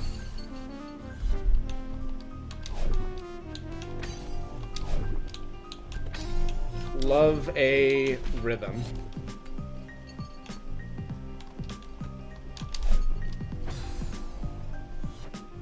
Mean.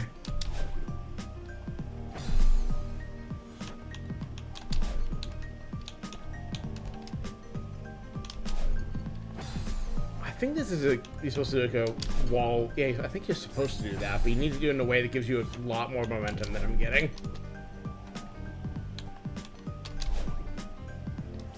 I feel certain you can, but perhaps I am... Yeah, okay, so you totally can. What I did there to make that work, I could not tell you. It's in my hands. My hands know, my brain does not.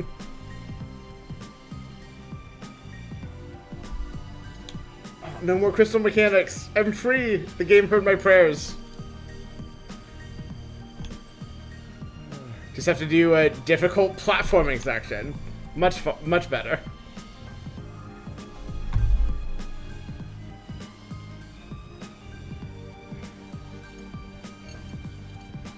Headphones are making me sweat a bit, which is uncomfortable.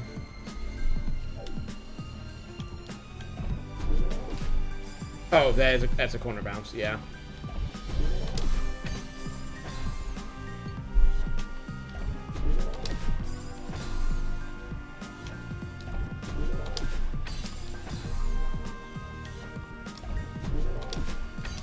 I just need to dash faster than I'm doing.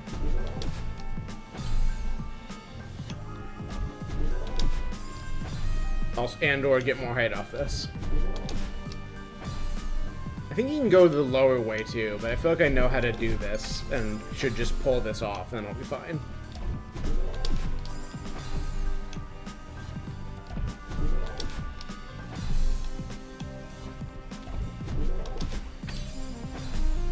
Yeah, what is the other route I can do here? That's death. You can do... Then what's the point of that crystal, then? I don't like them to have a crystal that doesn't have a purpose. I mean, it could be just a different route if you can pull off a really good corner bounce, which I feel like I am close to doing, but I think also it just would be easier to do this.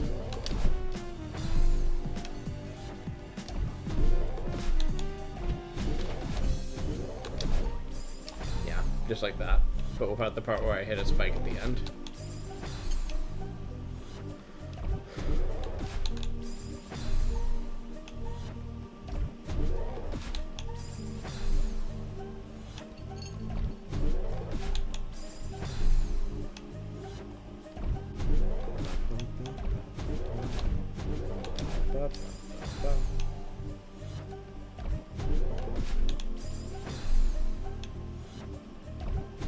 I had to listen to what I think Tokyo Future is the album that has, well, a lot of good songs on it, but specifically Poison Jam Part 2, which was brought to my attention. So I'd only listened to the original Tokyo album and like one other thing of Two Mellows that I've since forgotten, or forgotten from the conversation when I'm trying to recount here. And I mentioned that Poison Jam was on that and that I really liked it, and then someone brought to my attention that there is a Poison Jam 2 that is on that album, and it's good.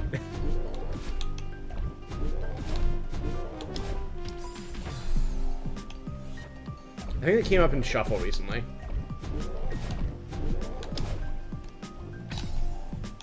I think that feature, Tokyo Future, also has the TVMA, I'm not sure how he pronounces his name, but like has the collab from them on it, which makes me think now of now that I've heard it, his whole album that I'm forgetting the name of, and I'm not gonna be able to remember at the moment, that has a collab with, or has a track featuring Too Mellow in Exchange, which is good. Those two work really well together. They make good music together. It's weird that if you combine two artists who clearly like, you know, collabing and are both very talented, that they produce good music together. It's weird.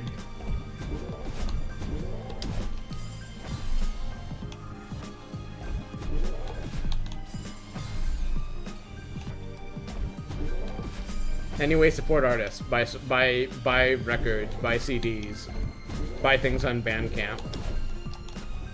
Buy things on the thing I'm forgetting about that is a Bandcamp-like that you get sometimes people are on. Don't pay money for Spotify. Pretty sure Too Mellow specifically is on record. Maybe this is not true. I know I've seen artists on record saying they would prefer people steal from them than pay Spotify, because it's basically the same. It's effectively the same thing. Like just go on SoulSeek or whatever instead of paying the Spotify fee. Or, you know, put your money where your mouth is in a way that actually matters. Fucking goddamn it.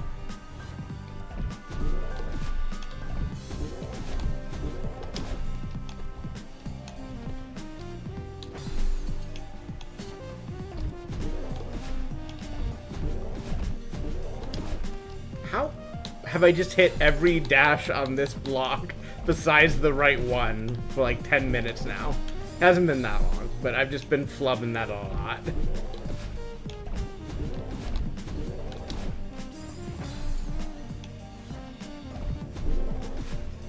And when is the next Bandcamp Friday? It's gonna be like August or something, right? So you had it in this month? And it's quarterly now? I can probably do math. Yeah, I guess the one of us that's not doing platforming should look it up. That's probably sensible.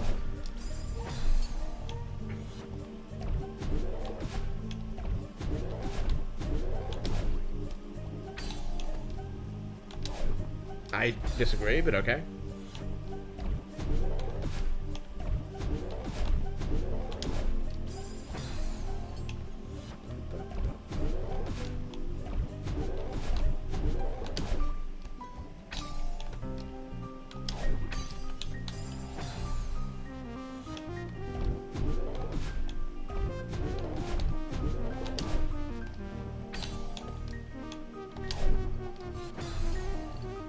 Okay. Oh, interesting. I thought it was just purely quarterly, but interesting. I will keep that in mind.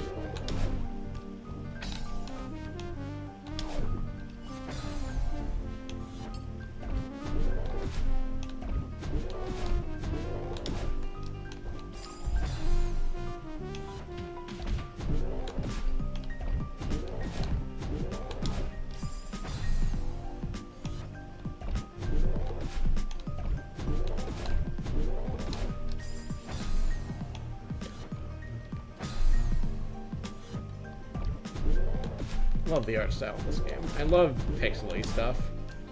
I was watching Mira Kubutamu, who I watch from time to time. Sure, let's just do that first try for no particular reason. That'll help. I was watching Mira stream, I think, Labyrinth of the Demon King, I think, which looks to be like a kind of like throwback dungeon crawler type game, but done in a like early 3D pixely art style. I should well, I guess being the person who's not streaming, maybe you can just look up from what I've said, Aurora. But I'll link it in chat later if I think of it, because I think it is very much not my kind of game. I don't think I would enjoy playing it, but it looks cool as hell, and it is making me think that if I ever pay off the wanting to do game development thing, I am very likely to explore pixel art or like early 3D stuff. I think that's compelling. Though I think not necessarily where my nostalgia lays. I think my nostalgia lays specifically for like 90s PC games, which were like largely like educational ones, which your jump starts and such, which are, you know, a particular kind of like aged 2D graphics, and like your like early 3D stuff, and then like your GameCube mid 3D stuff. Like, that is all where my nostalgia comes from. But I think, like, the kind of pixel game Celeste is, or the kind of 3D pixelated this other game is that I'm thinking of, I think I would find it really compelling to work in that space if I could, you know, come up with enough an idea. I will verify, actually here, since I've just died. Yeah, let me do a little assistance. Yes. I can tell just from the first screenshot or the animation. Like I said, it looks really cool, and like it looks kind of like interesting if again you like to play this kind of game. Knowing myself, I don't think I would enjoy a ye old dungeon crawler type game, but I did enjoy watching Mira play a bit of it, and in fact probably will watch more of the stream where she played some after I am done streaming myself. And would watch more. Seems cool. You should, if you play it, you should let me know what you think, because curious about it, I guess.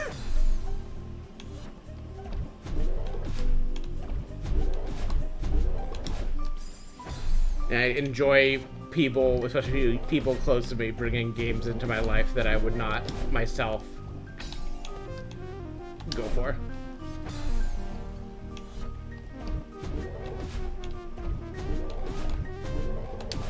I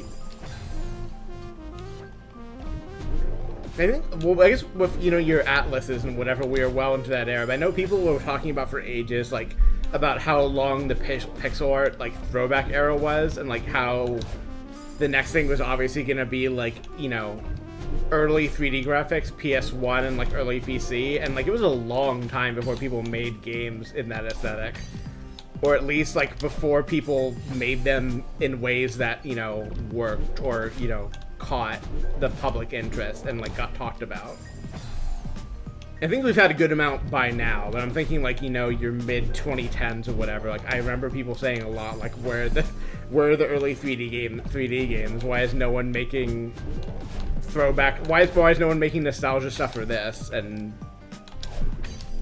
nice that we've gotten there, I guess, is the short of it. I do actually kind of want to play Atlas at some point. I'm not certain that's going to be my thing either, but I have interests, and some of them are even related to the gameplay.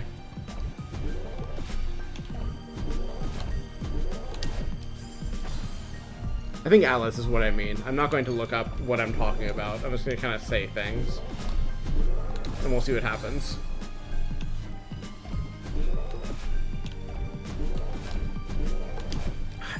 I'm smashing Madeline's head into this block so much.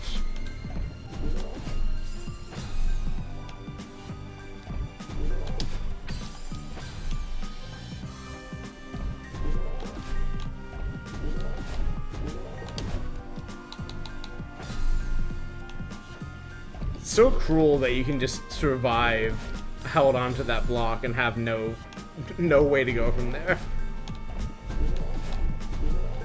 Just make you drop Madeline to the pit yourself.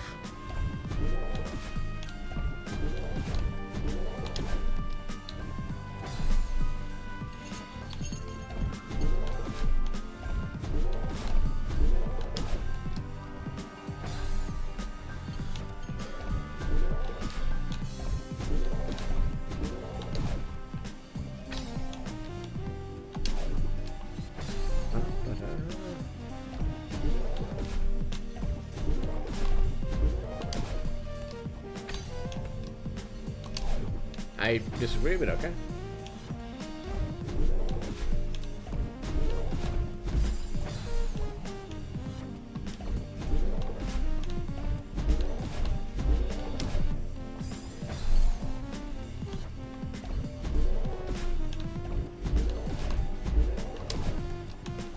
I guess one bunlith of Bloodborne. Sorry, what is the legally distinct name of the cart game she made? And Bloodborne PSX before it. Bunlith of being really good at early 3D graphics fame, definitely one of the ones that feels like she single-handedly worked to popularize people making stuff in that style. Nightmare Current, yeah. Definitely not the first, but I feel like one of the best doing it, and I feel like all the art she's made that's been aggressively shared around is definitely like part of what drives that trend forward. Plus, also, I'd love to see all of the things she makes.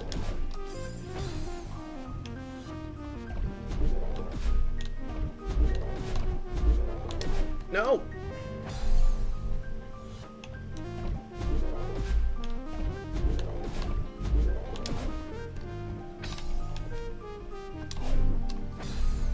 Dunked. I should play Nightmare Card. I grabbed it on Steam when it existed, and when at some point I wanted to look into this, and I haven't done that. I did grab the soundtrack, which I listen to from time to time, and it's good.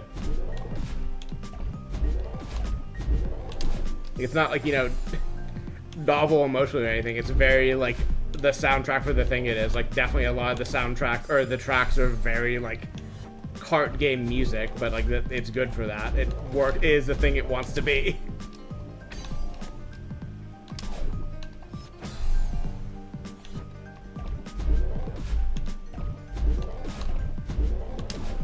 I hate this block. I hate this block so much.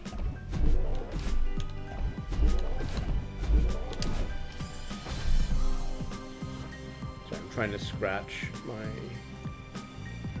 earlobe and also earring.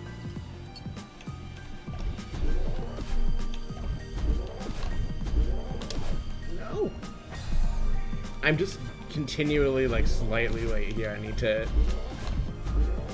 relearn the timing.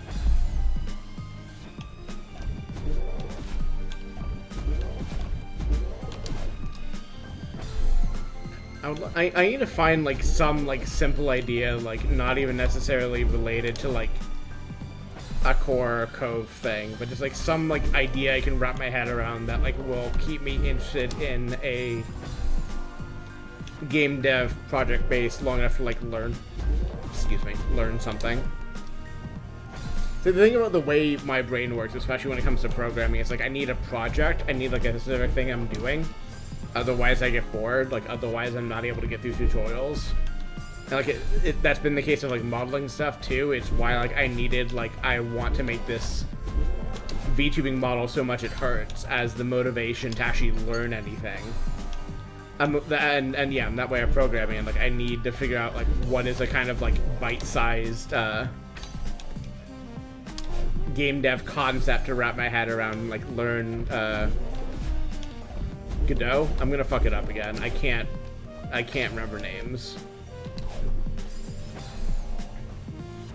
Hopefully that's the right one. And I guess also to fucking learn C# or relearn C++, which either way, nightmare, but we do what we have to, I guess. Okay. I'm glad I was right.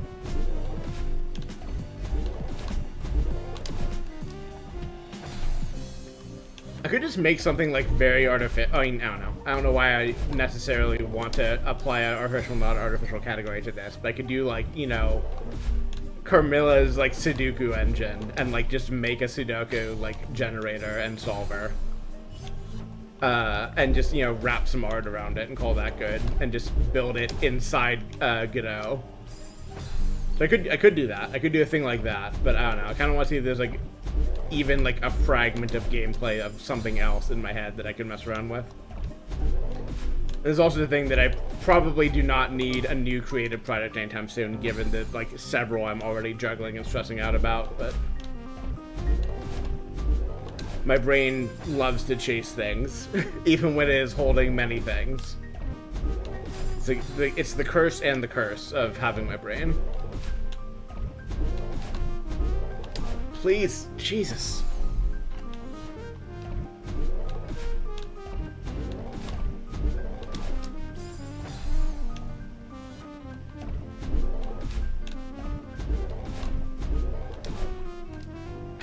That's a really satisfying jump when you make it, though. Like, not that mechanic generally, and also that specific one. It's just a fun one.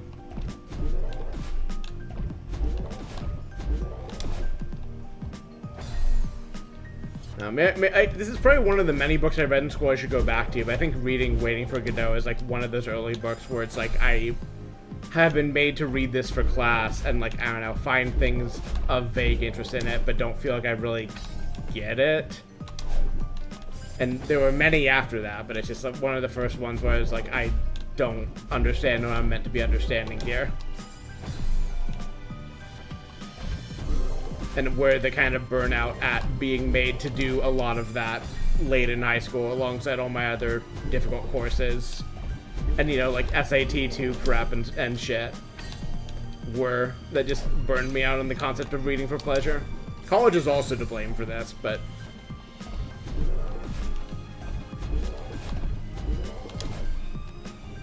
I think reading for academic purposes is difficult, and I think it especially can be ruined quickly when it's like, well, I have a bunch of other courses to do, and then I have this, like, reading a large passage.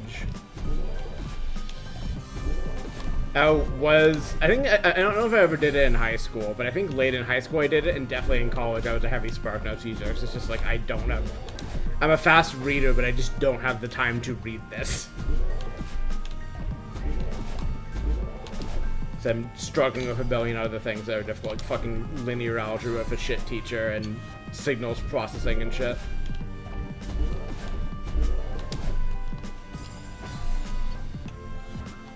I have always had the feeling that a lot of things I learned in college would be significantly more compelling and interesting if they were either not up against the time constraints of other courses or they just weren't for a grade.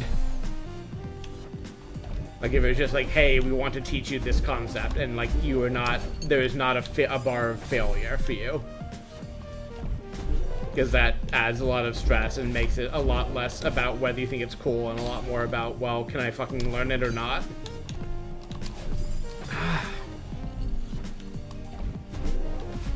In theory, it's a great thing to, you know, pick up as an adult out of college where you can just, you know, learn things, but I feel like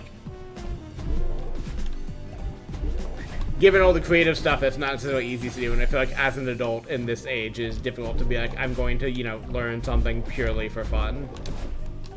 And, you know, I do it to varying degrees. There's a lot of things to pick up in my spare time, like, you know, the art stuff included, but, like,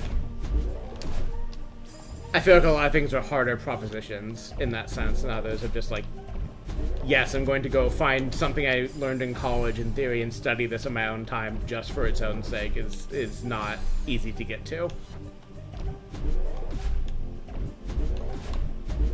Signals processing is something we learned as part of an engineering requirement that engineers, well, everyone had to do it. It was a core requirement, but it was for the engineers, basically, because it would, you know, be built on later in the degree.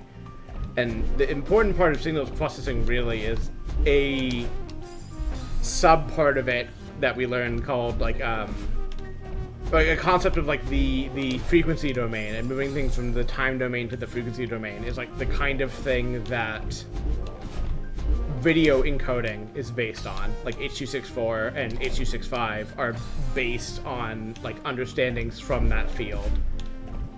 Just, like, you know, transforming something and then, like, modifying in a way where you throw away only, like, the easiest to throw away detail, and then transforming it back is, like, how you, like, build some of that stuff and how you, like, analyze, like, what it's doing. There's a video I'd like to link that, or not a video, like a blog post I'd like to link sometimes that goes into, like, how H.264 works, and I should find it again, because it's fun to look at, and, like, has a great example of a, I'm gonna have some water.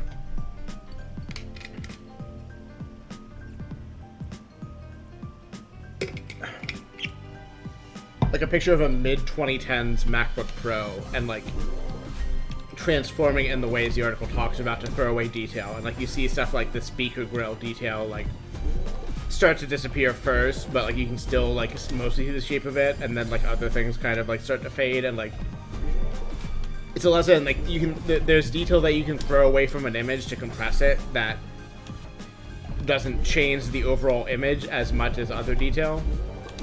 And, like, you know, you can kind of start from that perspective and, like, tune how much you're throwing away to change your compression size, while also keeping, like, your detail within an acceptable range. maybe the most useless way to talk about it. But if I can find the thing later, I'll share it for you, Aurora. So I think you might like it. But turns out there's a lot of cool shit you can do with math. Weirdly enough, which, as far as I'm concerned, math is fine as long as it's the computer doing it. As long as I don't have to be the one doing it. Math is good for computers. It's what they crave.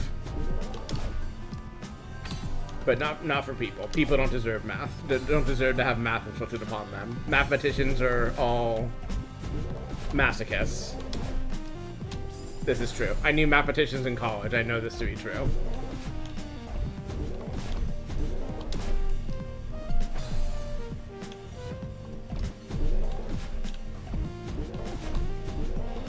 Nope.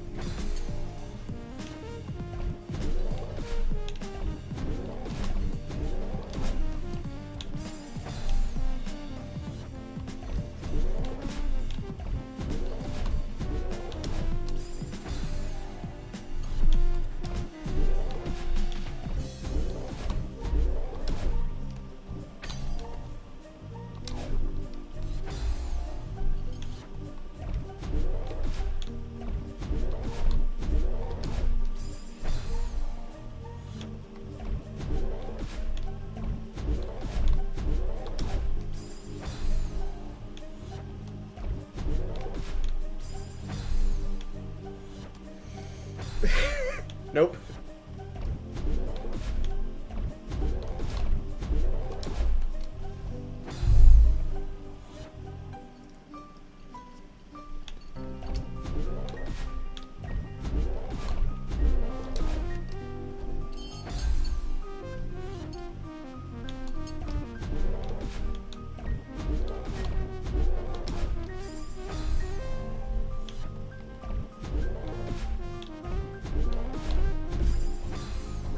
New and exciting depth discovered.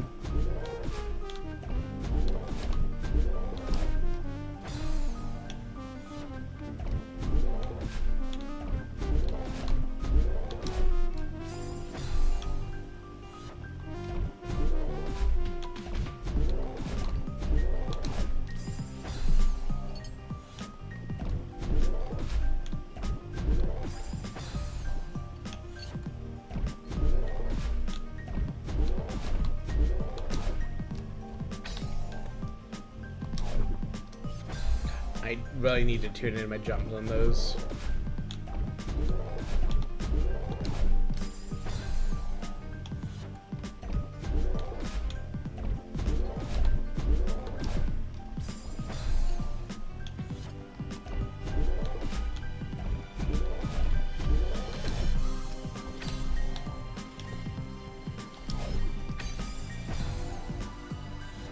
Remember when I was like kind of idly thinking about what kind of like games I might like to like mess around with, just as like a learning game dev thing. I did think of platformer, both in the like kind like this that's difficult, and you know you're more laid back, like let's say Yoshi's Story, like types where they're not trying to be hard on purpose.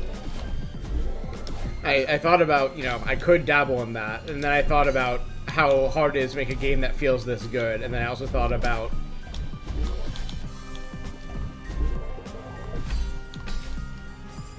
I also thought about the experience of watching Evie,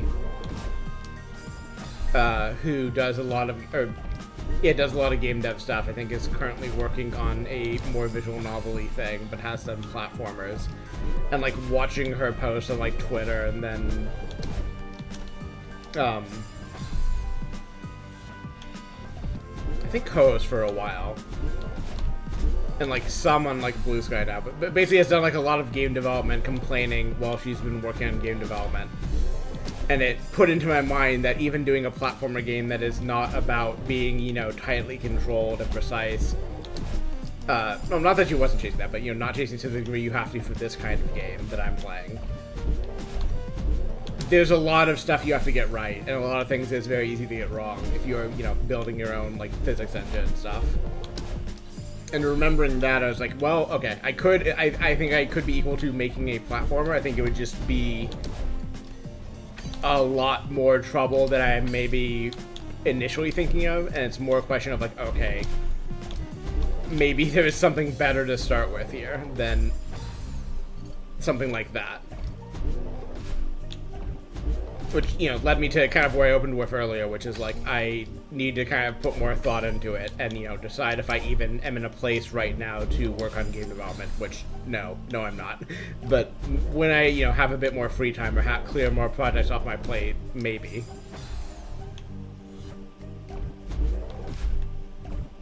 And it could be a platformer at that point. I just would need to, you know, kind of keep in mind the scale of the task. Or you know, scope it way down. Like, make, you know, a couple, like, levels, or, like, a couple even just, you know, screens that, you know, have the feel right and, like, have, you know, the custom art I've made, which, another thing to keep in mind, like, even for, like, a, you know, more minimalist game, like, gotta make a fucking ton of art assets.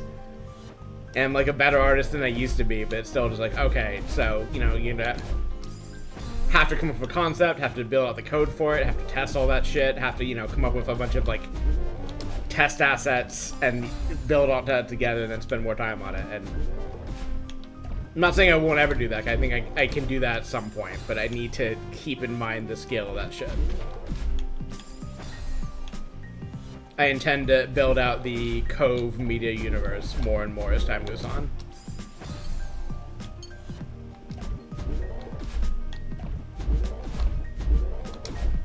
I was getting that down and then I fucked it up. Well, nope, let's not go back there. So I got down to this bit. So it's like a diagonal dash, dash up. Diagonal.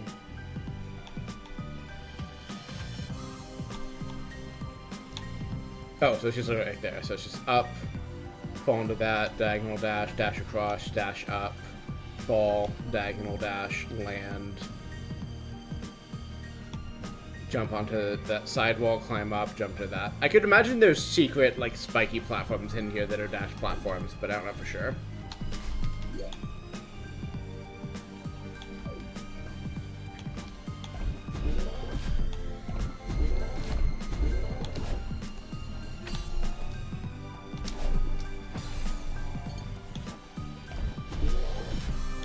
I could also pick up the Game Boy platforming I was doing once upon a time, which was cool, but working in assembly for Game Boy programming is hellish, because assembly programming is fucking hellish.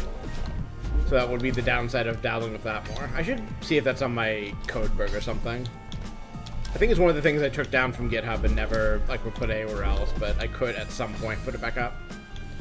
I know I also have the Pico 8 game I did is still on my itch.io, and probably will remain there, and probably will continue to remain untouched, but dabbling in those could be a nice place to start, because, like, it would not teach me the kind of, like, general, like, C++ stuff that I do want to do at some point, but it's kind of nice to be, you know,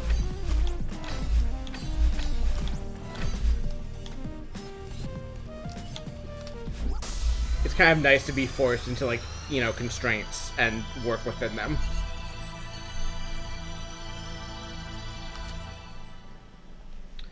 Three more seasides.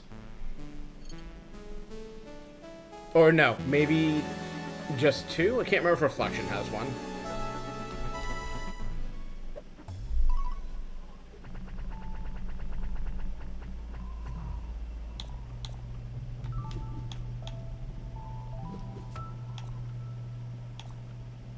I guess it does have one.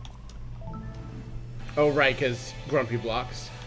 These are I think it was, like, uncertain if they were Kevin blocks, but I looked up many things on the wiki unrelatedly and was like, oh, right, yeah, Kevin's are what these are called. Not these. The block that you'll see later, but God, they really want me to get my corner jumps down, don't they? I'll fucking do it. Don't you taunt me. It might take me a while, but I'll get there. Fuck.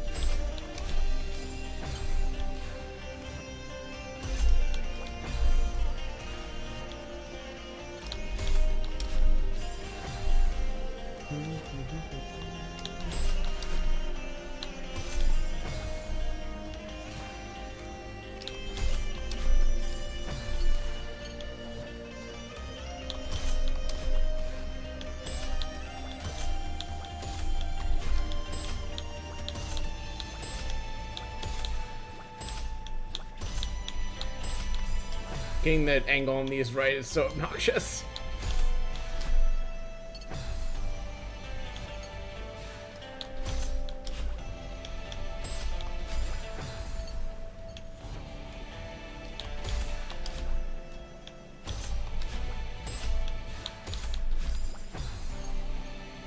Oh, that's the whole screen too. Well, we'll get there.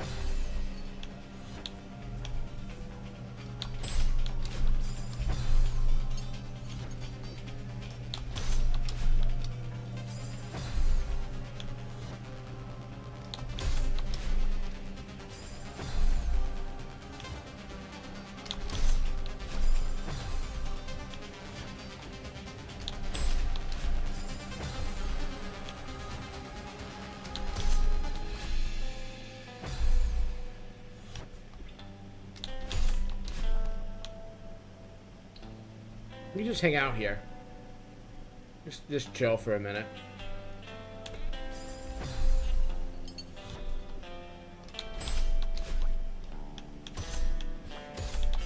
I don't know why I was trying to bounce angle on that one. It's just... Boop. Nope.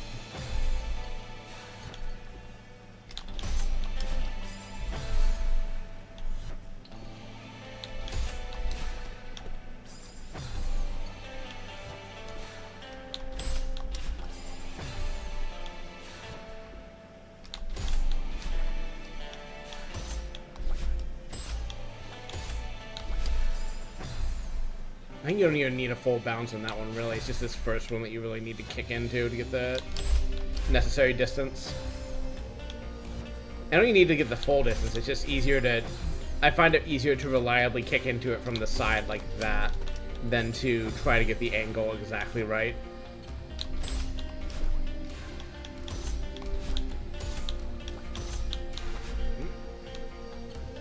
Heartbreaking.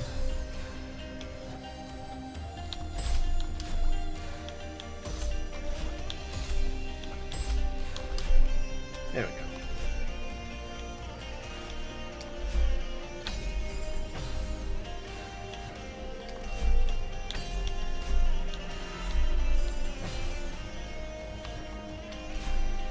I feel like this section is the kind of thing that made me really just hate Golden Feathers by the end. Because like, they're not that mean about them in like the standard campaign or even the B-side. It's like here where they're just fucking mean about it. Yeah, get down there and then make this turn and then get all the way down to that other section before it runs out.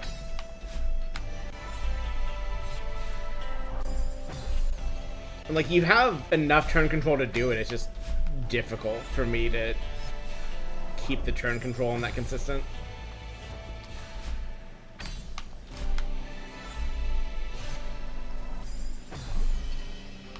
And forget how far you actually need, they expect you to actually take it, because like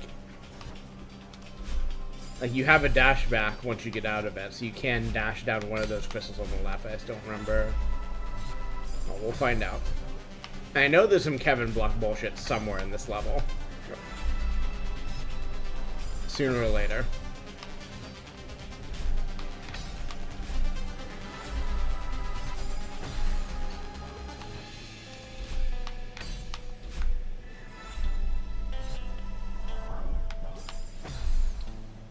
I think you need to fall through all of that without spending the jump. Which I totally could have. I seem to be a little bit cleaner on the movement.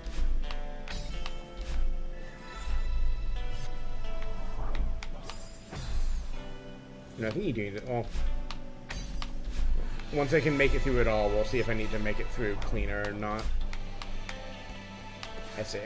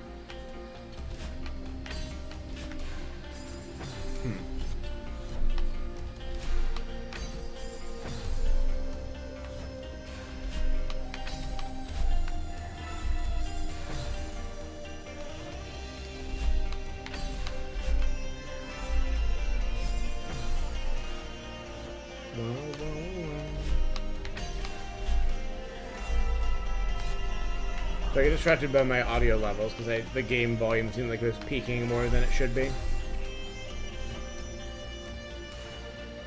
But I might just be misreading the levels. Especially given that I'm reading them out of the corner of my eye while I try to do this section.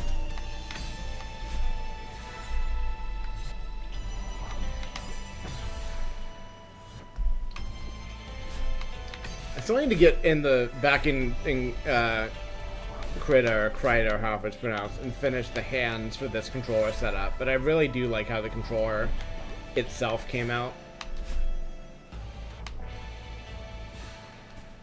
The tape especially, like, I was worried it wouldn't come out as well as I wanted it to, but it worked out nice. Remember when I said Kevin block bullshit? Remember when I said Kevin block bullshit? I don't think you need it. I'm not sure if you need it this far, but you might. Hey, bud. But you absolutely need the Kevin block for all of this section. Alright, let's go, buddy. Thanks.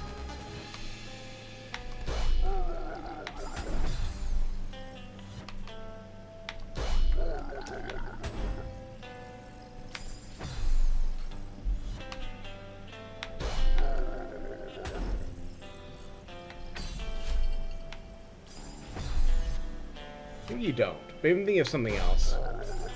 I have strong memories of needing to get a Kevin block through a lot of stuff, but that could have been any... Well, I guess this is the last screen. Oh, here, let's see. If I don't bring it with me, I die right there. Okay. I think it's just a matter of, like...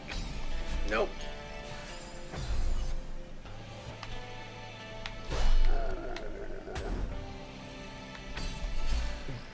No, there must be some more movement that I need to do here that I'm misremembering.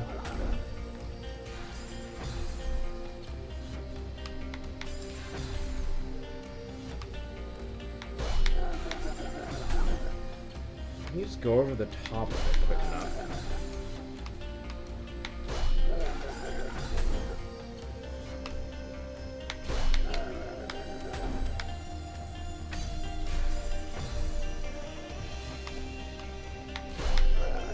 I think you can crouch, yeah. If you can get on top of it and crouch immediately and like slide off it, I think is doable. No. I'm not sure it's any easier than... Oh,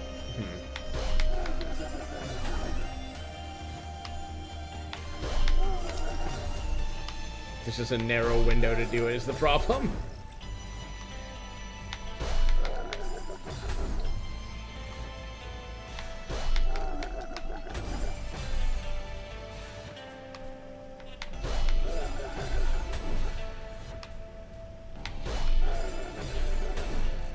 So you want to go like that, grab, God.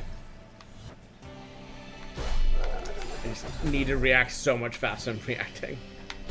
Makes you think this is not in fact the way you want to do it, but like, going underneath does not feel any easier is the thing. Actually, I guess the answer is you're supposed to just slide off right when the crystal's there, isn't it? Well, maybe a little bit before. Yeah.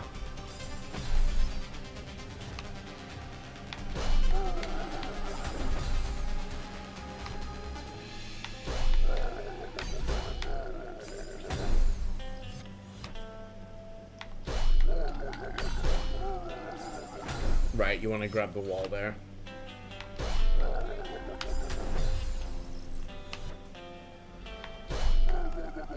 I learned there's a special version of this block that laughs instead of doing the growling thing that they put in just for a... Oh, I need to move it a little farther over. Whoops. Otherwise he kills me. If you put in a specific name at character creation...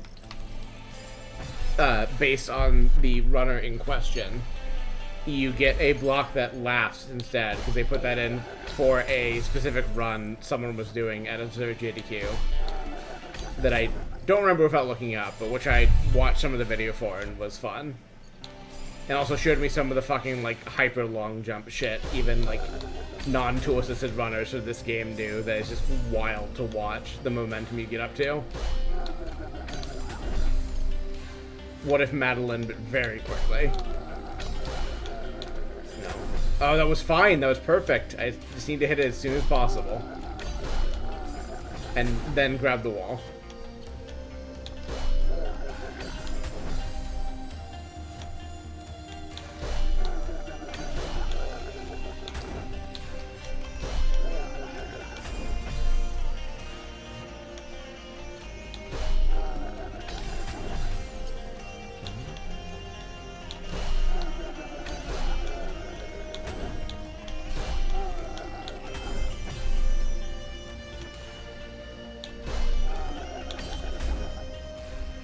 Too early, too fast. Interesting. Interesting failure case.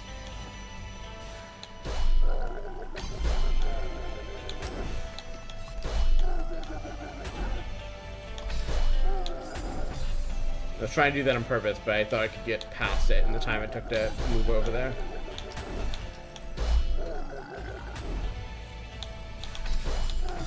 Well, that kind of achieved my goal.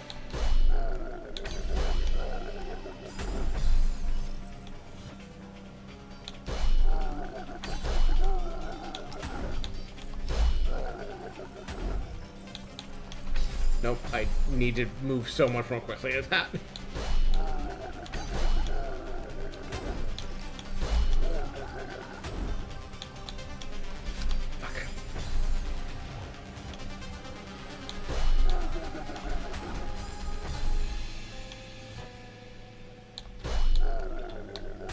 No, I have already learned that is not the correct way to do it.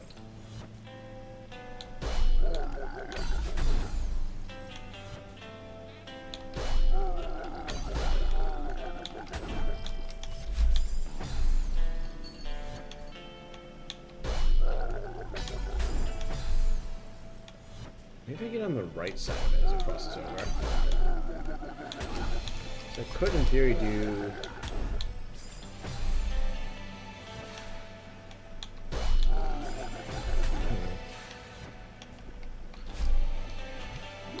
Just gonna use the tools I'm given.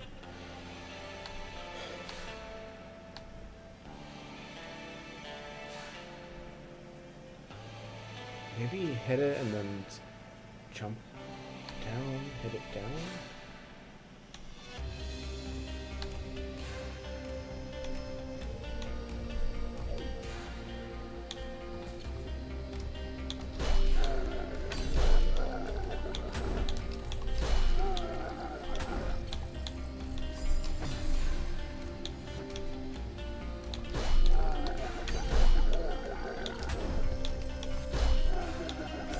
No, I wanted to stay on that face. Nope.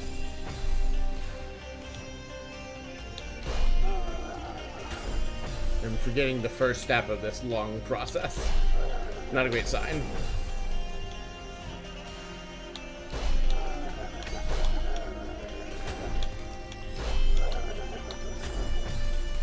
Right, I want to drop faster than that is the thing. My traitorous hands are not doing the right action. Nope. Oh, okay. Well, that works too, I guess.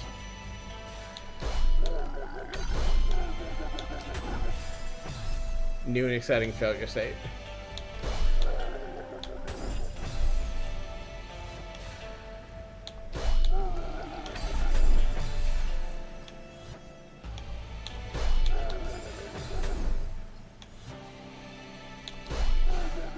Despite knowing basically nothing about the genre, visual novel was also a kind of thing I thought of trying to do as a game dev teacher.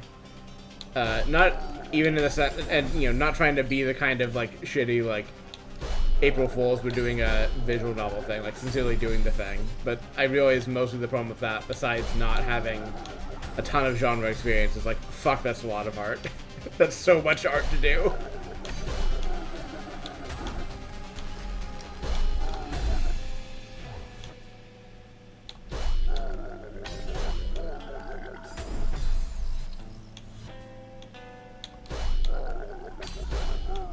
I need to stop just smashing that thing late.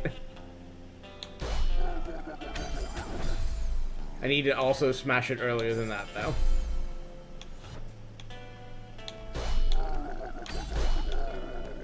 Fuck.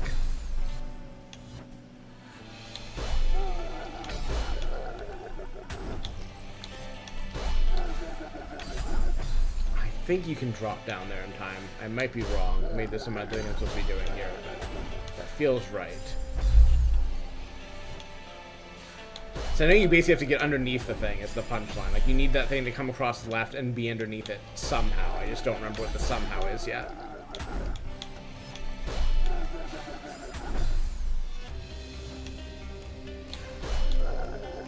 I know that other block is going to be involved somehow. I still don't remember the thing.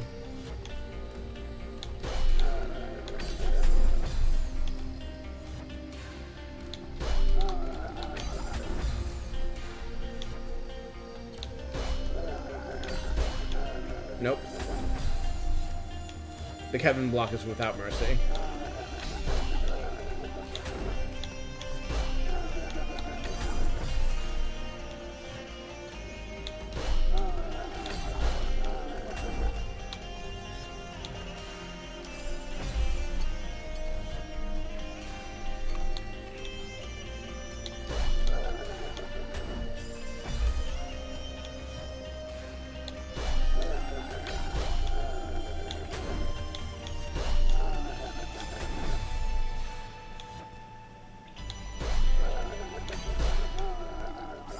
Need to stop doing that.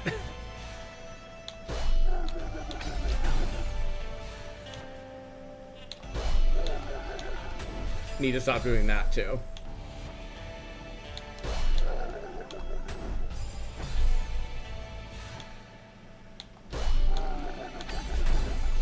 Here. I'm gonna pause for a second, just catch my breath. It'll take several breaths even, because I'm just throwing away bad attempts. And I probably need to rest my hand for a bit anyways. I'm going to look at things on my phone.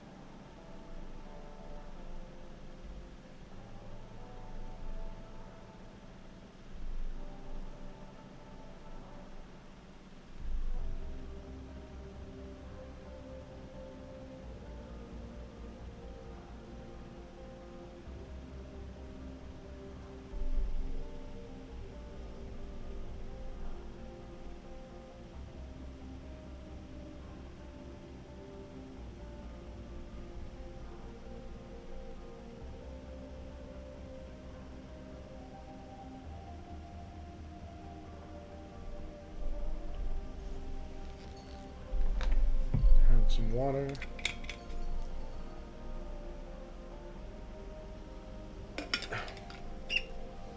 The stream remains in the pocket of big water.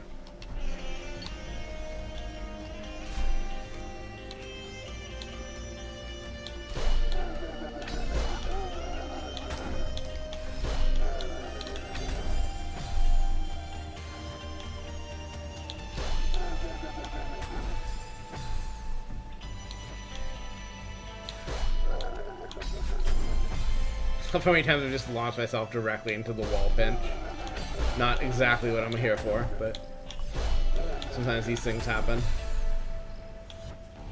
I think maybe just jump off early. Maybe that's it. Because you have the momentum.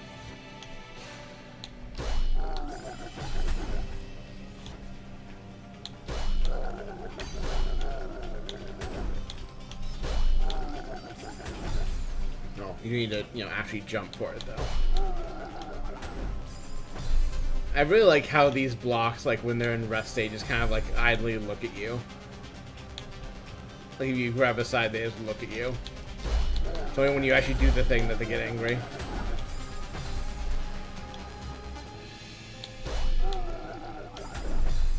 It's like how Trisha gets when she watches me, like, pointing at her paws that I'm clearly going to touch, that she won't be happy when I, touch them. She doesn't like having her paws touched.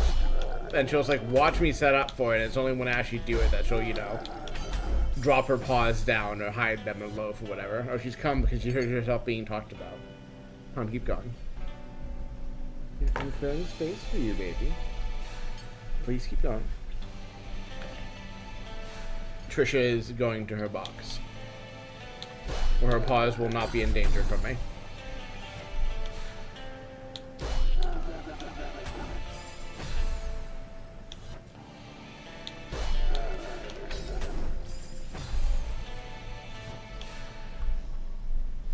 Baby, lay down.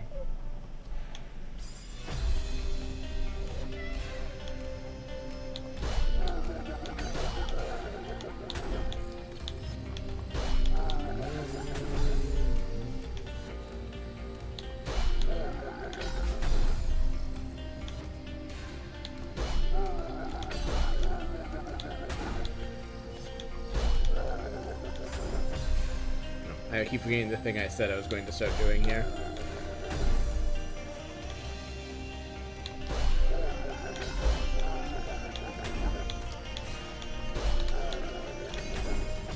Yes, that was basically it.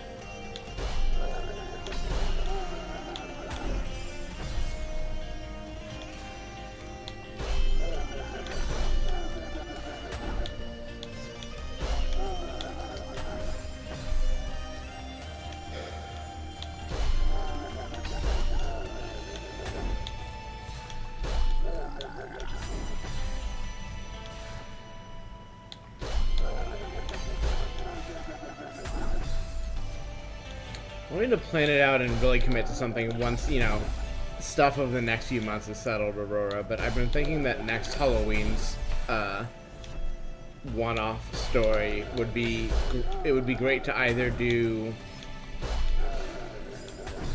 noir moments with a pair of characters I've talked to you about, accidental summoning story, which I guess might be a bit of spoilers.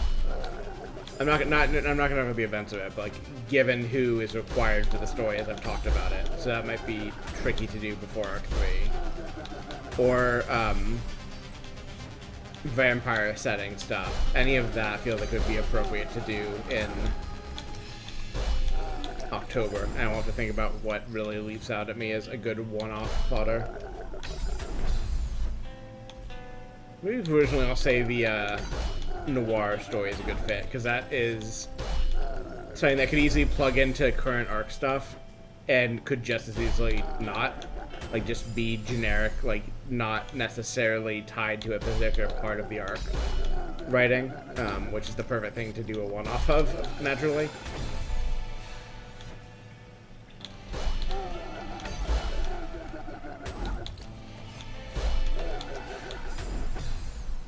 I don't know, I'll think about it closer to time.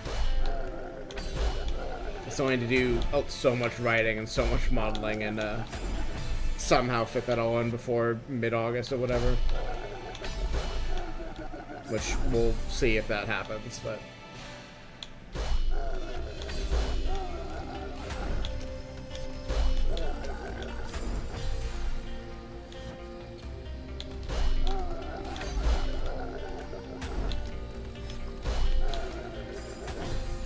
How did I get that hot distance that one time? How do I repeat that?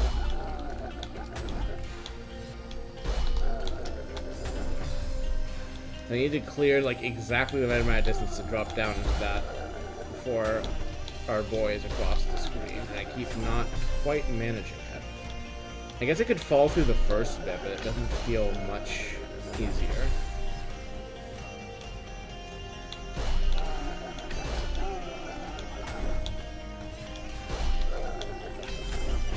I also could just have another idea for a one-off by the time October runs around. Is the like secret third option here, or secret fourth option. Like I have stuff I want to write at some point or another, but I could also just have something day of, which is how the first Halloween piece came to be. It's just, this is hot, I'm going to write it. Going to show it to this girl who's not yet my girlfriend, I bet she'll like it. Spoilers, yes, very much so.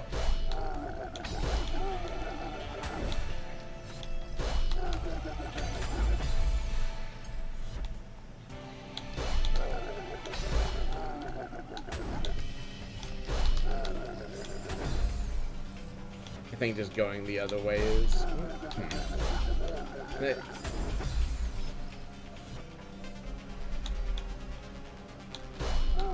I only half remember how I did this, and that's such a devastatingly not incomplete amount of remembering. Unless this is that you... Maybe it is that you slow ride that one, honestly. Like, maybe I'm assuming too much of this is fast-paced, it doesn't need to be, and maybe that's my problem.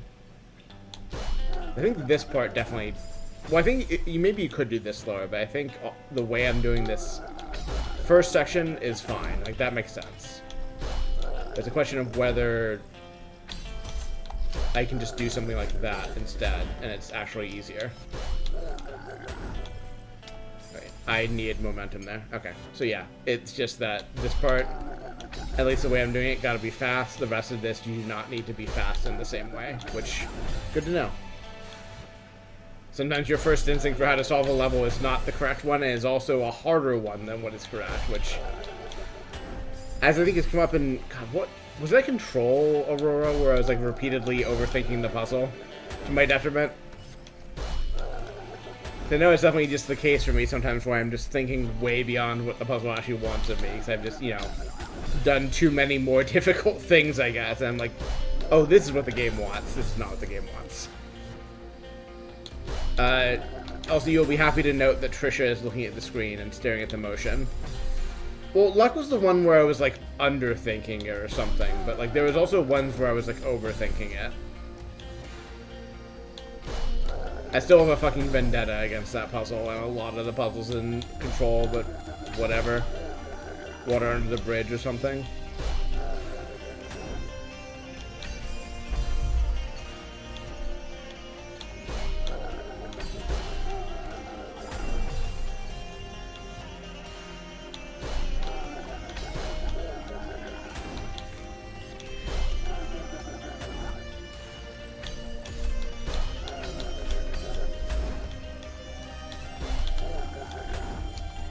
Damn it. Undershot. I know I had an instance of, like, overthinking it in, Disco Elysium of all things, when it came to the, finding the recording of the smallest church or whatever. Because I remember I had the idea, and you commented that it was, you know, the right kind of thinking, that, the tape I wanted was in the tape player I could buy. But no, it is just a thing you find in the world, and I found it, like, right after having that thought. I guess it turns out you need the tape player anyways for other stuff, but not for that song. Alright, let's look at the thing here again. I know there's some hellish shit you gotta do with these guys, but is it just...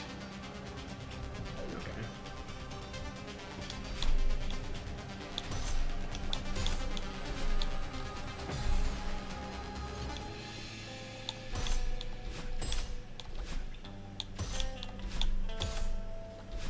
I forgot it was nice enough to start you there. Seasides are nicer, so much nicer to you than I remember them being. I guess because I've played so much more of this game, and my, you know, difficulty for what is difficult is, and what happened is, well, two things. My scale for what is difficult has changed significantly from when I played this the first time. And two, I have played so much, there's so much game here, and I played it so long ago that it's just mushed together in my memory. I don't remember any of these levels fully accurately anymore, as I know I've complained about. I ain't complained about, but mused on, I guess, is what I mean.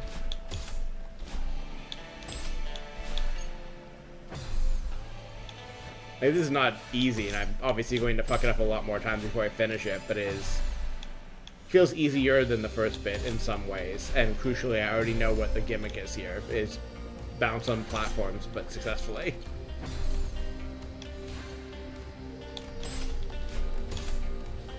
Oh no.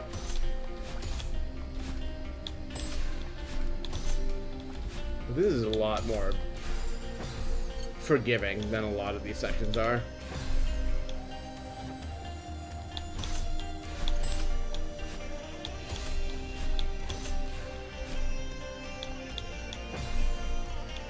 I did, like, I don't know if you saw it, Aurora, maybe after you gone to bed, but I did the, I actually did karaoke again. I decided to just see if I could roll successfully and not be pissed about it. And I did, and I was delighted that fucking ancient reptilian brain is the success roll there. It was great. I also went to the world's most boring communist reading group at like midnight IRL, or midnight in game and like fucking 2 a.m. IRL, because that thing fucking drags. I got Harry fucking homework to read. Gonna teach that man theory, I guess.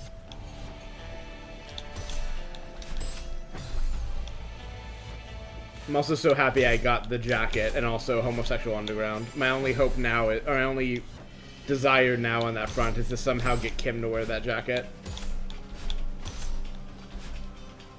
I know it's possible. I just don't know what their gimmick is.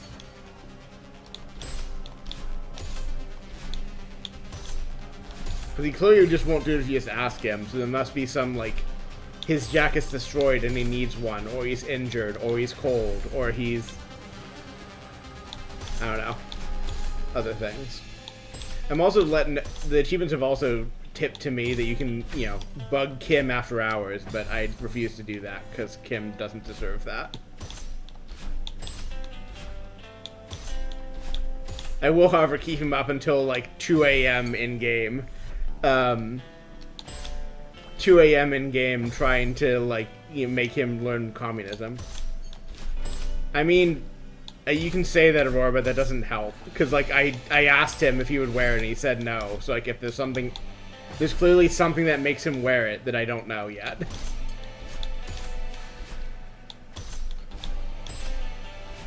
My only other idea is, like, maybe after the case, he's like, yes, put it on... I will put it on the jacket now, and then does it. Other than that, I have literally no idea.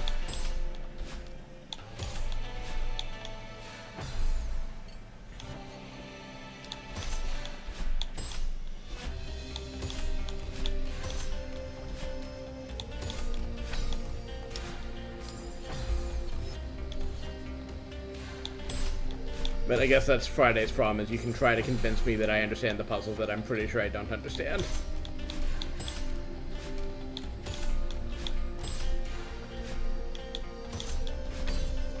Come on.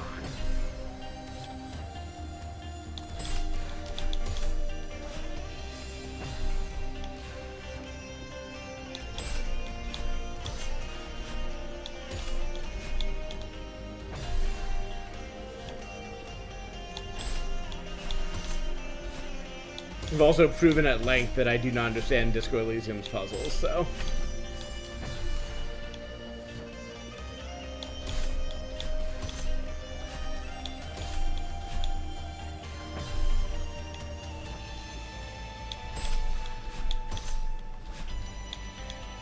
I need to stop missing these. I have this section down, I'm just not... or feathering the... landing on these guys a little too much.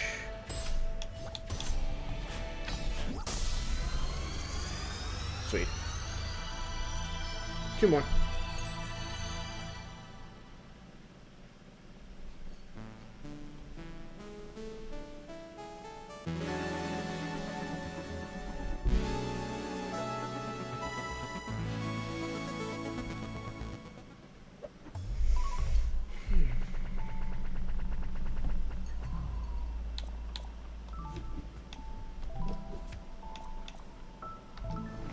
Summit.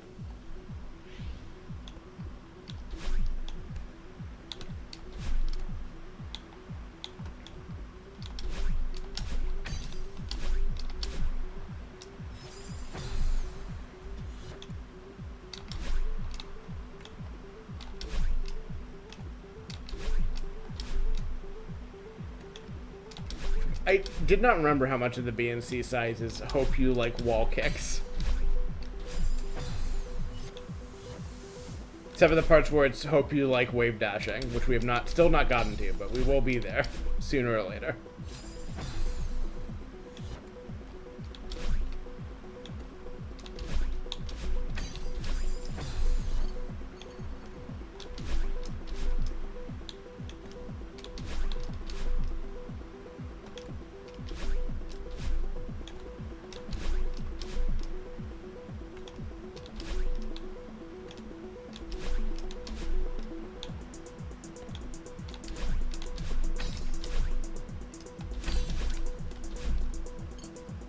Okay. Hey, babe. Thanks for hanging out.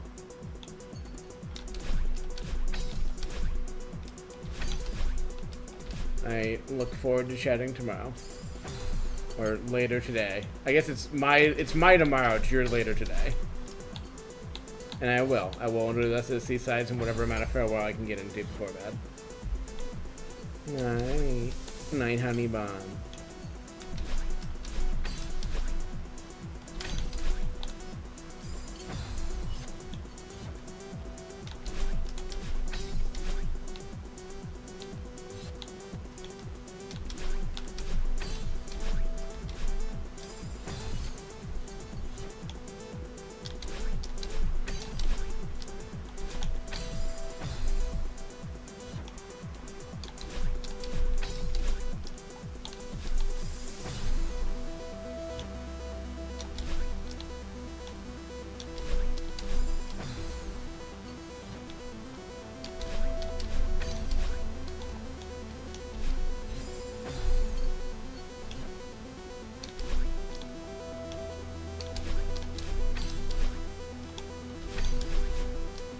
I need to stop wasting my dashes like that.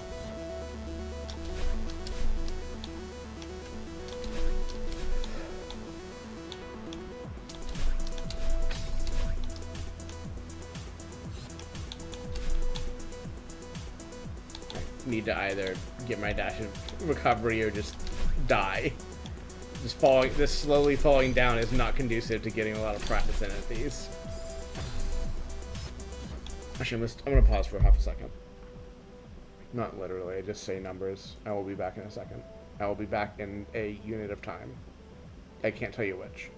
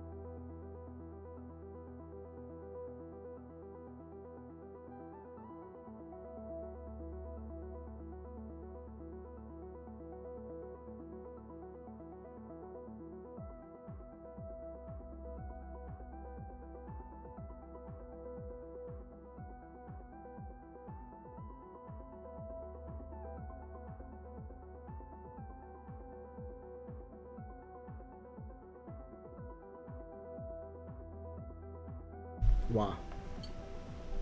Interesting. No, sorry, I do actually want to check one more thing on my phone. Give me a moment. What have I been calling this record flavor? Communicator? I guess I could just say RCGs. That's the obvious call, isn't it?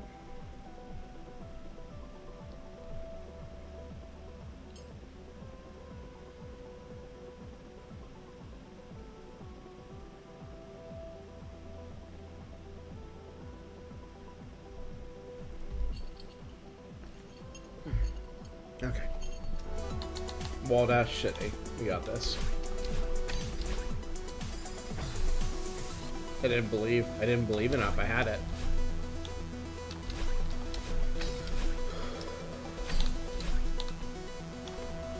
I don't know why I'm trying to do that without. That would have been fine. I think if I had managed that corner kick. The charger was right there.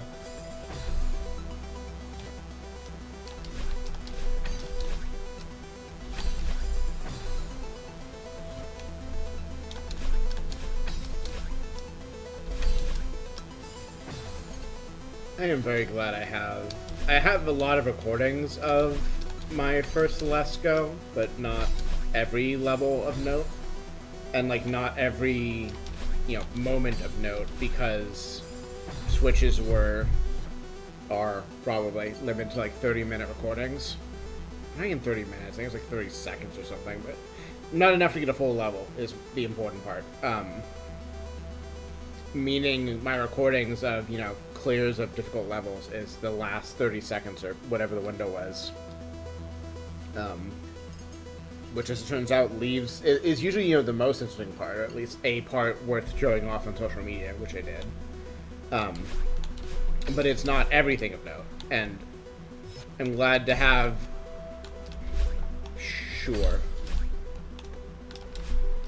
have this stream and have, you know, everything shown, the whole journey for every level, and, you know, commentary and bullshit and, you know, chat reactions and all that jazz just makes the experience more compelling. And like I said, that's two thoughts I really shouldn't have merged together, is I guess actually what I mean, because like I'm trying to focus on the level and fucking up.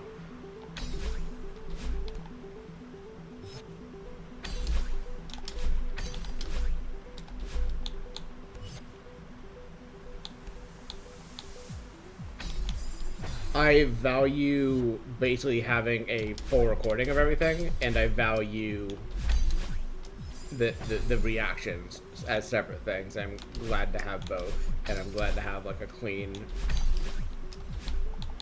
recording of this game, even if it isn't, you know, my first go at it.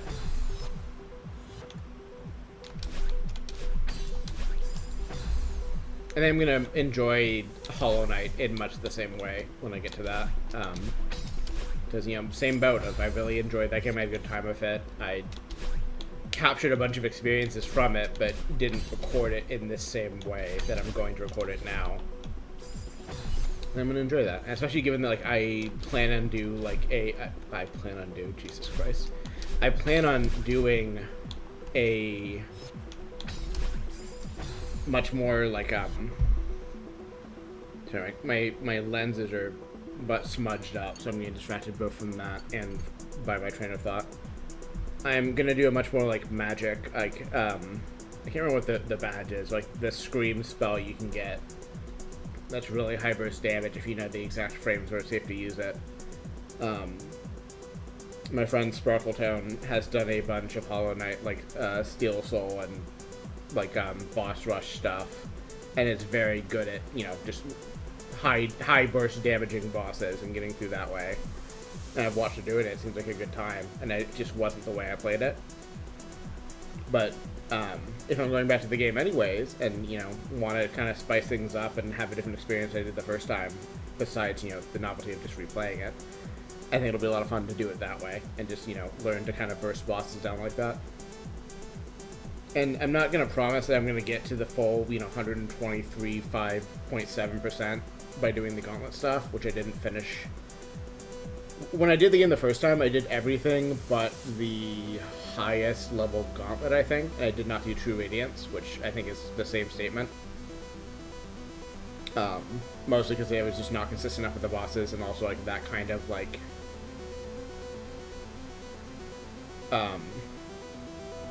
that kind of like long-term like goal in the game is like you know, long boss rush is never the kind of thing I have the right temperament for. But if I kind of get, you know, more consistent with the bosses, like because of this kind of like aggro strategy, I could see wanting to give it a more deep try. And I'm at least wanting to get to the same point of like, you know, doing the whole base game, doing all the DLCs, doing the like secret completions and stuff. No hitting Nightmare King Grim again just for fun. I can see doing a lot of that stuff again, even if I don't ultimately, you know, get that True Radiance, don't get that full Gauntlet Clear, but we'll see. We'll see what comes to me when I get there.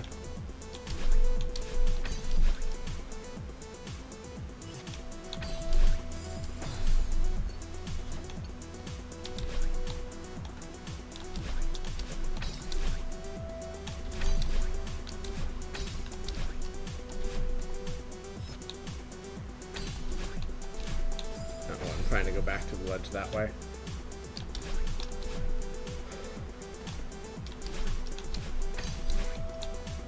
Definitely Hollow Knight and Celeste are the most compelling replays in this, you know, new imagining of just doing a game I've played before, but with a full recording. But I'm sure I can find some other stuff that will also be fun to replay. I kind of like have a vague intention to tackle like basically everything I played on Switch between like 2016 and 2020 that has a Steam release. I don't know if I'm quite going to commit to that, but maybe. Not all of it like really deserves it, and certainly not all of it really deserves a stream series. Like some of it I would just, you know, play in my own time, but again, I need to kind of think about that more and figure out what deserves my time, or not even necessarily deserves, but, you know, is worth tackling first in the kind of semi-infinite stack of things I have in my head for stream series, or just for general replays.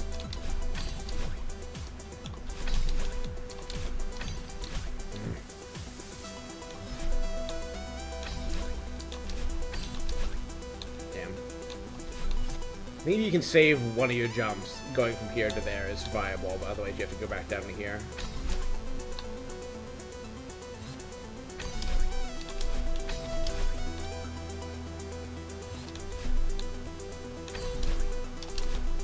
Another one of the B-side bits is like, or C-side I guess even, that's just like weirdly forgiving. Like there's a lot of ways that you can fail this, and you know, I have as the stream has been happening, that get you killed, but there's also a lot of ways to fail this where you just get to drift back down and try again, which is neat. Thanks, Badeline. Alright, that's 2 screens. Or 1 screen. Yeah, this is the one you have to catch it falling. Which is not the first. I think this might be the first time you have to do this. Maybe I'm wrong. It's definitely not the last time this mechanic comes up.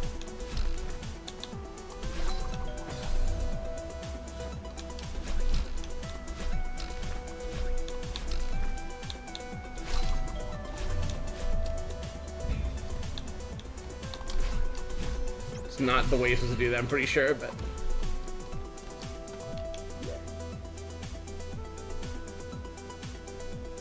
Yeah, it seems about right. There are longer screens than this in the game, by the way. Just gonna put that thought out there, in case people end up watching that I'm not seeing. Yes, I only have the chat up, so if people are in but not talking, I do not see you, which, that's your business. But it means I can't say things like, I can see that no one's watching, so that's not true.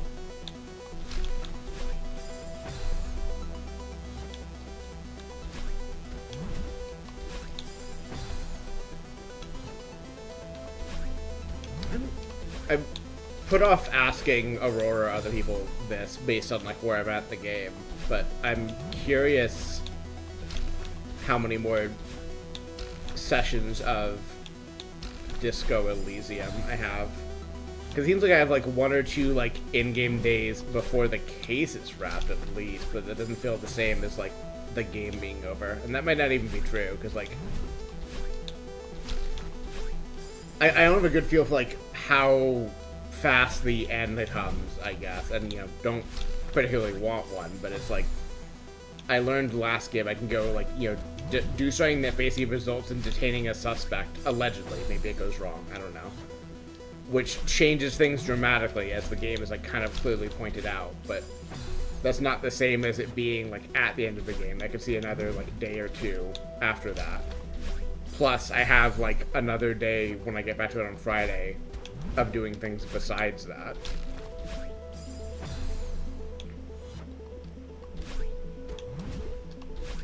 I'm starting to figure out when I'm gonna have Kim take the body back, because like I'm kind of vaguely intending to like do it at the end of next session, maybe, if I don't have like more outstanding stuff, and like in the evening, so I don't have to necessarily lose Kim for a whole day. But I'm not sure if that's gonna work, and I probably need him for like the standoff with the suspect, and like maybe things will change during the session that will make me not want to pursue that. I don't know. I'm confident saying I'm close, but that could be anywhere between like 1 and 5 more sessions. Like, I also don't know, like, what quote-unquote beating the game looks like for a game like that, and how much, like, post stuff there is to do. And there always could be replays, so I think I'm probably not replaying that game anytime soon, and I don't expect to replay it on stream. Like, I think I would pursue it on my own time.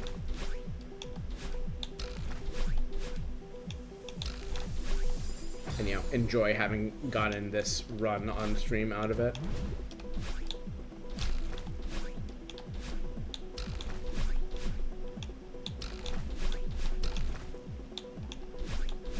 Damn.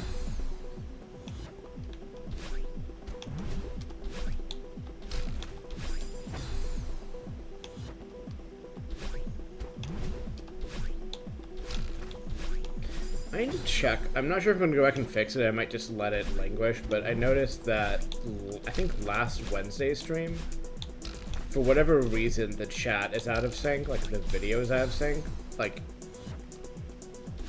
the comments are, I think, more delayed than they should be, and also the time, correspondingly, the timestamps on them show up, like, I think later than they're supposed to, but I might be wrong. It might be the other direction. Like, they're just off in a consistent timestamp, or by a consistent amount of time. I need to kind of look into why that happened and see about fixing it. I don't think it's that I used the wrong chat file, which has been a nightmare of mine for a while, but I need to double check and look at that. I save all of the chat files for these streams so that I can re-render them if I have to. It's just a pain, and takes time that I need to, you know, render new streams as they happen, so I prefer to get it right the first time and not think about it. But if things happen to be off, I can look into that and get around to fixing it at some point. I also will never promise this, but I have a vague intention to go back to some older streams that I grabbed the Twitch chat from when I pulled them off Twitch because of, you know, highlight limit apocalypse. And I saved all. I didn't render, at least didn't render in the right dimension for how I do things now, the chat, but I did grab all of the chat, so I could go back and re-render chats for videos that now currently have it basically lost, because they're off Twitch now. And I would love to eventually do them the same setup I do my current chat videos, where I, you know, blow them up a bit bigger, put the peanut gallery in, put the chat on the right side of the screen, and just show things that way. Which I think would look a bit sillier with some of my old streaming layouts, or, you know, videos where I didn't use a layout at all, but it would work. Like, I designed it in a way where, like, any, you know, 1080p video, or any video that can be scaled to 1080p, which is any video,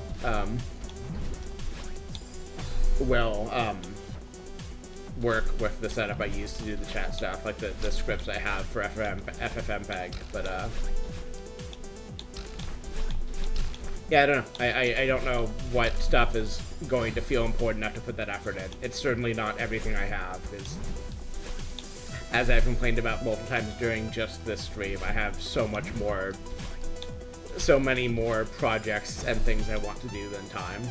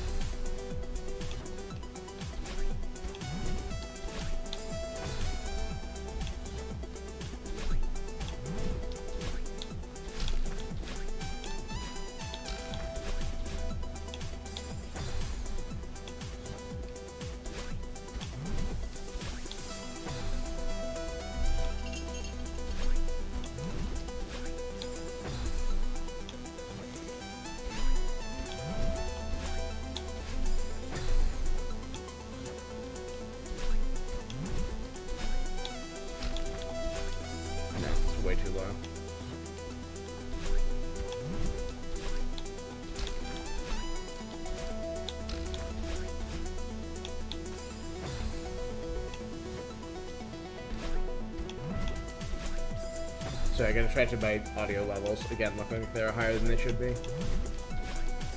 I really need to do some more gating on the mic here. I've been letting in too much noise, I think.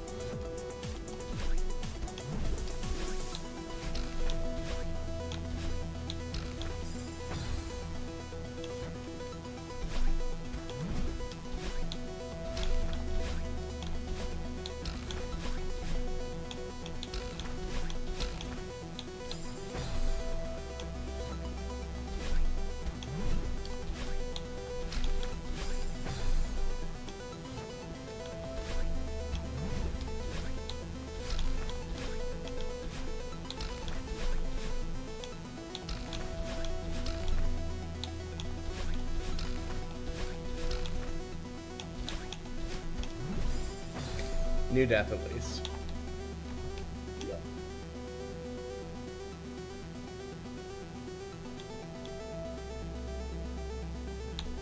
Oh, that's fucking mean. Jump, dash, dash up, dash, dash, restore, but just go underneath, dash, dash up,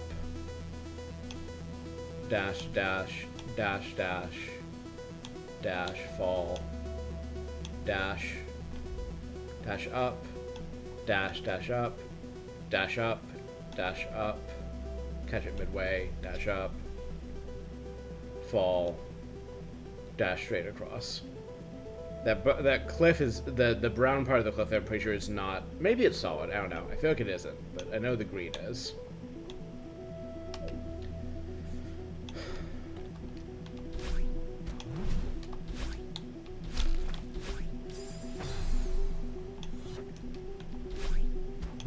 The seasides are optional before farewell, but it's canon that they happened before, and it will be really clear when I manage to get to the end of this and then start Farewell. I'm now very certain I might do an extra long stream. We'll see how much stamina I have for Farewell. I don't think even with that I will finish Farewell, but I can totally see giving it a solid try. But I will definitely get into it, and getting past the opening of Farewell is, I think, a great start given how it begins. And how it ties into what I am in theory finishing here.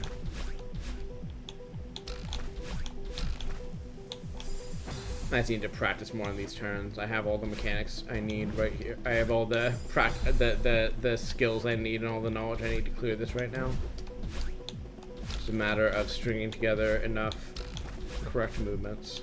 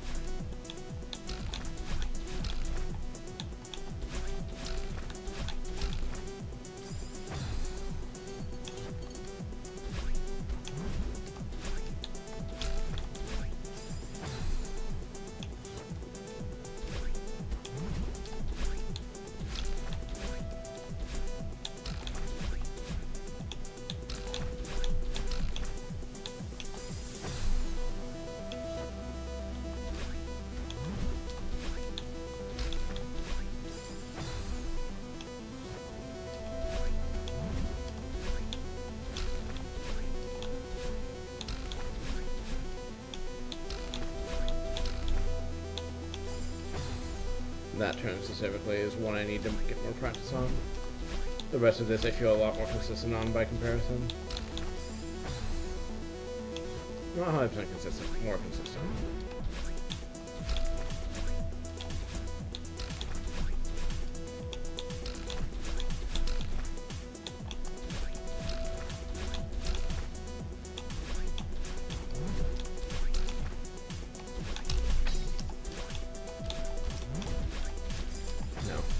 Diagonal jump, I think, there.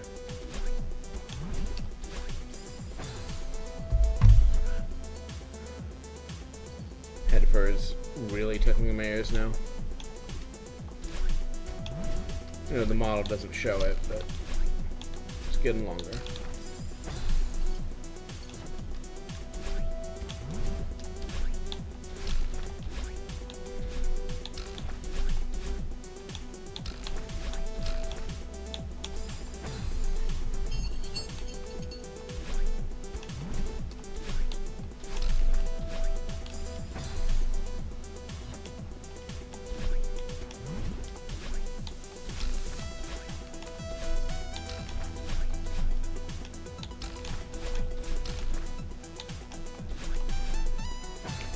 Finally found the height too low to manage that. I've been doing it at such a low height every time.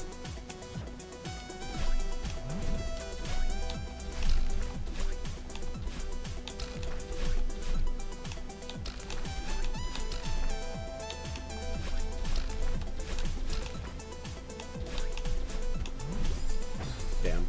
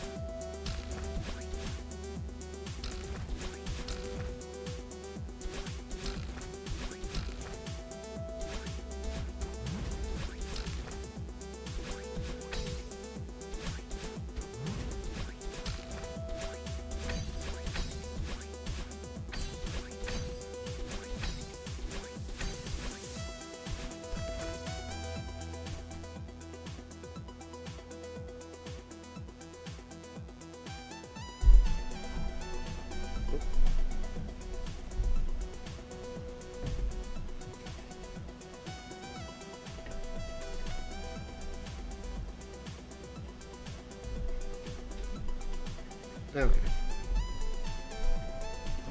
So I had my microphone off, so I could just get into a zen state and get through that. But for this part,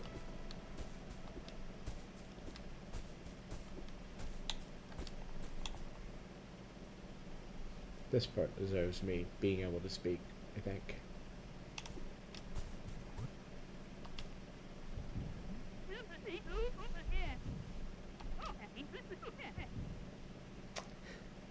Yeah.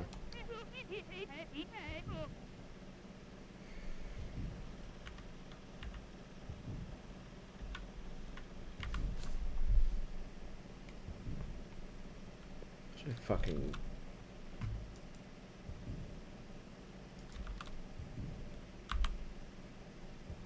So I'm trying to see if I can get a goddamn screen capture. Like, I again realize I'm streaming and get this one way or another, but I would like to use this the Steam button that makes.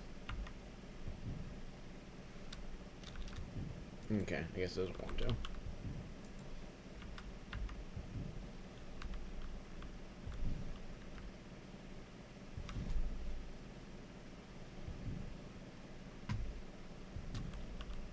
I'm terrified what will happen if I try to do a screen capture with how that pauses X rendering, but alright, well, we'll grab that for later. I'm gonna keep this panel in mind, I think.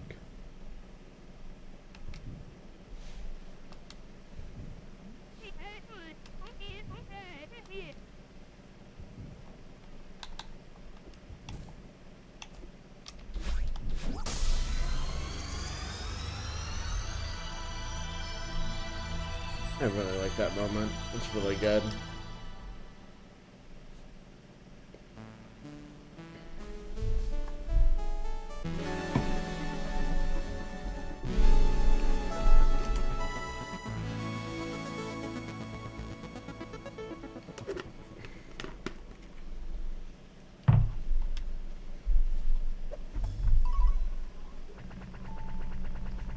Yeah, that sounds about right.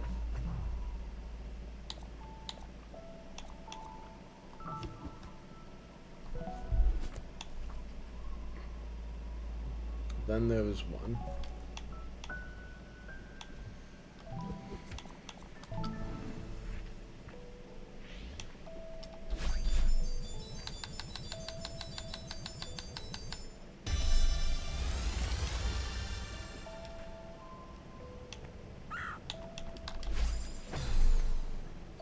Right, here is where you must learn how to do wave dash. Which I have been doing, but this is also where you have to do it in a really... Right, it's not even like the one I've been practicing, it's the one you can do from a crouch like this.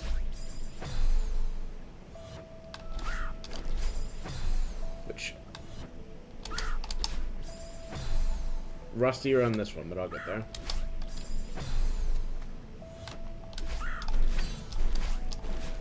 Let's see.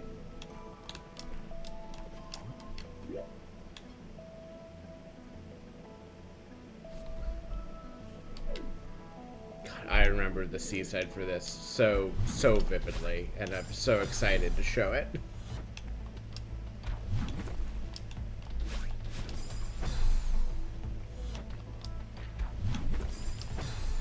I would like to start Farewell tonight is what I'm aiming for. I'm not going to get any meaningful distance into it, but I can at least start it. That'll be enough for me. Nope, I need a better angle than that.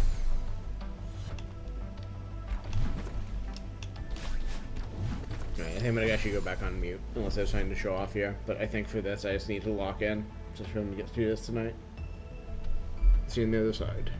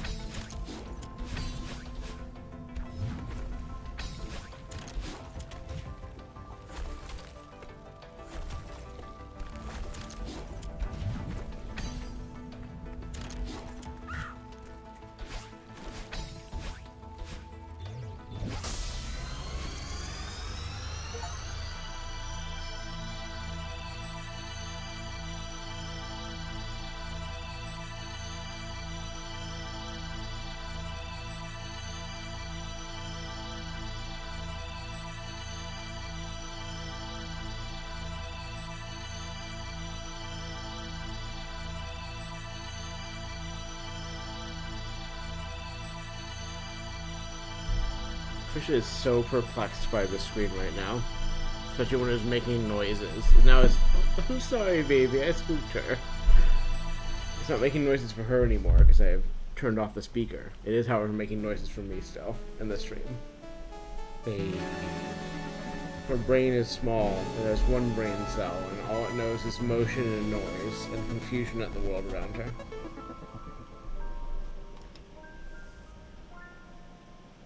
Variance.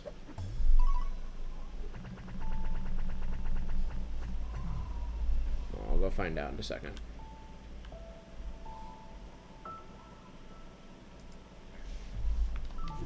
Sure, I'll go look at that, and I will, I think, start Farewell, just for the sake of starting Farewell. And then I will, you know, bounce out and leave it for a new stream. Because if I had, you know, if it had been like an hour or two ago, if I had finished this an hour or two ago, I would think about, you know, maybe digging into that fresh, but I don't think so at this point. I have the death totals, like I said, screenshotted from this screen, including Farewell from original Switch copy, and I will share those on socials compared to this, or compared to this run of the game once I have that data. But, alright, let's go see...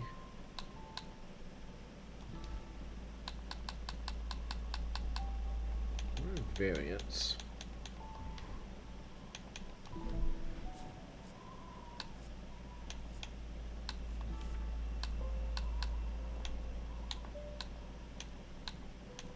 You know, I should just look it up on my own time, because I'm sure that Celeste Wiki, Celeste.inc or whatever, will have information for me on this.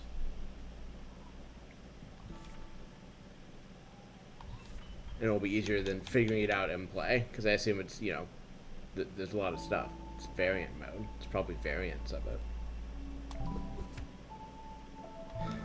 Let's get enough into this to get a feel for it. This area might be familiar to you if you watched a couple hours back.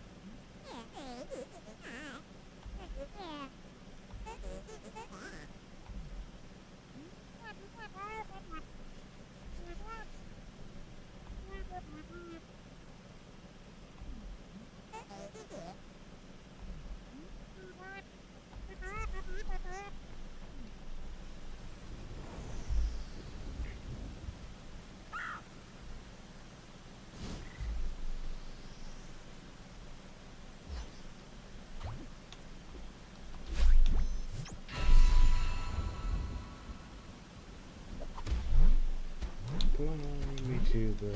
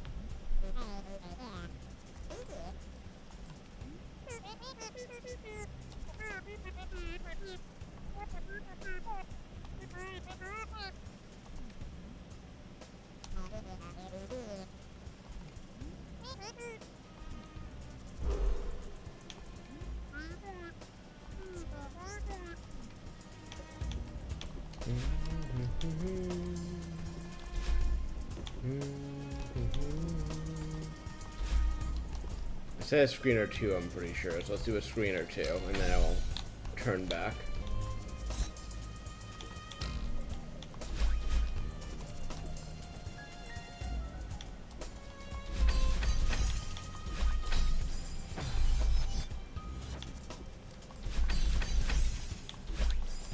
Listen, sometimes 2 is 3. I promise I will not push it past that. I just saw this little bit in one go. You know, this would be fun to do. Alright.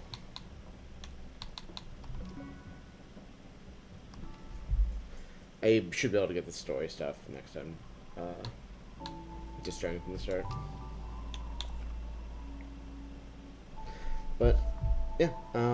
We'll be back at it Friday with Disco Elysium, trying to, I don't know, I guess tie up loose ends before we go confront a suspect and send the body off and possibly solve a crime, and then, I don't know, see what happens after you solve the crime in Disco Elysium. Presumably some stuff happens. And I'll be back at this back with Celeste next Wednesday. I think I will play Farewell.